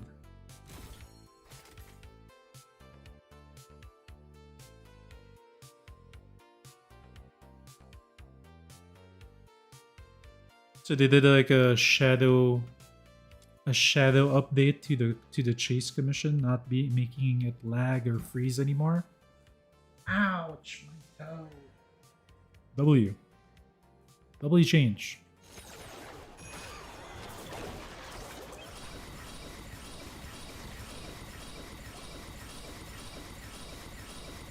You know what they gotta do, boys? They gotta buff Rebecca. Because while flying, Fushu can drop her thing, no problem. But Rebecca, she can't drop her jellyfish.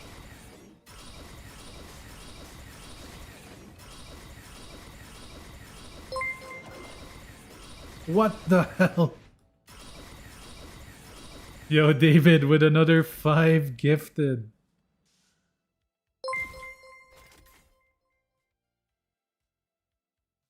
Hyperion. Ooh, that's a dope name, by the way. Hyperion kinda reminds me of a different friend I made back in Guild Wars 2 days.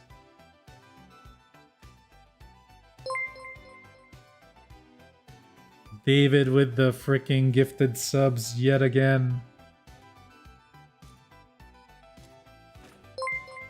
And Fur still manages to dodge it, no problem.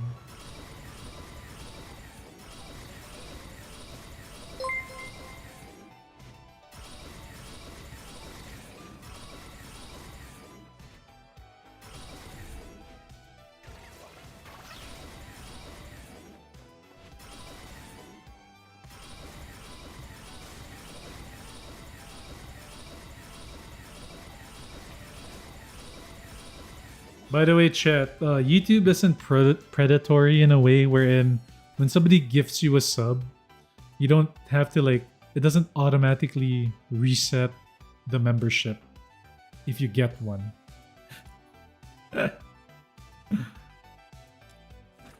Imagine if they did that, bro. I'm gonna be gifting subs to everybody so that you won't know it, but then you're gonna get like charged every month. Some people think it's like that. It doesn't work that way.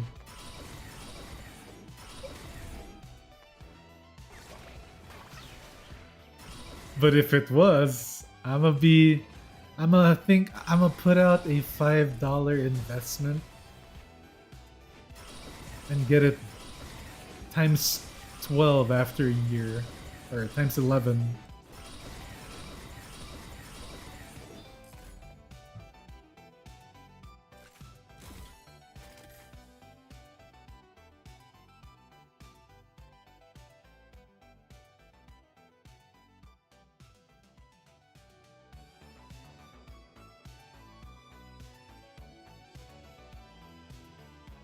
David's been hitting the gifted subs for so long. Every day for the past 4 days, maybe.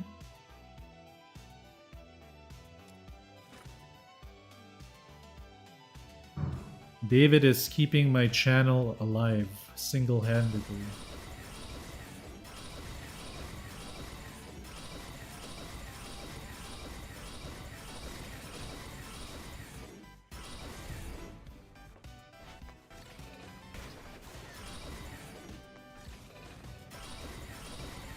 You know what's funny, chat? I'll give you guys a streamer story.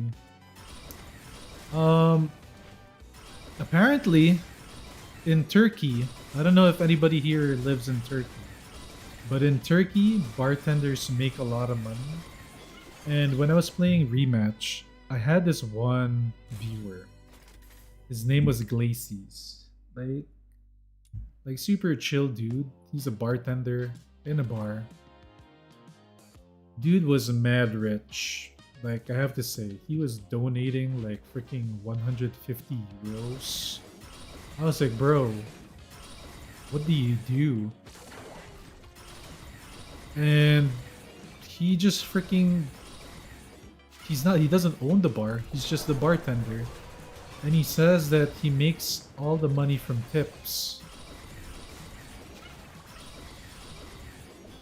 I think it depends on the bar that you work for or the club that you work in, but dude makes hella bank as a bartender in Turkey.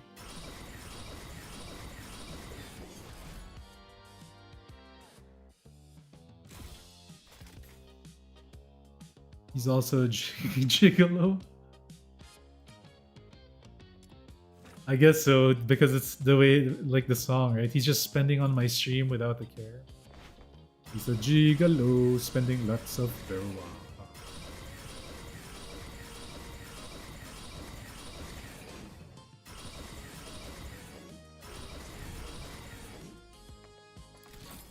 Open the door, minions. Open the door. There we go.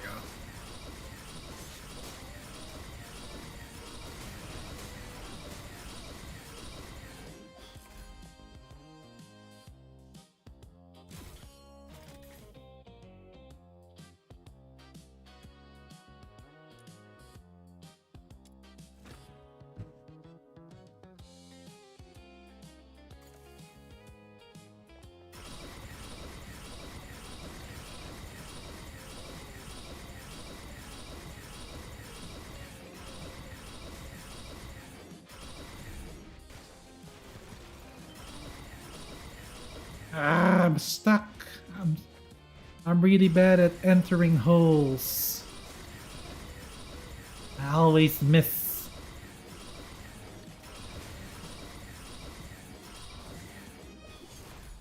Chat. You know when you're when girl is on top, right? And they be bouncing, and then they and then it like goes off, and then they slam down on your mushroom. I forgot what it was, but I forgot there's like a meme for that.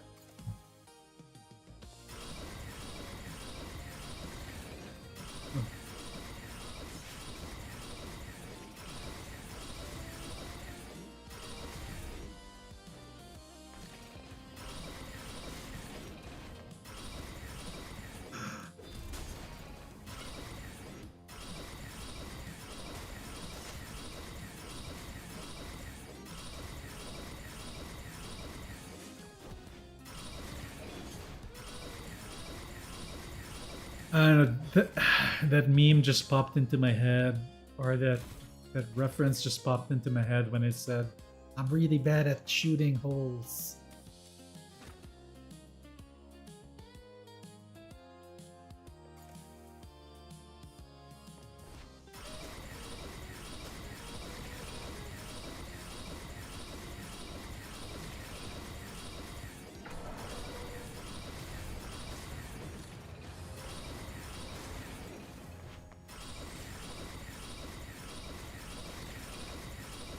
I think I have enough after this. Let's see.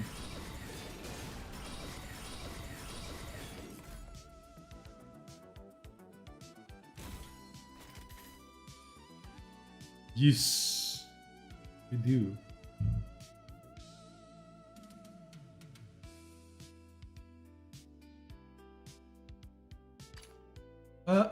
Do we? Yeah, we do.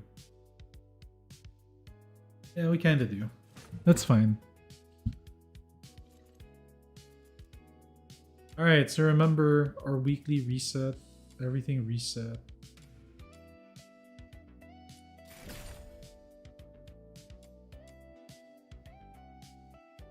Yo, chat, what day is it today? Is it Monday? It's not Monday. Is it? It's Wednesday.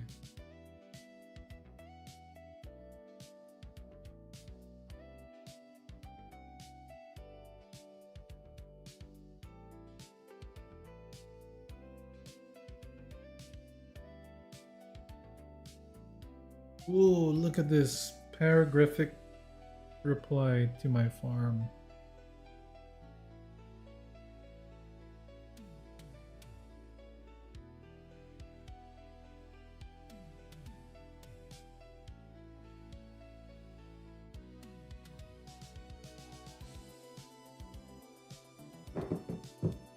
Alright.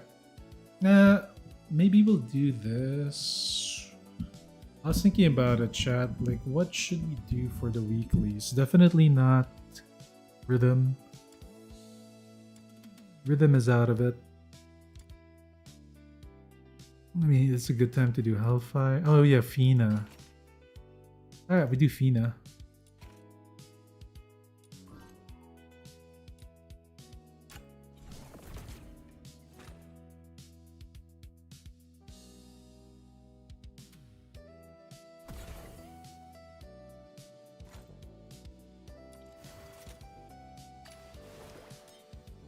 Let me just go with this. This.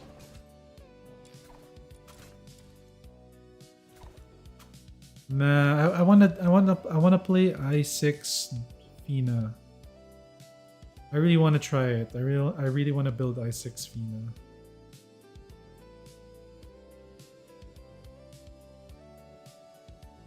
Wait. This character can get a lot stronger if I replace this thing with the same thing. If I give her if I give her Gleaming Whipblade, she's gonna gain an additional 33% attack instead of this thing.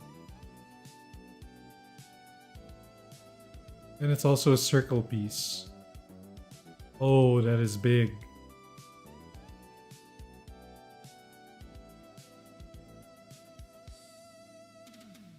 Okay, cool. Good thing we're building it.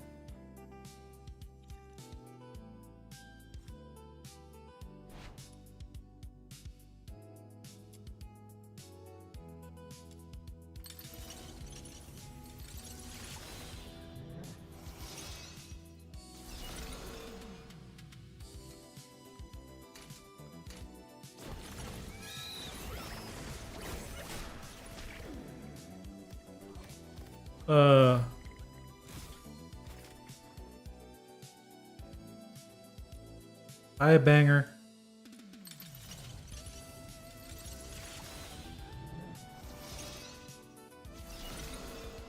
Just slap this thing.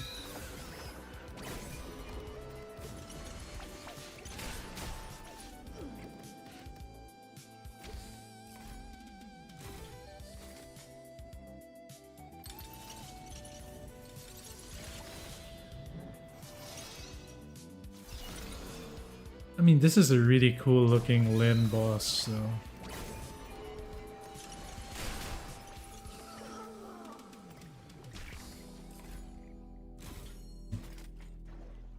Five banger!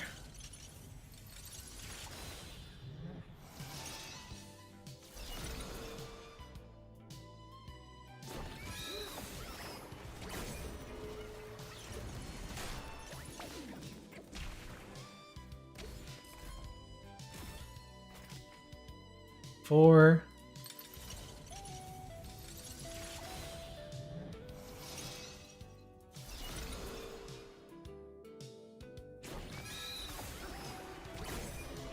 Where'd you go?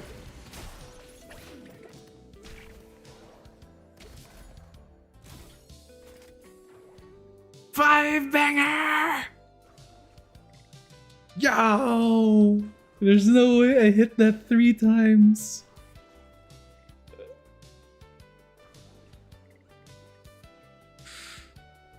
Let's go!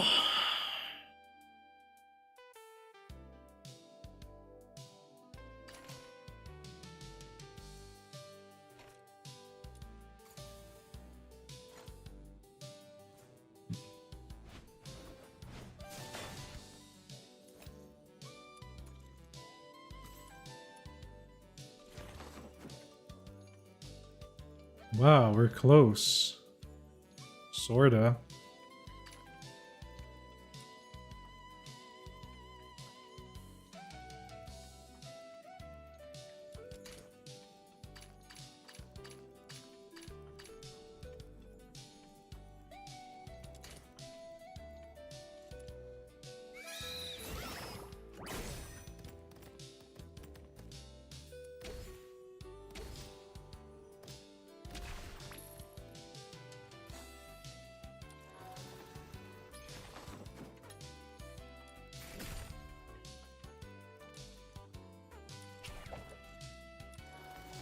Da-da-da-dum. Ba-ba-dum. Bum-bum-ba-na-dum.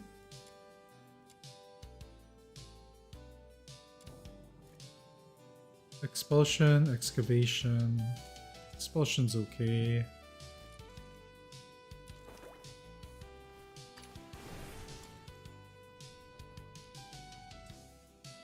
Put Spectrum first.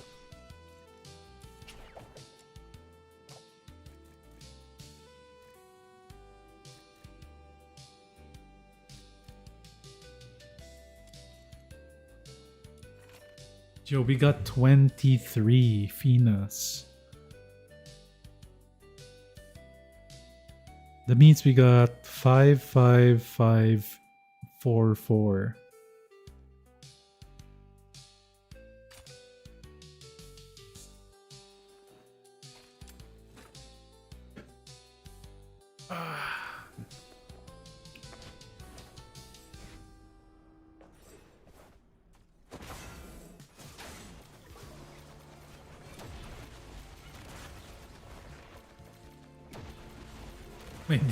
My demon wedge farming reflexes almost kicked in. I was ready. You guys saw it? I was ready to like jump there and then I turned around. I was ready to do this.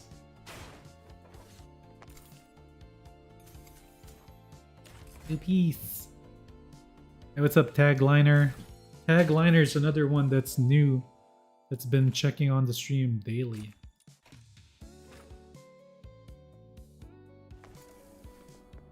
Bum, bum, ba-na-na. Bum, bum, bum, ba-na-na.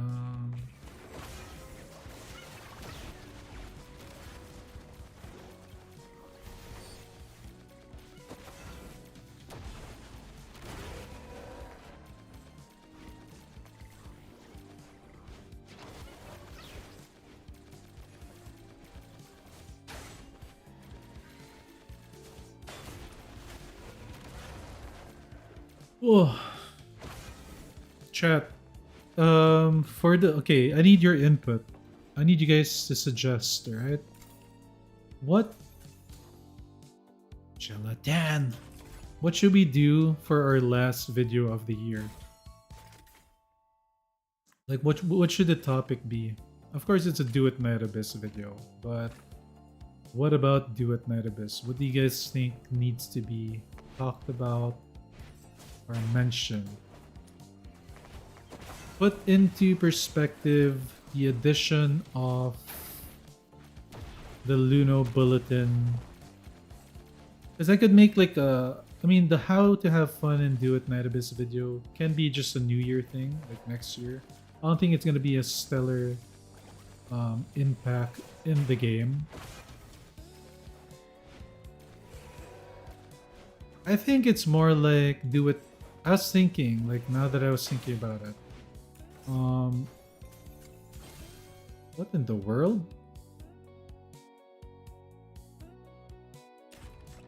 I just got the gold last time.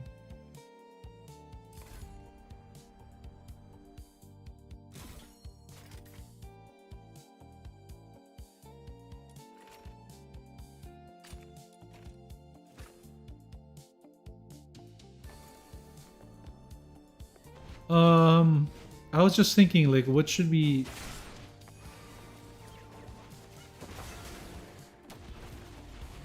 I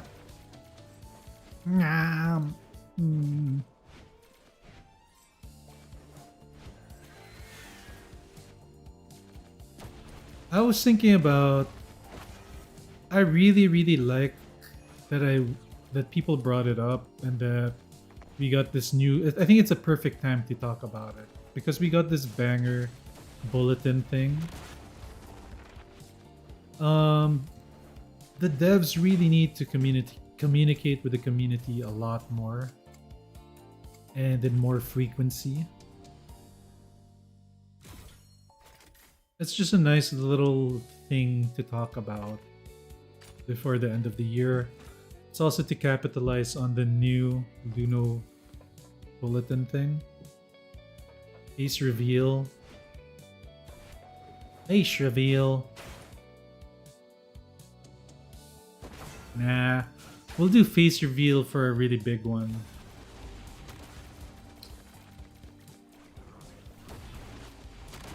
We'll do a face reveal at 100k subs. Whenever that will happen.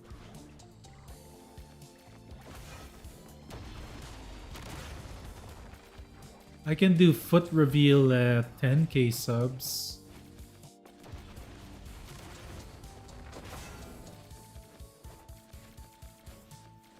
And then we can do earlobe reveal at 20k subs.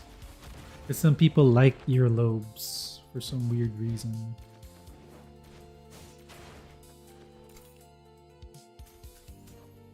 Freaking charlatan.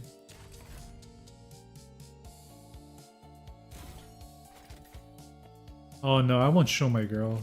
Nah.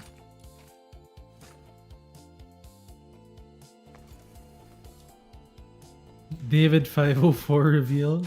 I guess so, that would be kind of fun. Your review is diabolical. Hey, do you guys know that you can guess a woman's age by the size of their earlobes? Not really the size, but on how far down they are. Because that's an indicator of when skin gets loose, the earlobes get loose.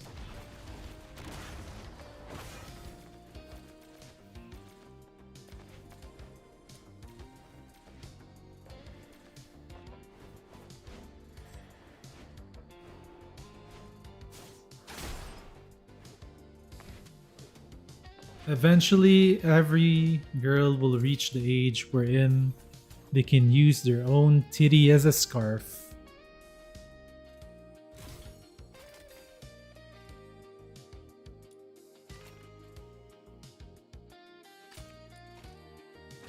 Especially in Europe.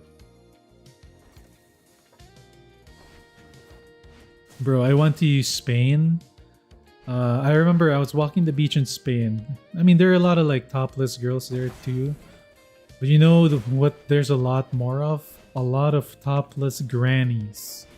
Or like grannies wearing like bikinis on the beach. And in Europe, they don't give a fuck, right? They're like, whatever.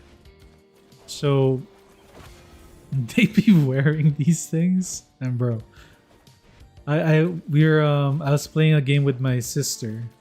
We were playing, you know, Punch Buggy? Punch Buggy Yellow.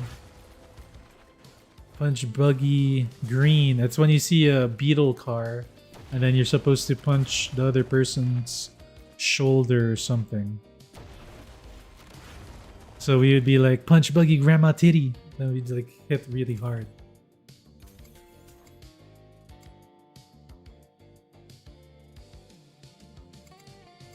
Punch Buggy Granny Titty. And then of course it's two. You have to do like a 2-punch combo.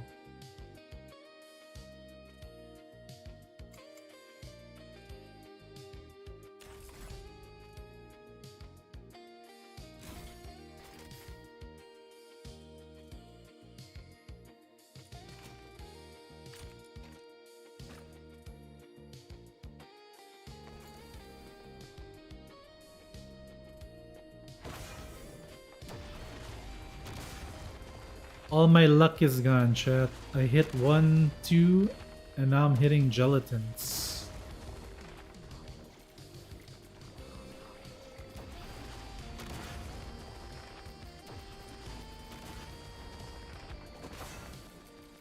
I hit a 10 early. Now it's all gelatin.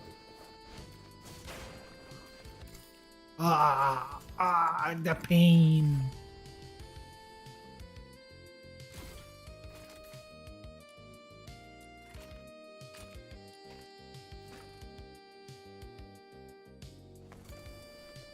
I6 gelatin farm.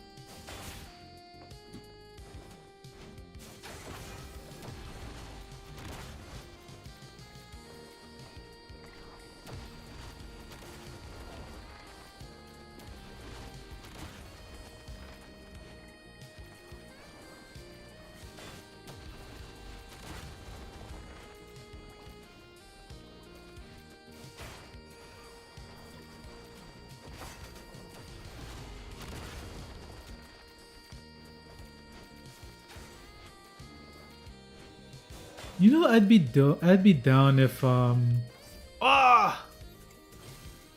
no way.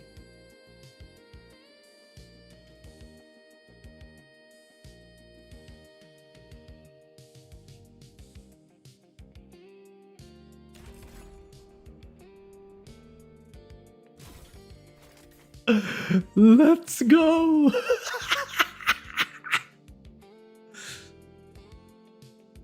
That's 2 10s in 9 pulls.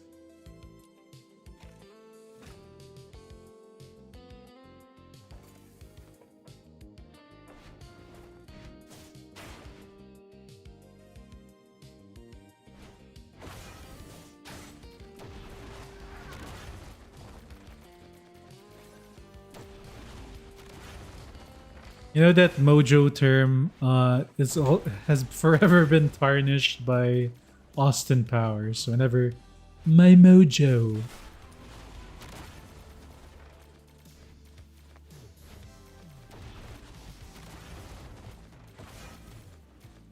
Yeah, he's an underrated actor. A comedian, definitely. Didn't he play like several roles in that movie? Wasn't he also like Fat Bastard or something?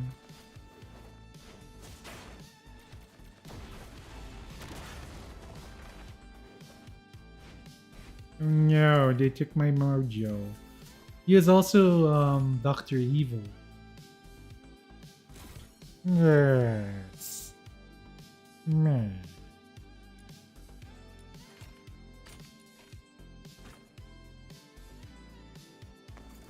My favorite scene of Austin Powers is when they're trying to like put stuff in a bag inside of the tent. And you remember that? He's leaning over and the girl I think is like trying to put things in a bag. And the shadow puppets was like stuff being pulled out of his ass. And then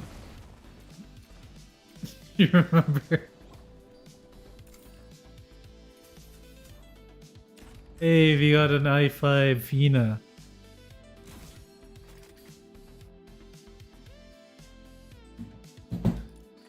We still got 12 pulls. That was probably the most amazing. The most amazing 10 pieces of freaking demon wedges that I've ever pulled. That was 11. 11 uses of the clues. That was my best 11 ever.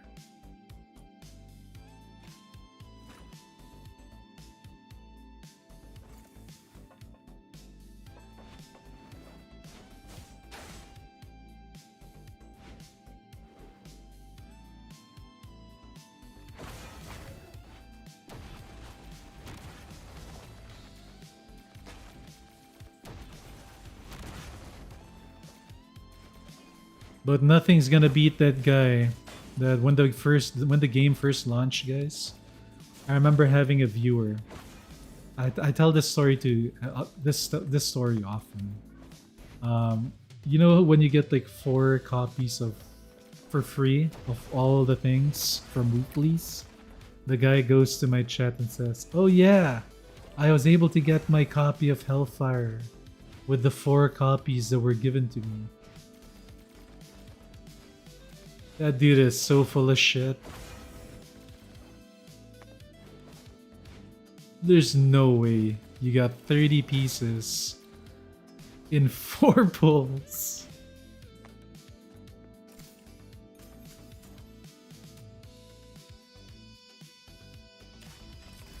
I got 26 pieces in 11 pulls. There's just no way.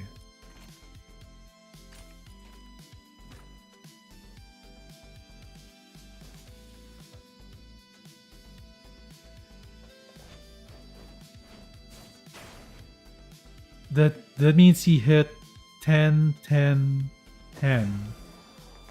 He hit 10 at least 3 times. He has to hit 10 in 4. I mean, he has to hit 30 in 4. So 10, 10, and then whatever.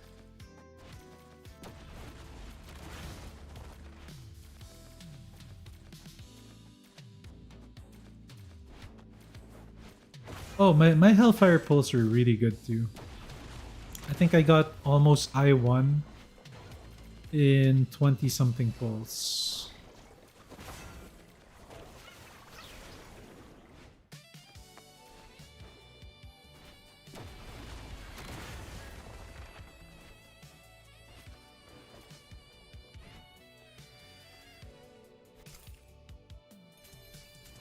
Gelatin.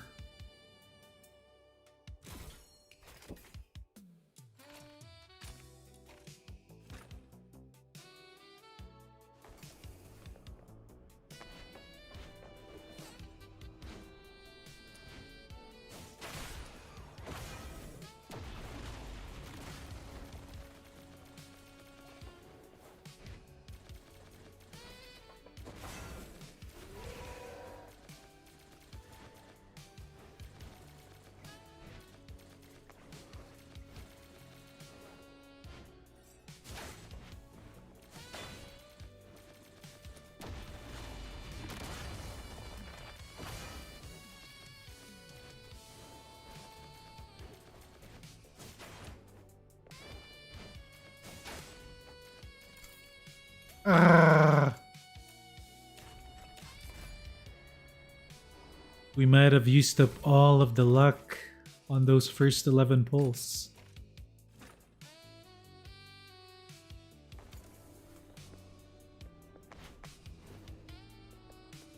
EU server is so crowded in theater. Yo, that's good, man. That's good news. We want more people playing the game.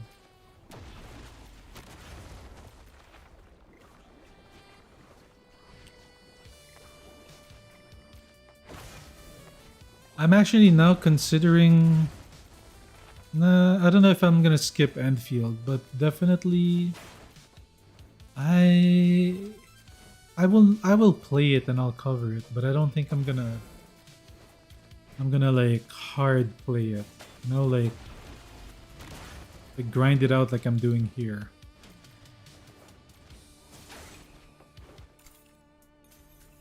Oh, bro. That's 4 bad hits in a row.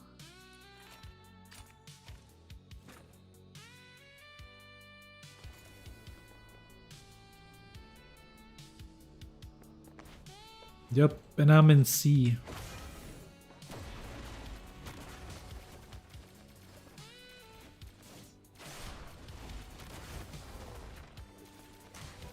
It is also like not our prime time. It's like what, 7 in the morning for us?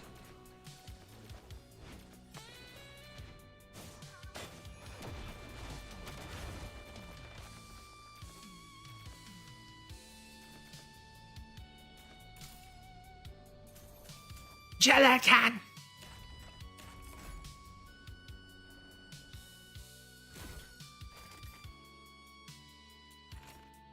I can't farm it, it's a gacha. Well, yeah. We'll carry it, we'll play it. We'll play it, see what we can do in it. Gives you guys another thing to look at. But don't expect me to play it too long in the first day. I will play it for maybe 2 hours or 3 hours a day, and then we're gonna hop on over to Duet Night Abyss. And then once we're done farming whatever I want to farm and do at Night Abyss, I hop back into Enfield.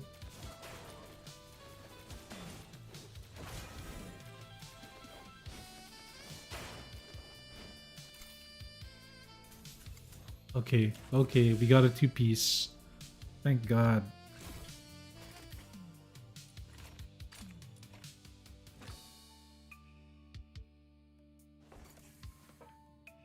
If we can get about a miraculous, I'm talking about a miraculous run right now of 20 pieces.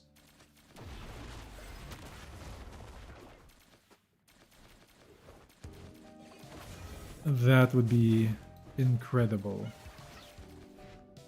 At the same time, it's gonna force me to then farm for the Lumino wedges, which I'm a little bit worried about.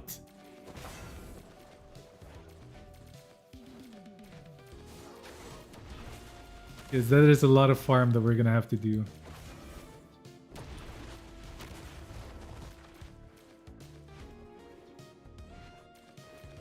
We're gonna need Glim and Glimmer. We're gonna need both of them.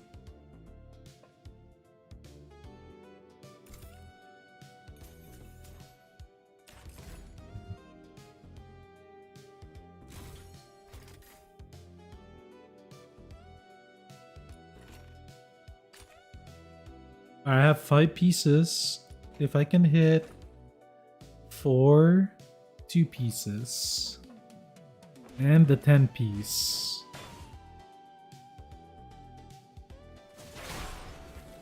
I will purchase the next 5. I will purchase. I'm gonna buy out the missing ones.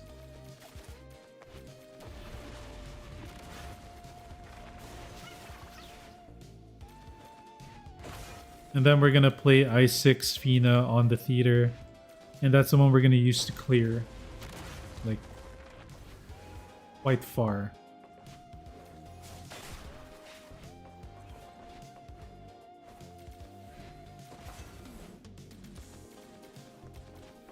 Where? That means we're gonna have to do a 0 to freaking 60 run of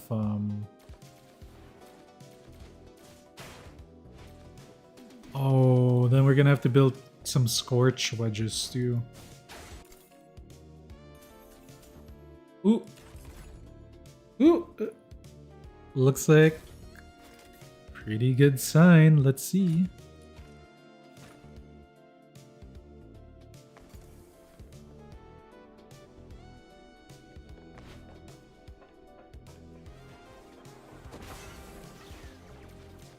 The sea boys are a little bit greedy with the mats. Like, I am greedy with the mats. I'm not contributing too much to the Luno thing.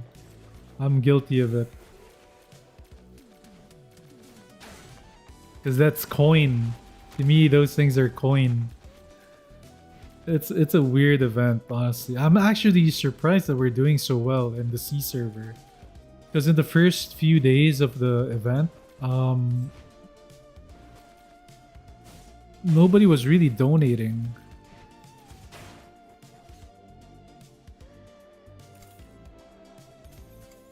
Oh!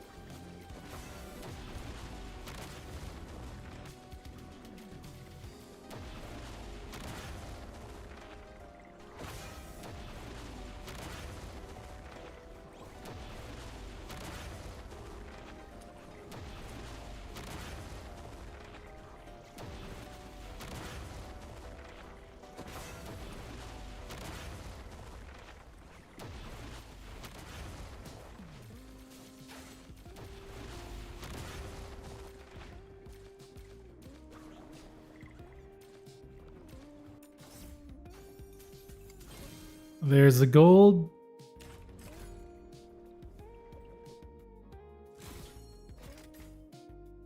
Again, a pretty early gold. Pretty early gold again. That was an 8-piece gold.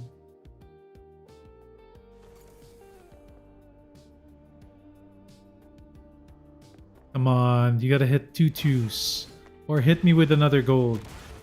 Just show me how crazy my streamer thingy is.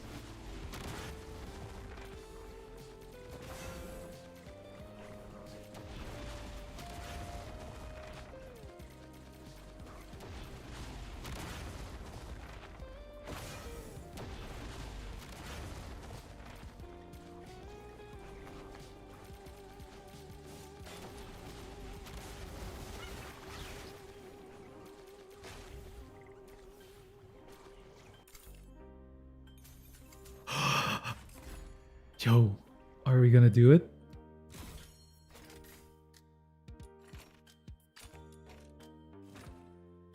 One more 2. Or give me a 10. Give me a 10, please, game.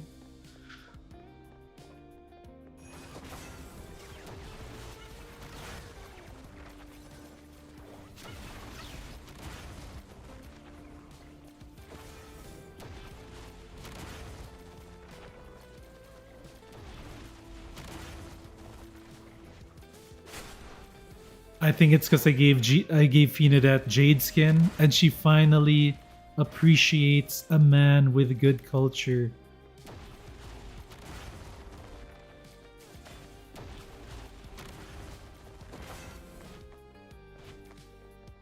She's going through her 11 phase. What's her name? Millie Bobby Brown phase, where she wanted to be seen as the hottest shit in the planet. No gelatin!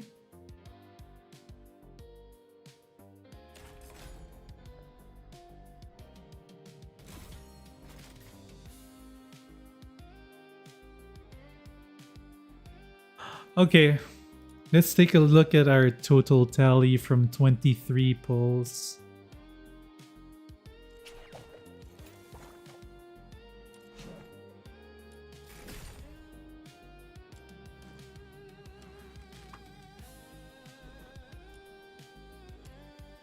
Oh, my coin.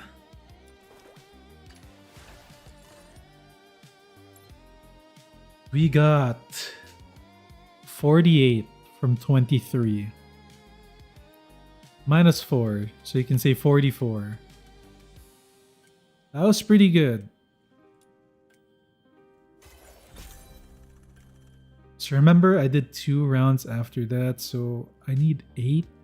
So maybe next week, if I don't buy it, right? If I become patient and don't buy it, all I need to do is spend 2 weeklies on Fina, and then I can spend the other weeklies on a different character.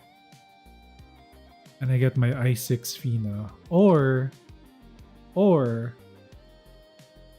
the demons will consume me before the day ends, and I just I6 her myself by just doing something like this. I don't have enough, so I'm not gonna do it, right? But if I were, how much do I need to spend?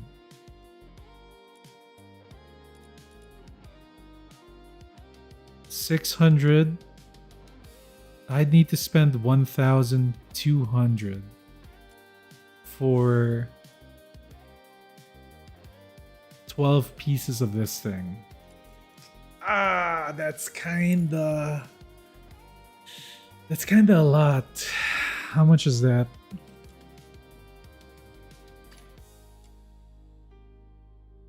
Ooh, it's too much. Too much. See, this is not even enough. It's because it's only 150 bonus. This is about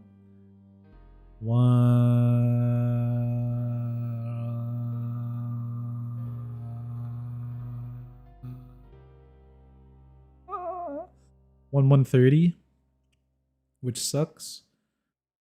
I'd have to go 130, and then I have to go with the $1. So I gotta spend $16.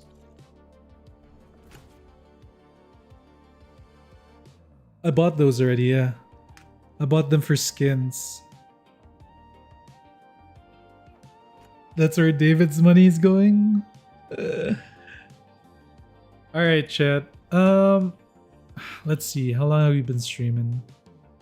4 hours? See, look at the ad delay. CW ad delay. There's gonna be an ad in 10 minutes instead of freaking however long it was doing.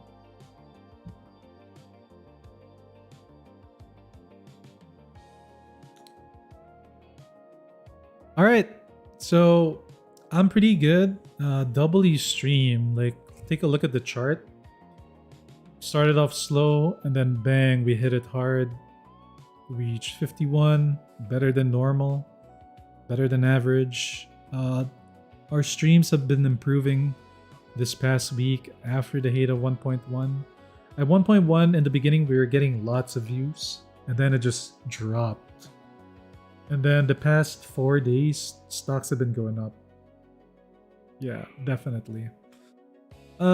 It's been fun. I gotta go eat, spend some family time. I'm gonna make a video. Still thinking of what to do. But I'm pretty much done with streaming for now. For the day. I might come back later. And I will check in on you guys for New Year's, but not exactly on 12 o'clock. Maybe at around 2, 3 a.m. when people are going to sleep or something. I'll hop back in. We'll play a few hours and see what happens there. I'll probably be drunk, so prepare for drunk Morphy stream. Alright? I'll see you all on the next one. Peace out, boys. It's been good.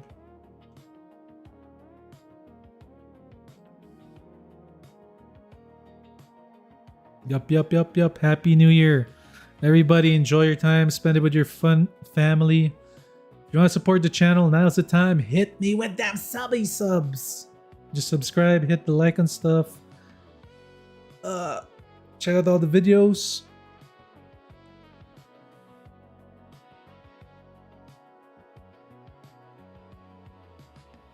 Yeah, not a PG-13 channel at all. Alright? Have a good new year. I'm gonna go eat. Peace. I can smell the food. See ya, boys.